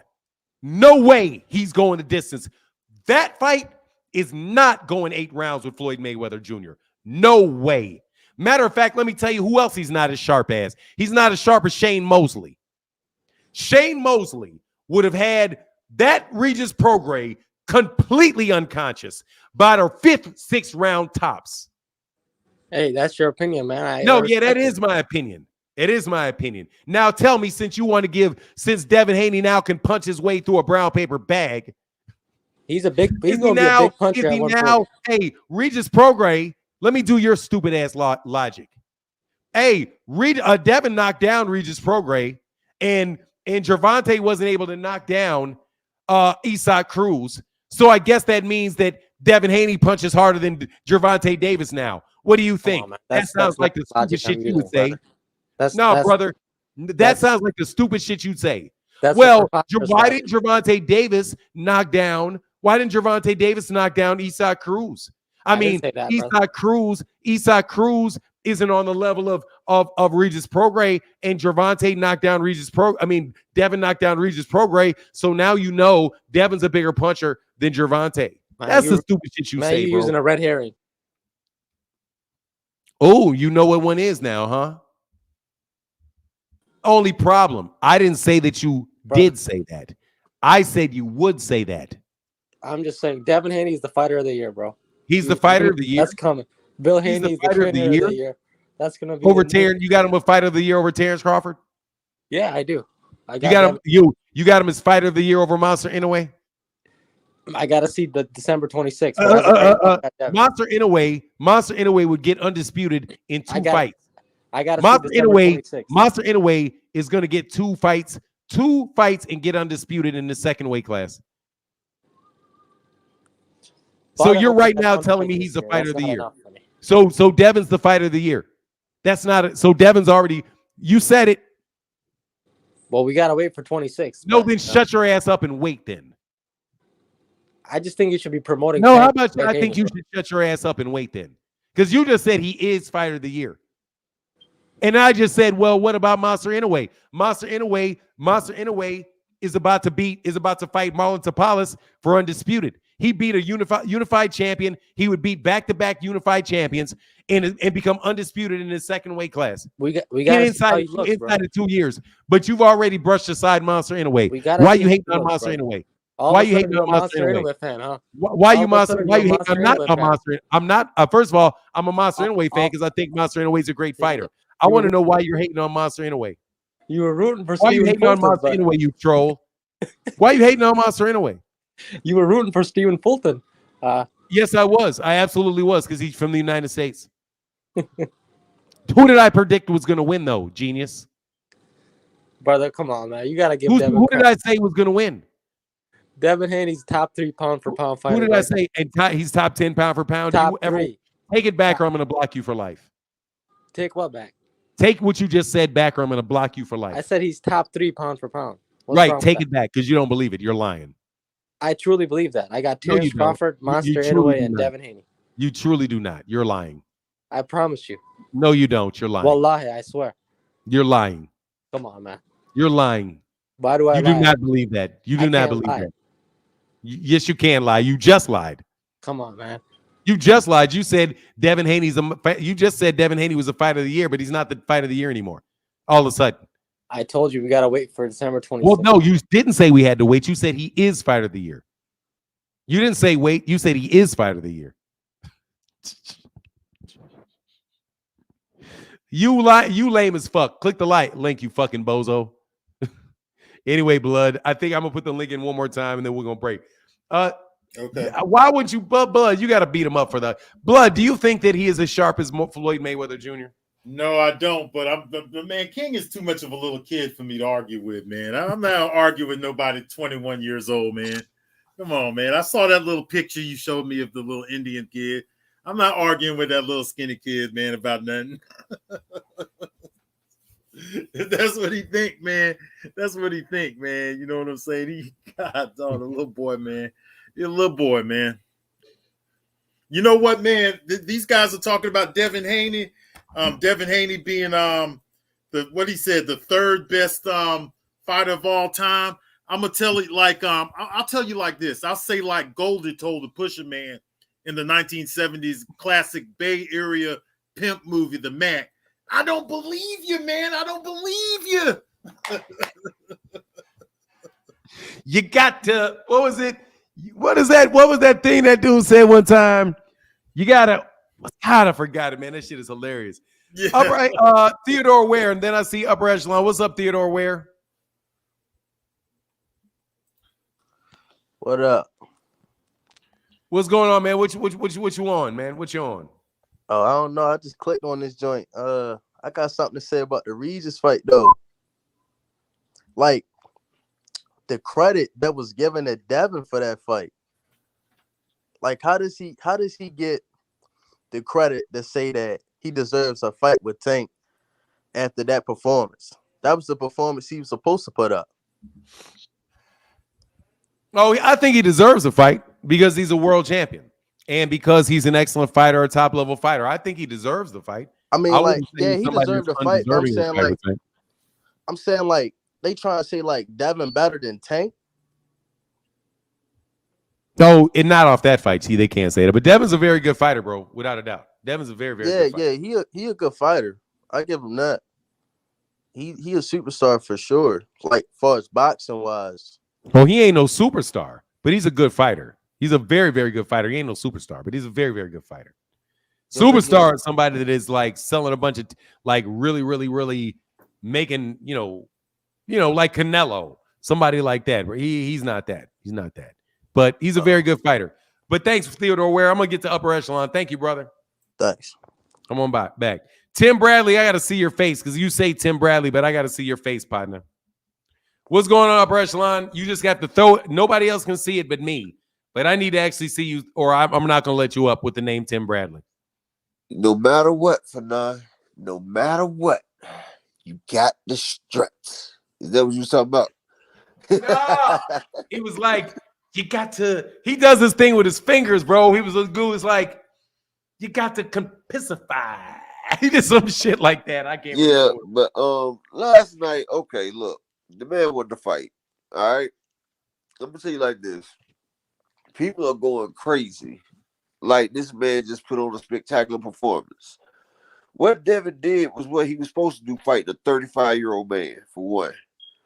Any young fighter that's a great fighter will put on that type of performance. Yesterday, I told you it was a style matchup about two fighters that was completely wrong.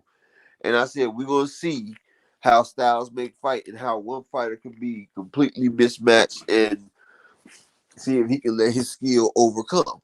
And what he did, Devin didn't do nothing that nobody else has did. The man didn't do what he said he was going to do, what Bill said he was going to do. Only thing Devin did, he fought a fighter, and Regis showed his IQ last night. All Devin did was kept running away, and Regis kept following behind him instead of cutting him off, and he kept walking into a trap. He just kept walking into Devin punches because he had shorter reach, and Regis just kept aggressing. Devin wasn't. He can't really brag and say he was aggressive. All he did was kept backing up, and Regis kept coming forward. It was a case of I back up and follow the leader, and Regis just kept walking into it, kept walking into it, kept walking into it, kept walking into it. Like his coaches did him a disservice. They didn't try to anticipate. They didn't try to intercept Devin. All they did was kept following the leader. Did kind of what Earl did. Like he followed the leader and he paid for it. Any fighter would have did that. It was like Kambosos won. Kambosos kept walking into the jab, walking into the jab. Regis looked like he was just there for the paycheck. And then in the later rounds, he tried to press the gas, but it was too late. Like the man was too short. He couldn't get there. Devin was more athletic. He was more faster. He had the longer reach. He was the bigger fighter. And Regis paid for it. Like the Loma fight was way more competitive because you had a quicker fighter that had quick feet. Regis, hell, he getting tripped up on his own feet. And like I told you, Devin caught the man in transition and caught him flush, knocked him off his feet, the same way Zorilla did. Regis has bad feet. That's why he has to stand there and bang. And Devin knew that. And shout out to Bill Haney and Devin Haney because they picked Regis for a reason. And Regis didn't fail. He kept walking into the ass whooping. And he kept walking into it. And all Devin got to do was sit back and pot shot that man. And I'll take no credit away from Devin. You fought a basic fighter. You fought a fighter that was tailor-made for you. And you did what you were supposed to do. Now, he could have stopped Regis, but his power wasn't as much as they said it was. But Regis has never been stopped before. Now, like I said, Terrence Crawford, when he went from 35 to 40, he gained more power. You feel me? And when he got to 147, he gained a substantial amount of power. Devin, he gained a little more power, and he'll have more power at 147 because he's still draining himself. He's still a big guy. He drained himself. The man had Regis by at least 6 inches, and he used that to his advantage. And I can't penalize Devin for using it to his advantage because it's using boxing IQ. Regis was the slower and the inexperienced fighter that night, and Devin, he paid him out. But to sit there and crown Devin the great and everything, first off, David Benavidez has 2 better wins than Devin, for one. David Benavidez is ahead of Devin in Fighter of the Year. Devin can't be Fighter of the Year with the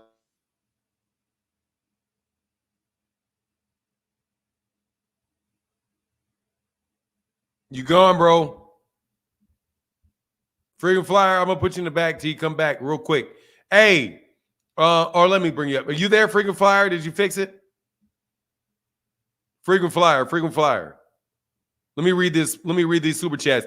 Hey, Big Dre, they said he boxed from the outside, made sure he paid attention to the distance, kept Regis at length. Regis didn't press early, punched him way too far before closing the distance. Yeah, he couldn't reach him. Just arms too short to box with God on that one.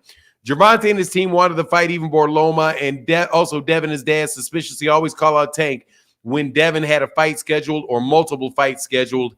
That's pretty steady, bro. And Dwayne Moore, Fanon, will you want to see Tank fight another Hispanic with a Mexican style of fighter? Tank won a belt at 145 pounds, ain't stopping anything. Do I want to see him fight? I want to see Devin go to 135 and fight Tank. That's what I want to see. I don't give a shit about what you got, about none of that shit. No joke. What I want to see is I want to see Devin Haney. I want to see Gervonta fight the champions at 135, and I want to see Devin go fight the champions at 140 and 147 because those guys are not the same size fighter. That's what I think. And I think I'm tired of Devin Haney and you fans clout chasing the shit out of Gervonta Davis, bro. If you really wanted that fight, then Devin should have stayed at 135 and made that fight. You're like telling me do I really want to see a guy quit his job, get a raise? Well, I wouldn't have had a problem with him getting a raise if he hadn't quit his job. Devin left the weight class, bro. Period. He left the weight class. I ain't trying to ask. I'm not sitting there saying that Janibek needs to fight David Benavidez because David Benavidez is not in his weight class. I don't even think they're the same size fighter. And do I want to see him fight another Mexican style fighter? Devin just fought somebody like that. Literally just fought somebody like that. And I don't think Gervonta's fought a Mexican in I don't know. How many fights has it been since he fought a Mexican? 4 fights? He hasn't even fought a Mexican in like 4 fights. And even though I'll tell you also, I don't mind. I love seeing Mexican fighters fight. There's a lot of very, very good Mexican fighters. A lot of really good Mexican fighters. I saw you, Cedric Bridgewater. He says, hey, Unc Dre's finest. What's up, you dig? Salute Fanon and Blood Boxing and the panel before you brothers did a great job on the fight. Keep up the good work, you dig. Yes, sir, brother. Thank you, man. Shout out Big to Dre time, Finest, man. That's my boy. Yeah, Dre's finest, good people, bro. Friday Pork Chop, brother. What's up, Friday Pork Chop? Oh, shoot. Good morning, Fernand. Good morning, Blood Boxing. How you guys doing this morning? Hey, man, salute to you, my brother. Good to see you again. Yes, sir. Yes, sir. Always a pleasure to be up here on the panel with you and Fernand, sir, Mr. Blood Boxing. I hope everybody's been having a good morning. Hopefully everybody had a good weekend. Fernand, I just have a real quick question. Just seeing how we talked before. How was your dinner last night? What'd you eat last night? Oh my God. I actually got barbecue. I didn't fry a pork chop, bro. Oh, okay. So and honestly, man, I have to tell you, I don't think I would have been able to fry a pork chop. Why not? Because I was watching Devin Haney and thinking that Devin Haney could knock this guy out. He did drop him. We did half the job. I mean, look, I literally kept the scorecard. See that 10, just so you guys know, that was my scorecard, even though this first round could have went either way. But all the other rounds, boom. I see a bunch of 10s right there. A lot of 10s all the way down. I thought that the first round could have went either way. It was like a feel out.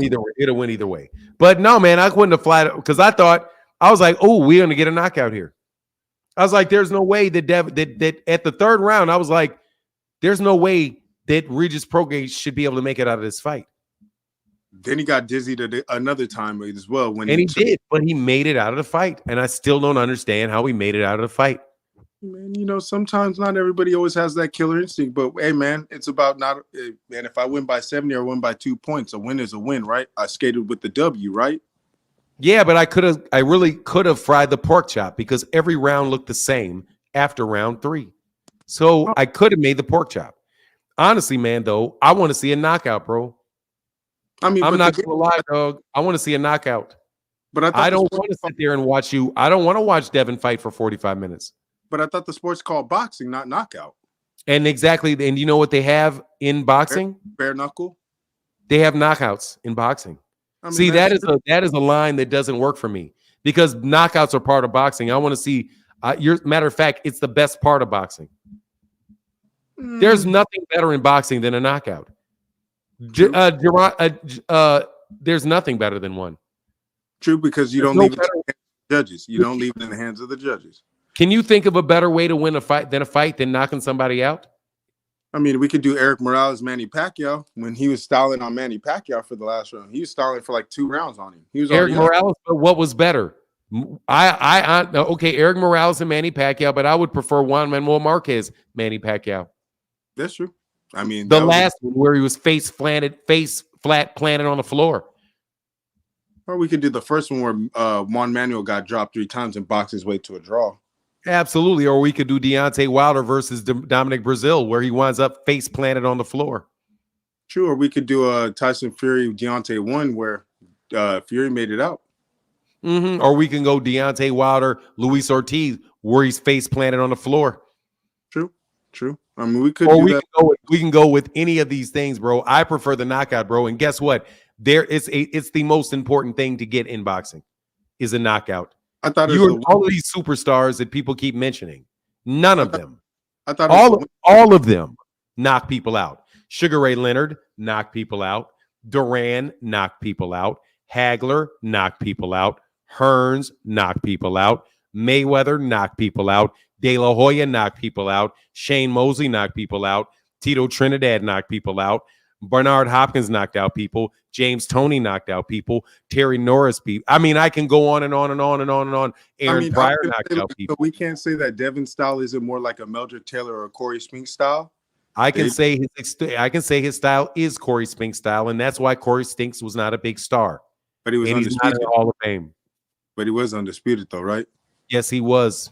Just like most boxing champions were undisputed. Most boxing champions through the history of sport were undisputed. I mean, Most of them. No, almost every one of them between 1870, 1790, and 1960. That's 100 years of undisputed champions. I'm gonna give you that. I'm gonna give you that. There were 2 belts on the line. There were 2 belts, and what is it? The NYSAC or the NYAC? I think they had that. New York State Athletic Commission, and I give you those. Like, yeah, that is true. But I mean, hey, man, I know the sport is called boxing. And I mean, like the movie Any Given Sunday. Like, no, the sport's not called jabbing, but it's called boxing. Right, it's called boxing, but it's not called jabbing. It's not called straight right hand. It's not called footwork. See, this is where I like to get people on these cliches that go around. But those are the fundamentals and what you need for boxing according to the 4 scoring criteria. Let me tell you what the absolute number one fundamental in boxing is. Knock your punching. Okay, Devin's a puncher. He can punch. He might not be the biggest puncher, but I mean, he can punch. Dude, but you can't say the knockouts aren't boxing. No, I'm not saying that they're not boxing. I said the goal. You said it's not called knockouts. It's called boxing. Then okay. But so don't tell me about somebody. It's not called hit and don't get hit either. You swim without getting boxing is not called Broderick Hunter. Boxing is not. It's not called hit and don't get hit. It's called boxing. Boxing, you can hit and hit. That is a part of boxing. It is very much a part of boxing to take 2 and give 1. Gervonta Davis is a master at it. Gervonta Davis said, look, man, I don't have a problem getting hit if you can't hurt me, and I know I'm going to get to and knock you out. That's boxing. True. Isn't it? It is boxing. Is Joe Frazier is Joe Frazier supposed to sit out there and just let Muhammad Ali punch him in the mouth and just jab him until his eyes are shut?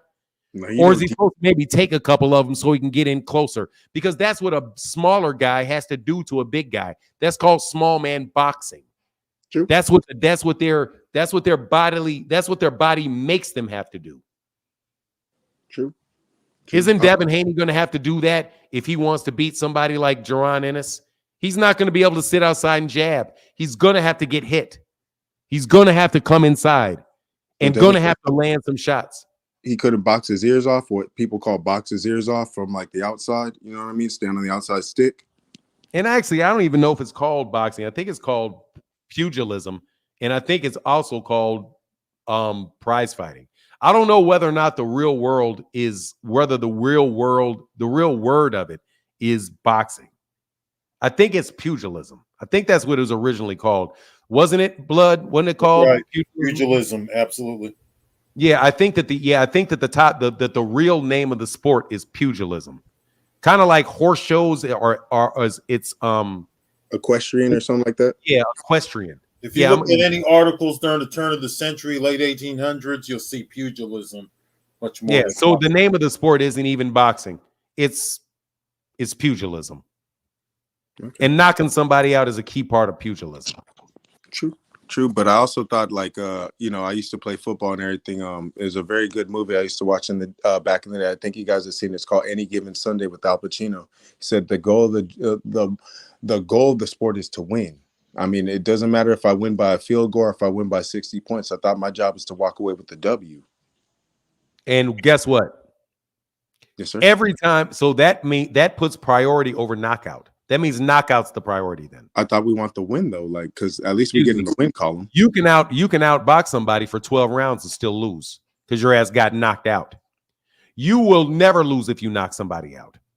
True, because it's not leaving in the hands of the judges or anything else like that. He's knocked the fuck out, so you win. Yeah, but when has Devin Haney? I mean, not trying to say he has knockouts, but he's never been in. I haven't seen him. All besides Linares, all besides that dangerous position. I mean, all besides that, he's like a technician in there. He's like a technician. I'm just telling you, man. If you're saying that the purpose is to win, then knockout should be your goal every single solitary time, because that's the only way that you can make you can win. In order for you to win, to make sure you win is to knock him out. If you go to the scorecards, you don't know if you're going to win or not because it's up to the judges.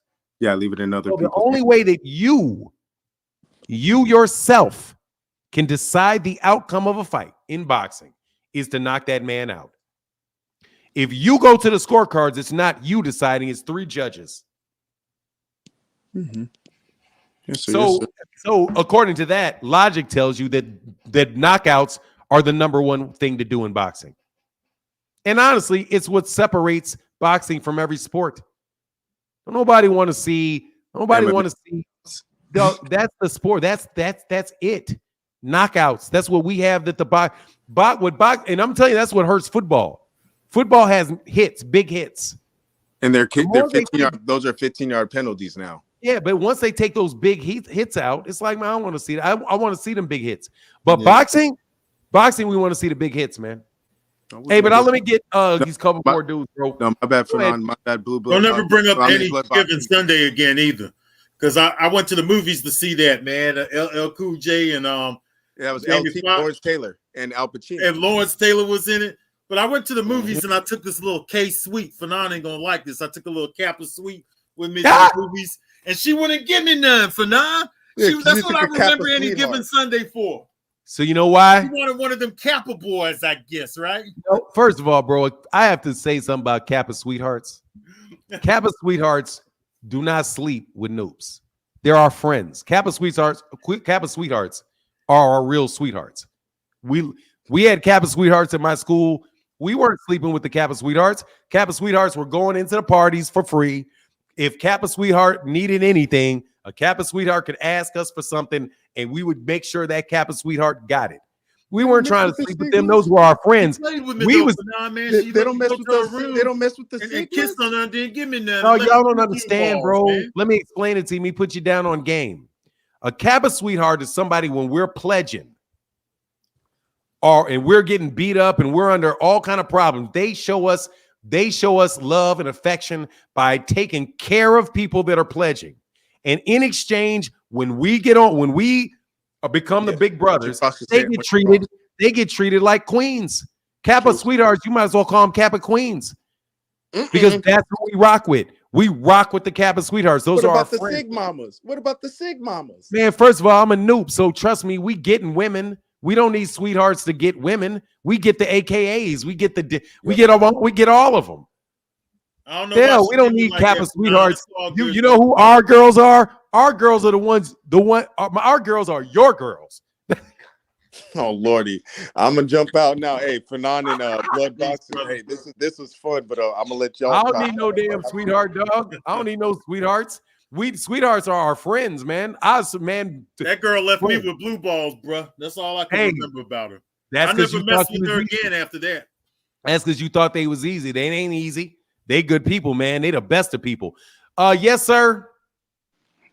I got a question for you. What is Stephen Curry known for? Playing basketball. Hunter Young, what's going on, brother? What's going on, Fanon? You got me laughing about the Kappa sweethearts. Man, back when I was at Morgan, I was messing with a Sigma's sister.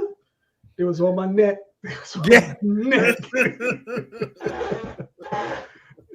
On your neck, dog, because that's our girls right there, dog. Them Kappa Sweet, they're friends, man. People got that twisted. They're friends. Well, no, this was his actual sister. Oh, yeah. Okay, actual sister. Okay, that's the problem. He was on my neck. Oh, it was terrible. Okay, boxing. Okay, usually I have questions, but it's kind of crazy because I'm in the chat. I see what's going on in the chat, and all I see is Tank's not fighting black fighters, and I'm like, all right, well, whatever. I mean, if you want to consider Rolly and all those Hispanic cats not black, okay, fine, I understand it. But it comes in my mind, it's like, okay, well, are we saying that black fighters are the pinnacle of what a fighter needs to, or who a fighter needs to fight to achieve a goal? I mean, Manny wasn't black. Manny was knocking everybody out. Black, white, he ain't care. He was United Nations of kicking ass. Floyd was the same way. He ain't care. So why all of a sudden is black fighters the pinnacle of what Tank has to do, or that just can always confuse me. Man, first of all, it's crap because, dude, there's a ton of hellified dangerous Mexican fighters. Like, Mexico is literally the number 2 spot on the planet for great boxers to come out of. So that's just to say, like, act like because you fight Mexican fighters that dude, Mexican fighters be beating the shit out of people on a regular basis, bro. You know what I'm saying? So all you did is beat Juan Manuel Marquez. All you did is beat Julio Cesar Chavez. All you did is beat David Benavidez, or all you did was beat Canelo Alvarez, and all you did was fight Ricardo Lopez and Julio Cesar Chavez Sr. and Eric Morales and dude, Mexico's got the best fighters. There's no country outside of the United States that has better fighters than Mexico. Right. So I don't know why they keep acting like that. And when he says they're not fighting a lot of black fighters, there's not a lot of black fighters in those little itty bitty ass weight classes, dog. Once you get up into welterweight and you start seeing guys up in welterweight 154, 160, that's when you start seeing a larger number of black fighters. But at 130, 135, you're really dealing with the smaller guys, and you see more Mexican fighters in those weight classes. Just period. Because we don't have that for real, we don't really have that many guys, black Americans that are walking around. They could ever weigh in at 126 pounds or 130 pounds. So, I don't ever pay any credence to that at all, dude. Those Mexican fighters, first of all, are great fighters. Great fighters. And all of these guys are fighting a lot of Mexican fighters. Hey, I see you, Sad. I see you. I got that link in there. Okay. I see you, Cedric Bigwater. I've seen you a couple times. You just came in and out. Yeah, that's my answer to that. Yeah, sir. One more thing. The fight with Dev, I expected that. I knew Dev was going box, and then reset Regis whenever Regis even thought about doing something ignorant, which he was doing a lot of. That's what Dev kept countering and catching him any way he felt like catch. I thought Dev was about to do a 360 counter punch at one point. Like, what the hell? You might as well try that because he's hitting him with everything else. But this whole thing with Tank, and I know you hate this because you're like, Tank needs to be at 135. My whole thing is this. If Tank was like, all right, we can fight at 140, but it's the same day weigh-in, what would Dev say? What do you think Dev would say to that? 140 same day weigh-in. No. Do you think Dev would say no to that? Yes. Wow, no. Because Devin's walking in the ring at around 160. But if he wants to fight, that's what if I was Tank, if I was Kenny and them or whoever, I'm like, all right, 140, same day weigh-in, take it or leave it. One same day weigh-in, nah, I just don't think he would do it. I don't think he can make 140 the same day. Think he'd miss weight. Really? Because by the time the money comes, or by the time the morning comes around, Devin's going to be 155, 150, 155. Devin fought that fight last night at probably over 160. I don't think he can do it. I don't even know if Gervonta could. I think Gervonta would have a hard time weighing 140 the morning of the fight. Really? Yeah, because those guys blow up, man. Devin for real, was fighting as a middleweight last night. No, he was big. He was big. He's fighting big as a middleweight, man. But I'm trying to figure out without any. Well, I'm draining who. They want a competitive advantage. I totally understand. I don't think it can really happen. Gervonta could go up to 140 and just decide to fight him at 140, and that's his prerogative. But I don't think that. I'm just saying I don't think there's any pressure on him to do it because he's not a 140 pounder. So really, I don't even know what it proves for Devin. Because the only reason he's beating him is because he's so much bigger than him. And that's the case with all of those dudes, man. So like Devin's not in that weight class. He's just not. He's 150. I think he's a 147 pounder. And Gervonta is a 135 pounder. That's all he should go to.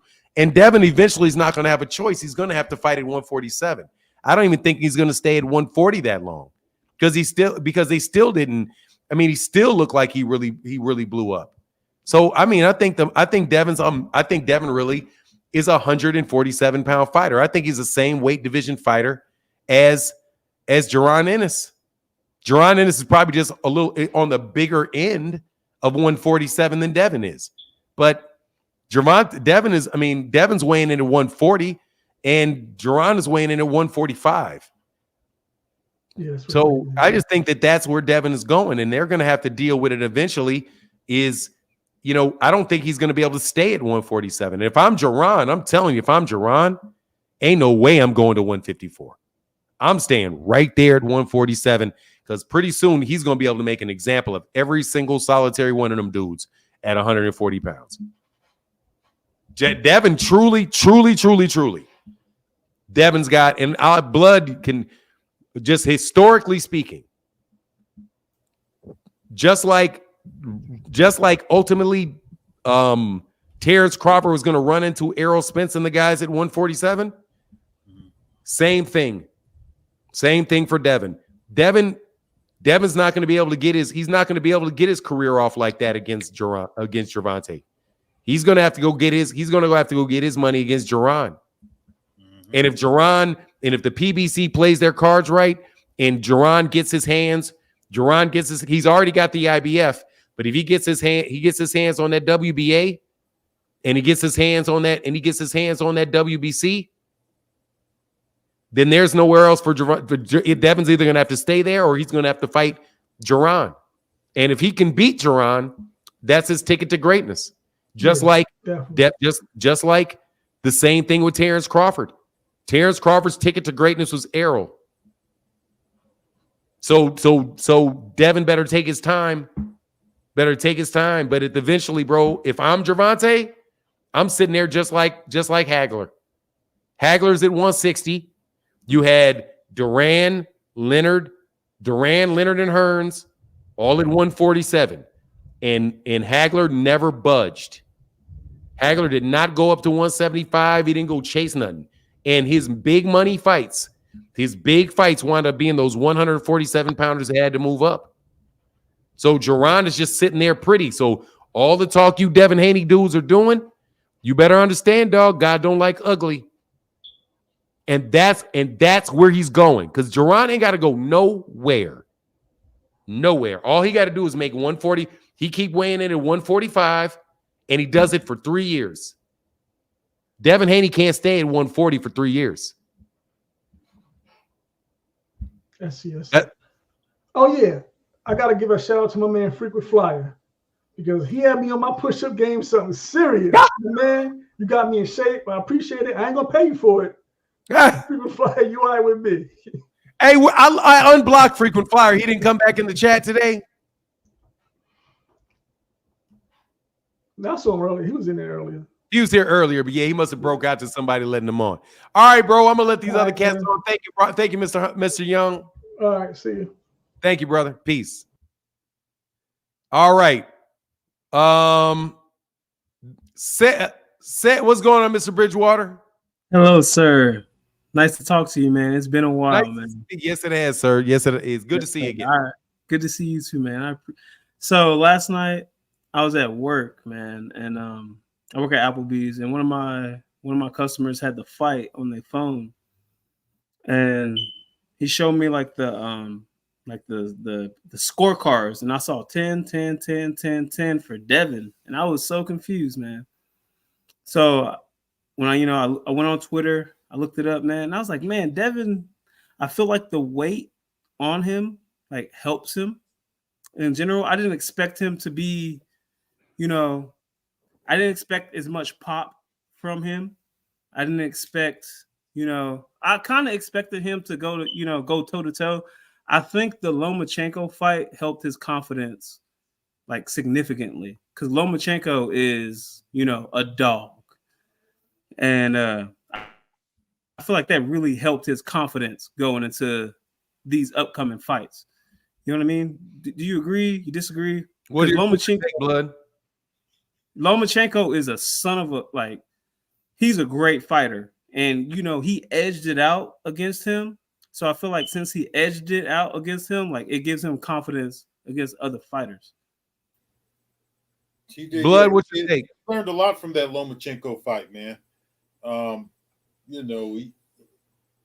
don't really have much to elaborate on that whole thing.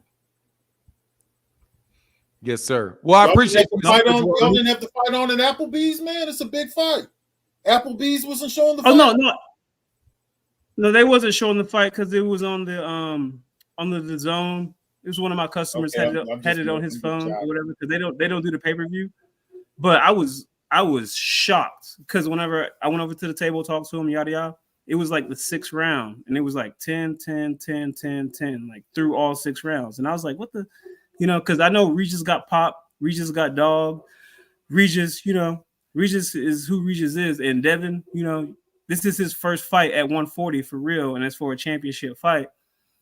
But I saw pop. I saw some pop. It was, I don't know if I want to call it significant pop, but it was enough to keep Regis at bay, And I just when I saw the fight, when I saw the highlights and things like that, I just really feel like the Lomachenko fight like gave him some insight on on his approach and how he's Man, going to maneuver. I'll tell you. Hey, let me go to the next dude. Thank you, Cedric Bridgewater. I appreciate you, brother. Because I'm about to wrap up. We've been here for like 4.5 hours. Oh, it's but so 35. Gotcha. yeah, my take on it is that, man, I mean, first of all, if he would have fought Lomachenko again, that would have just been a difficult fight. Lomachenko's a great fighter. Devin's a very, very good fighter. He's just a lot better fighter than Regis is. Just a lot better fighter, period. But I appreciate you, brother. Thank you, man. Come back again. Philadelphia. Shout out to Philadelphia. All right, man. Back. Mr. Alexander, you said you didn't let me make your point. Then make your point. Don't ask me dumb questions, bro. If you want me to, if you make your point. All right, I'm gonna make my point. So I'm gonna make my point. So my point was, like, for instance, a player who only shoots 3-pointers. If you use Devin, That's for not instance, your point, bro. That's talking basketball. It's not. I'm trying to tell you. So if you're going to use everything. If you're not a dunker, you're not going to dunk. You're not known for dunking. Devin has never really been known for knocking people out. So for him to have to get a knockout or people wanting to see a knockout, that's just not his game. You get what I'm saying? So he's not focused on trying to knock you out. Why not play it safe, get the victory, go on to the next fight? Don't take punishment. Don't jump in there and get hit. Just take the fight. What? That's just simple. Okay, so what? So it's just explaining, because some people keep saying like, oh, he should knock him out, or because he didn't knock him out, it's as if the victory, I mean, it mattered. It was a good fight, but they keep saying as if, oh, he should have finished him off, but he didn't want to jump in there and get hit, which is smart. Why not just finish the fight? Wouldn't you say that's the same thing for every fighter? What do you mean? That every fighter should outbox somebody and not go in there and try to get a knockout then? It's about the styles. So you may have a knockout puncher. It's styles. Styles. If you say that Devin Haney he should fight from the outside, he shouldn't go in there and risk getting hit and try to knock the guy out, then apply that to every fighter. No, so you that can apply it to everyone. David Benavidez fights. David Benavidez should fight from the outside, and David Benavidez should not try to knock the guy out. I'm not saying that. Canelo Albert, because if it applies to Devin, it should apply to everybody. He's a different fighter than them. Everybody. Why should it apply? It should apply to everybody, dog. Why? If you were saying it should apply to everybody, why should anybody ever go for a knockout? Well, that's you answer the question for me. Why should anybody ever go for a knockout? If the knockout is there, then take it. But it's not mandatory that you should want to just have to knock them out. If it's there, do it. But guys like Tank, they go for the knockout. That's what they're known for. Devin hasn't been known to be a hard puncher. And people still hold that against him as if he's just supposed to be knocking people out. You get what I'm saying? So you don't think Devin should knock anybody out? If it's there. I don't feel like he should chase it. I don't feel like he should chase it. Okay, so let me ask you a question. So if I don't want to watch him fight, then you just don't watch him. Going to be, and so if I don't want to watch him fight, because I don't want to sit here and watch this guy go 12 rounds every time. Okay, it's not exciting for me. I don't want to do it, and therefore enough fans say, you know what? I don't want to do it. I don't want to see it because it's boring. Right. Then do you think then that a fighter that says I don't want to fight Devin Haney because people don't want to see Devin Haney fight should still have to fight Devin? But why would a boxer, I can see the fans saying that, but why would a boxer, a professional boxer, say I'm not going to fight him because he don't knock people out? That don't make Because sense. he doesn't sell for the same reason that people take. I don't want to fight somebody because they're going to make a boring fight and people won't want to watch it because I get paid for this. That's like me going in there with Mike Tyson knowing I'm gonna get knocked out. Like, why would I want to get knocked out? That means that as the exact opposite example. Is it? Yes, you said, why would I want to go fight somebody that would knock me out versus why would I want to go fight somebody that won't get any knockouts? That's the opposite. I would prefer to fight somebody that I know didn't have that. Oh, can we that get to the knockout point, power. man? You're just fucking trying to find some way to big up Devin. No, the point to be was, honest, can I just to be honest, the point was this. Devin Haney is a very, very good fighter, bro. He is. If he was a great fighter, he would have knocked that guy out, and he could have done it without getting hit. Floyd Mayweather Jr. knocked people out without getting hit. That's You not don't his have style to for get nine. hit. Bro, the style, my ass. Fuck his style. I'm telling you, there are people that fight that are outside boxers that knock people out without getting hit. Jaron Ennis just beat the shit out of Romy and Villa and did not get hit a lot. He didn't. He got power. He did not. That's my point. If Devin had power and did the exact same thing, the guy would have got knocked out. Granted, but he's not been known as a power puncher. Granted, That's out all I'm my saying. ass. I don't care what he's known as. So it don't matter. I don't if he's care not what he's known known as. as. I don't. That shit is irrelevant. What he's known as. I don't care what he's known as. That brings nothing to the conversation. What he's known as. So did y'all Nothing. say that about Tank when he didn't knock out the Mexican? Did I say what about him? Did people say, The issue why was did not he that knock Tank- him out? Man, dude, stop. Get out of his ass.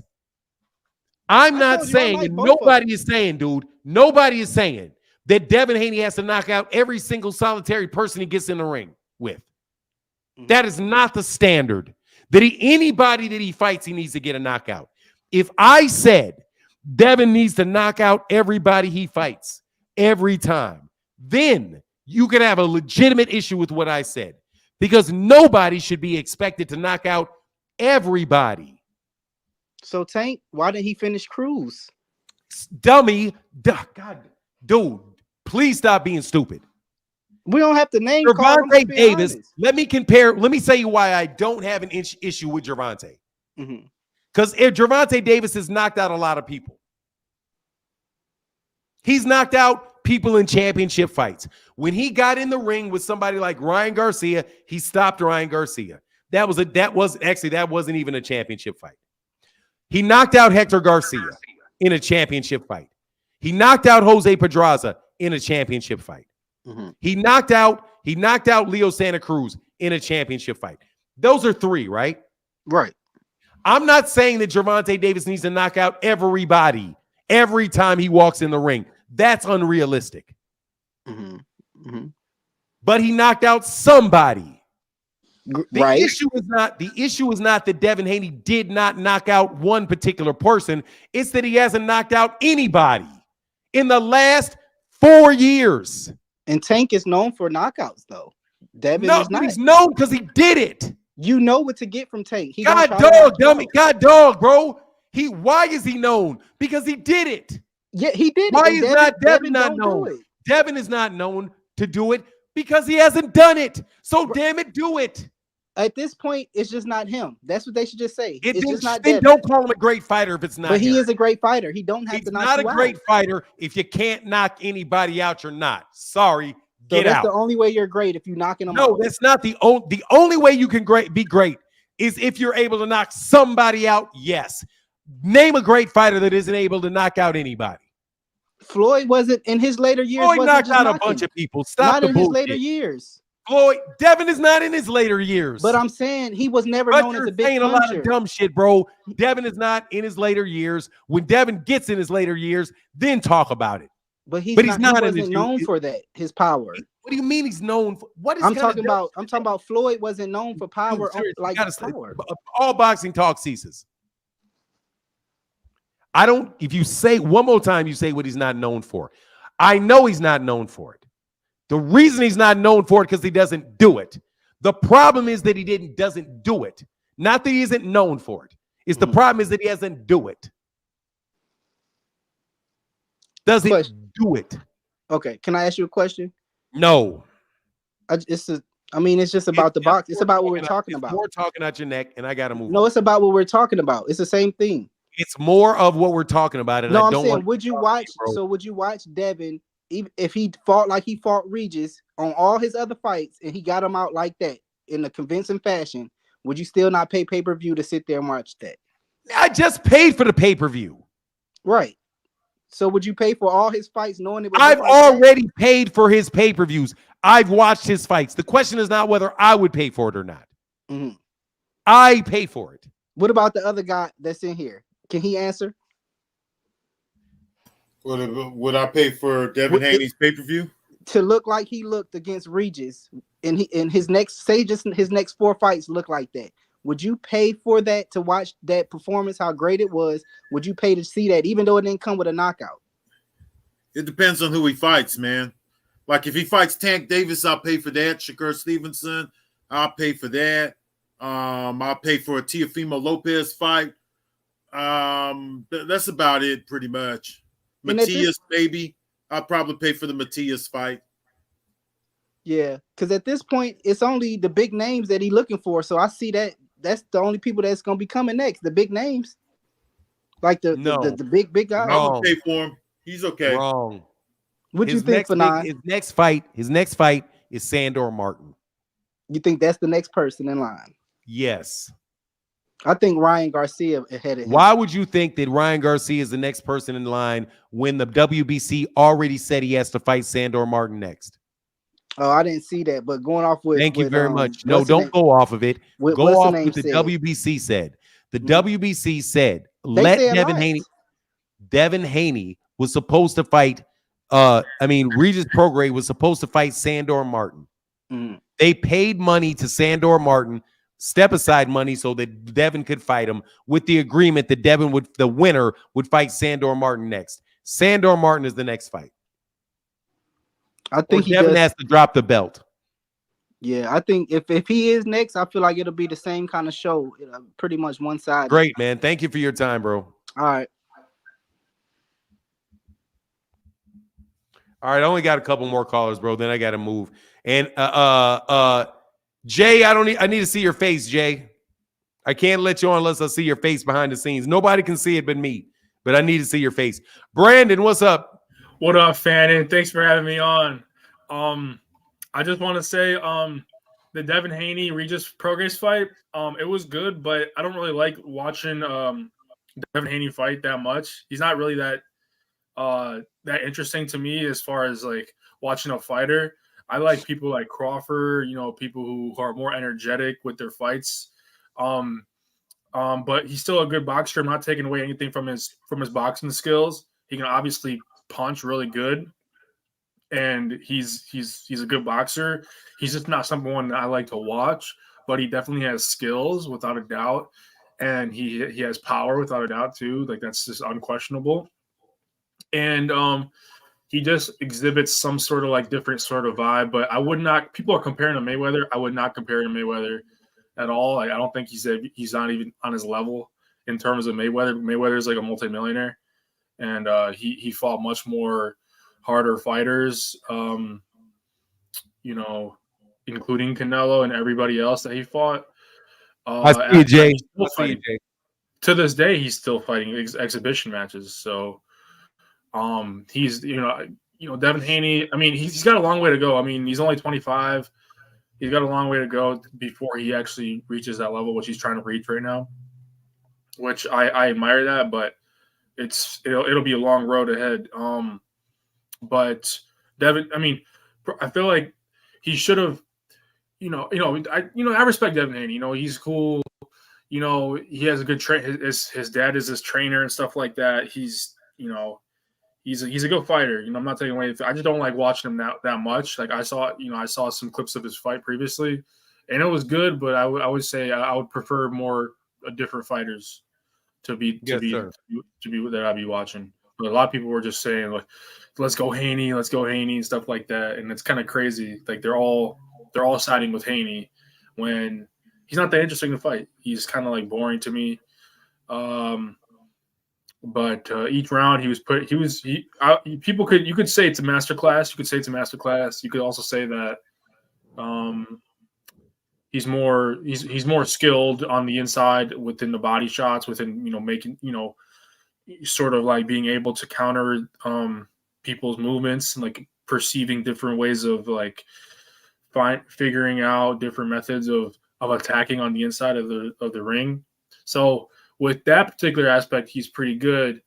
And I think that if he were to fight Tank, like let's say that after this, he's probably not gonna fight Tank after this, but let's say he was to fight Tank after this, I think Tank would win. To be honest, I think Tank has a bigger shot, better ability of just finding openings for simply knocking somebody out. But again, like we saw with Regis had a knock. Everybody thought Regis had a knockout power, but against Devin Haney, it doesn't. It's like a major stop with Devin Haney. It's like a major stop basically, and it would be interesting to see how Tank reacts to it and how Shakur reacts to it if they're even interested in fighting Devin Haney, which they both gave like some social media like news pertaining to the specific Devin Haney fights. Like they do want to fight him, they just can't book a date right now because number one, he has a mandatory coming up with some other guy. I never even heard of this guy, whatever his name is, but he has a mandatory. He has to fight before that. So it's not like people are not saying they want to fight Devin Haney. Like he said in that press conference, well, they're saying everything except let's fight. No, that's not true. The people want to fight him. It's just that there are certain obstacles in the way that is preventing the fights from happening that we all want to see. So Tank can't just say, let's fight Devin Haney, and then the fight happens. Like there has to be, number one, he has a mandatory, and then number two, you have to like send the contract over to him. He has to accept the deal, and then they have to set it all up. So he's kind of arrogant in the way that he does things, but he has a right to be that way because he's a good fighter and he could probably win the majority of the fights that he gets. But we'll see because at this moment he has a long career ahead of him, and he's going to fight many more harder opponents than Regis because. We can all agree Regis wasn't his hardest opponent that he's ever faced. He's faced more tougher opponents. Like that's just crazy. We've seen much more tougher opponents than Regis. I would say Tank is a much more tougher opponent. I would say Shakur is a much more tougher opponent. So if he wants to go to on their weight levels and fight them, then that would be we would want to see that. I don't think Shakur is just going to let Devin Haney do what he wants to do like he did yesterday. And I don't think Tank would not let him do that because they've been talking smack to each other they've been beefing. I think they sparred. Somebody showed footage of them sparring.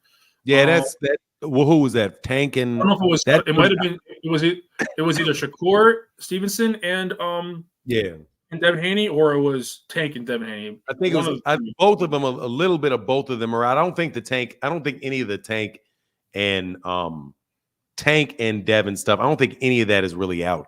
The Shakur sparring is on YouTube though. Hey, but thank you, Brandon. I got to push to the next couple guys, man. Thank you for your input, brother. Appreciate you, man. Come back again, sir. Thank you. What's on? What you laughing at? Where'd you go? You could have came back on. I didn't know what you're laughing about. I just knew we got to kind of move on a little bit. If it was the NBA, Haney fans like the skills contest. Tank's fans are like a slam dunk contest. And then Keith on said, if that's the case, then Bill Haney shouldn't say Devin's going to knock him out. They should claim that he's the best fighter in the world in the face of boxing. Yeah, dude. I mean, look, dude, I think you should get a knockout so that you can just separate yourself, man. I mean, dude, it was there for him, man. It was there for him. It was there for him, man. That knockout was there, bro. He could have got that knockout. Kenneth Johnson said, Fanon, before you and Blood leave, who would win in a fight between Bob Foster and Michael Spinks at light heavyweight? You mean light heavyweight? I got Bob Foster. Who you got, brother? Bob Foster. Yeah, I got the sheriff, dog. I got the sheriff. Really good one though. Yeah, I know right. It's a really good fight, man. It's gonna be a a rangy type of fight. It'll end up being a real like boxing match, man. It's just going to be a strategic battle. But I believe that the jab with Bob Foster fighting off that jab, I got Bob Foster winning it. But Michael Spinks has such good head movement when he was at light heavyweight. He might be able to actually move around Foster's jab. I don't know, man. It's a hard one to call for now because Michael Spinks was damn good as a light heavyweight. Hell yeah. The head But movement was spectacular. But Bob Foster lands some shit on his ass. He may wake up next week. I'd go with Bob Foster if it's late 60s. I'd go with Bob Foster. Because I think Bob Foster's an excellent boxer. He was an excellent boxer, and he had like for light heavyweight dude, he had like Tommy Hearns type power. He zip your ass up out of there. More so than Michael Spinks. But I like both of them, no doubt, man. I think at the end of the day, though, I think that Michael Spinks might have been a little bit bigger than him, but like just a little more solid than Bob Foster. But Bob Foster is one of my favorite fighters. That was a great question. Thank you, man. Yeah, that was a good question. Yeah, Jay. Yes, what did you say, Blood? I said, to be honest with you, I'm thinking about it, man, and I'm not really sure, man. Yeah, I'm not either. Because I just don't know. Because when you see how Michael Spinks fought Larry Holmes, Larry Holmes had a great jab. I know that was old Larry Holmes, but let's not forget, years later, Larry Holmes came back with that jab and beat guys like Ray Mercer. I personally thought Larry Holmes won both those fights, though. Yeah. Good question, bro. Thank you. Great question. But yeah, my thing on that Larry Holmes, Michael Spinks is I thought Larry got robbed both times. Like I couldn't see it. I'm like, that's definitely something worth considering. What's going on, Jay? What's up, big dog? Appreciate you. Good, brother. How you feeling, man? Yeah, I'm anytime, 100%. brother. How you feel today, man? Oh, good. Salute to you, my brother. I'm gonna say, all right, salute to you too, big dog. I'm gonna be honest. First and foremost, I didn't see the fight last night. I knew he was fighting, and the results that Devin won. My argument is this right here with you guys. Like, you guys keep putting Devin Haney in a good category. Devin Haney is when he beat Lomachenko, even though it was an argument, and I'm like this right here, like you got to beat the champ.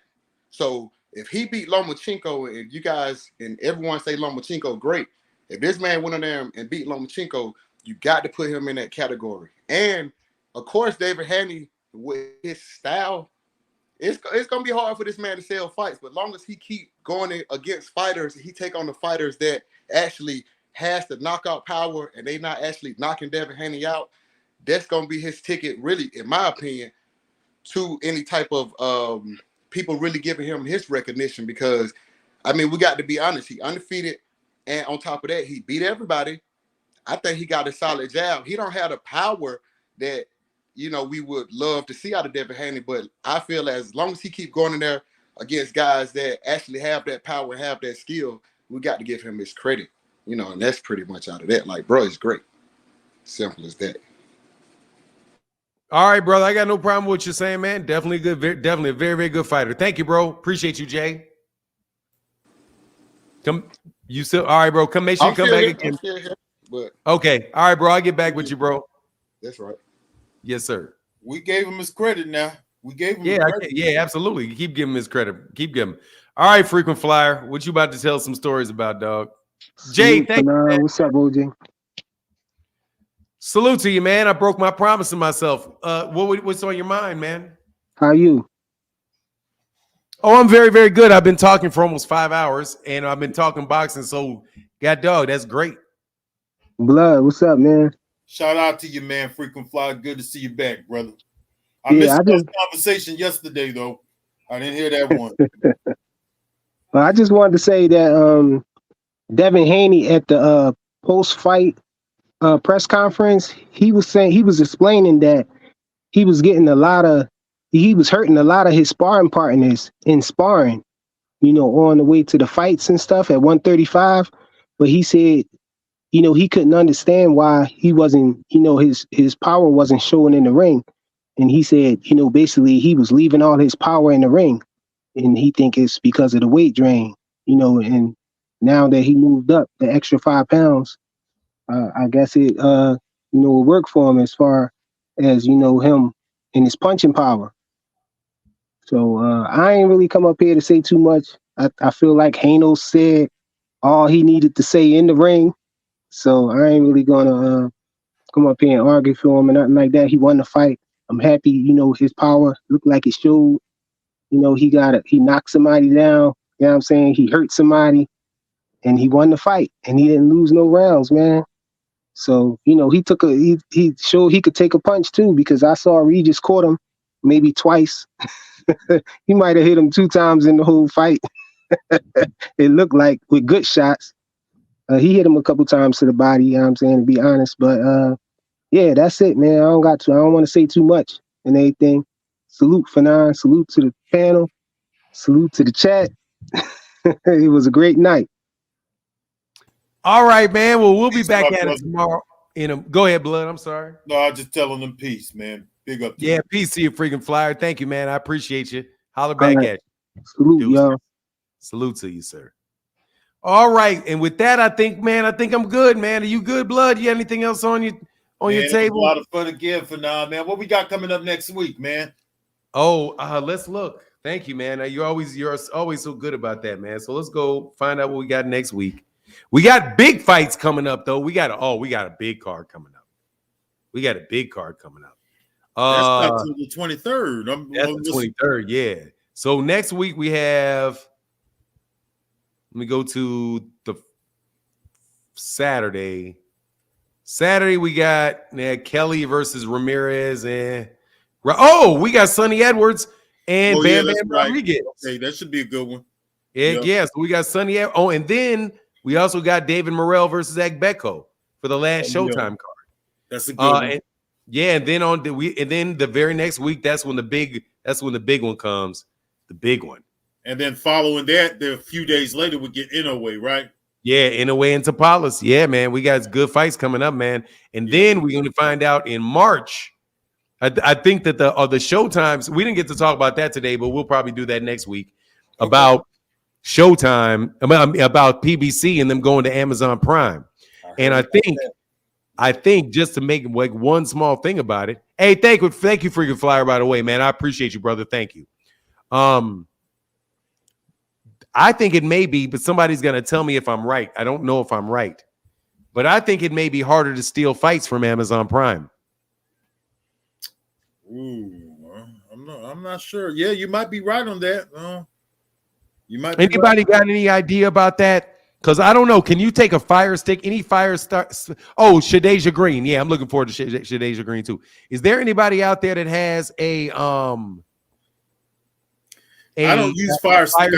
I use the actual VIP box, like the streams. I use the actual streams. I've never seen anything from Amazon streamed out before, so yeah, you might have a point there. I'm not sure. Yeah, because if it winds up being that you actually have to pay to see the fight, then oh man, we're gonna have some fun. I really hope that they got Amazon, that Amazon is so tight with what they do. And if there's anybody that got that, it's them, because you fucking around with their sites, you fucking around with their money, because they taking orders through that thing all the time, bro. That is gonna, it's gonna be tough. So if you're not able to steal from Amazon Prime, then you actually have to pay for these pay-per-views. There's gonna be a whole. Oh, G-Man said yes, you can steal from Amazon Prime. You steal Thursday night football, so you'll be able to. No, Thursday night football is on other things, isn't it? You can get Thursday night. You can get Thursday night football on YouTube. I don't know, but hopefully it's gonna be hard for Amazon to, put a cap on it though for the fight. Yeah, you probably can't steal everything off the channel, but probably for one fight, it'll probably be on those same streaming apps, man, that we use all the time. We'll see though. We'll see. But anyway, I hope not. So that some of y'all fake ass people that want to talk boxing but don't want to pay for it, y'all used to it. Like you, Blood. No, I'm just messing with you. All right, you ain't lying about that shit. What'd you say? You ain't lying about that. Because y'all cats be talking big shit about who gonna sell what and how, and they ain't never bought a Devin I pay per don't be view. buying them all. But you know what? I put my time in buying the stuff years ago, man. Oh, dog. Hey, man, it is what it is, bro. You help support the sport. You out there talking about it every day. All right, brother. All right, man. See you soon, for now. See you soon, man. Hey, and peace, love to everybody. Thank you again, Freaking Flyer. Thank you, Freaking Flyer, and congratulations on your win. And with that, I'm out. Deuces.